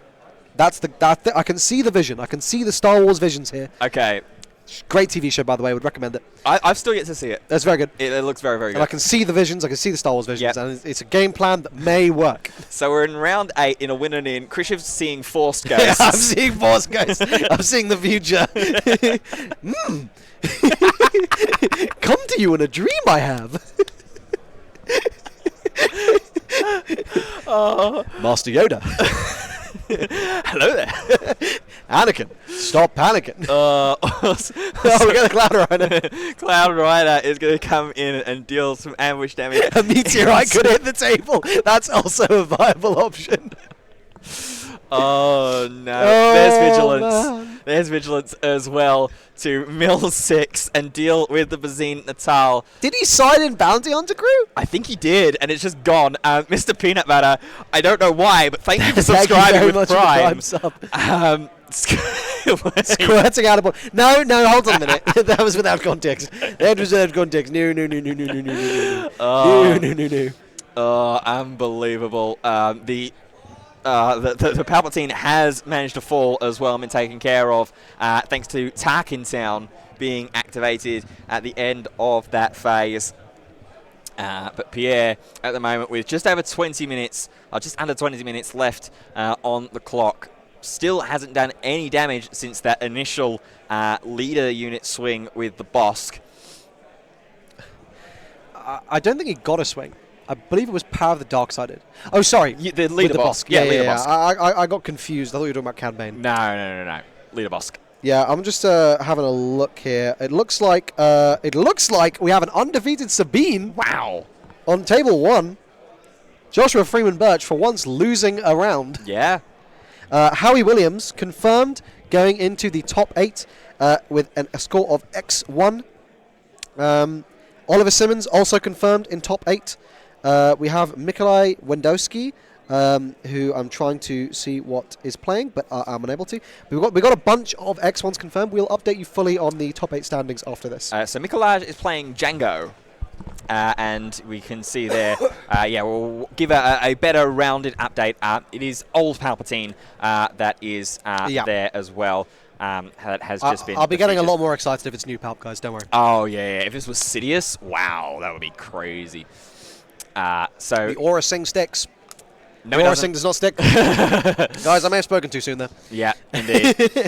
We will endeavour to mention the base and stuff like that as well. The extra aspect pairing at the end of when we're just wrapping everything up at the end of the broadcast here this afternoon. But I don't know if the Limitless deck list will be up today or tomorrow, but I believe it's today. Can't promise it, but it will be soon. Yeah. You won't be waiting too long. It is ECL Sabine that is... DCL Sabine, yeah. That is XO. I actually don't know if there was any yellow Sabine. We could probably find out. Yeah. Certainly not towards the top tables. No, definitely. At the very least. Dryden Voss was a cool card, at the very least, until it got Felder Dragoned. The Lunchbox, I don't like being taken out of context like this. This is very bad. You guys have done this twice. I'm going to be very mad at the chat if you keep doing this. No takesies, backsies, nuh-uh. Your Honor, my client pleaded whoopsie daisy. Yeah, Your Honor, my client replies with, triple dog dare you to do it. Imagine if this was a best of 5. If this was a best of 5, your casters would not survive. No, I think we would literally be husks. There would be silence just out of nowhere randomly with the amount of brain rot, loss of consciousness. Something crazy is happening when the blue control player is sitting there going, I'm gonna close out the game. I think I'm gonna aggro. I think I'm the aggro. Yeah. When does this ever happen? Yeah. So we're the aggro now? I think Cabin Fever is already sunk in. Yeah, maybe. Yeah. It's possible. Possibly. Here comes a McClunky to deal with that Emperor Palpatine unit. But there's still so many resources here left available for Pierre on board. So we're just going to put a Crate Dragon down onto the board. We might as well. Just immediately out of nowhere. Does Callum have an immediate answer to it? Not on this phase. So we're going to go to the next. Resourcing once again. And it is going to be Callum that will start off with the initiative here. See, there is a Zuckuss in hand. There's another McClunky. A Black Sun Starfighter will be able to go onto an uncontested space arena. But Crate Dragon's just going to be able to slam for 10, as well as getting the extra damage as well. Callum, gentlemen, no, you must deal me 3 damage before you deal me 10. Yep. Please activate your Crate Dragon ability. And there is the handshake. And finally, after everything that's happened there, in possibly one of the wildest games of Star Wars Unlimited that I have ever seen on and off camera, Pierre with Bosk Blue makes his way into top 8. What a game. Yeah. That was a round and a half. For those of you who joined us, I think we all just shared a special, intimate experience. Mm-hmm. And the Star Wars visions did not pan out. No, they did not. But I think what we can say is it's been an absolutely fantastic day with some really, really exciting matchups. Personal highlight for me is still, that round 2 Palp 3. Yeah. Palp Sid. What a fantastic match. Of course, an excellent showing from Howie as well on stream. Just great showings all the way around. Yeah. A really, really fantastic game.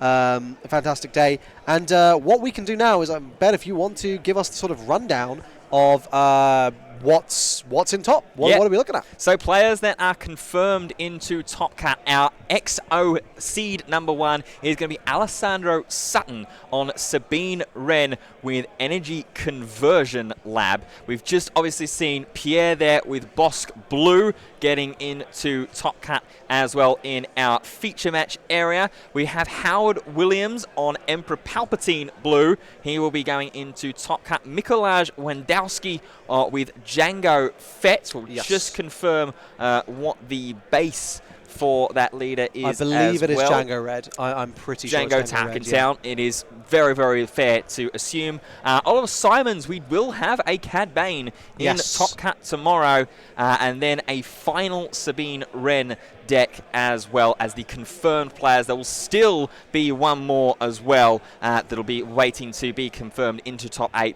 with the X2 that will be able to qualify. So confirmation, it is Django Fett Tarkentown for Mikolaj, for Oliver Simons. It's Cad Bane Tarkentown. Cad Bane Tarkentown. Sabine Wren for Daniel Jackson. Let's have a look and see which leader, which base that is accompanying alongside it. In just a moment, but yeah, what a crazy day! Fantastic day. This has been such a fun format. I think we're seeing a nice wide variety of decks doing well. Not as much dominance from the Django Tarkentown decks, I think, as people were expecting, but obviously they performed well, especially considering there weren't that many of them. I think a lot of us were expecting 20-30% meta rep for these decks. Yeah. And that's just not what panned out at all. I think we can say, Sabine Yellow. Yeah. So what a top cut so far, right? So we have a confirmed Sabine Yellow, yep. Sabine ECL, yep. Cad Tarkentown, Django Tarkentown, 2 Palpatine Blues. Yep. And a what's the last one am I missing? Bosk Blue. Bosk. So there is your top 8. There's one top 7. There's your top 7. Yep. There will be an X2 who makes it, but those are the 7 X1s, and that is 6 leaders. Yeah. Not 5 leaders, but 6 different decks. 6 different variations. Different variations with them all. Which is really, really cool. And somehow heroism continues to languish outside of Sabine. Well, who is going to be the one that is going to triumph out of all of this? Remember, what all of these players are even vying for, a paid trip to the Galactic Championships, Las Vegas, Nevada, in the United States of America. Really, really cool prize up for grabs. One of those players will be on that plane, but who will it be? You'll just have to tune in tomorrow morning, 9 a.m. UK start, exact same as it was today, to find out. We thank you so much as well for tuning in, bearing with us through some of the technical difficulties. A big thank you to all of the players that have started us with us here on this Swiss Day 1, to our judging team, and to Carl. He's all right, I guess. He's pretty good. He's pretty good. Thank you so much for tuning in alongside us. We will be back live tomorrow at 9 a.m. But until then, we will see you soon. We better see you there.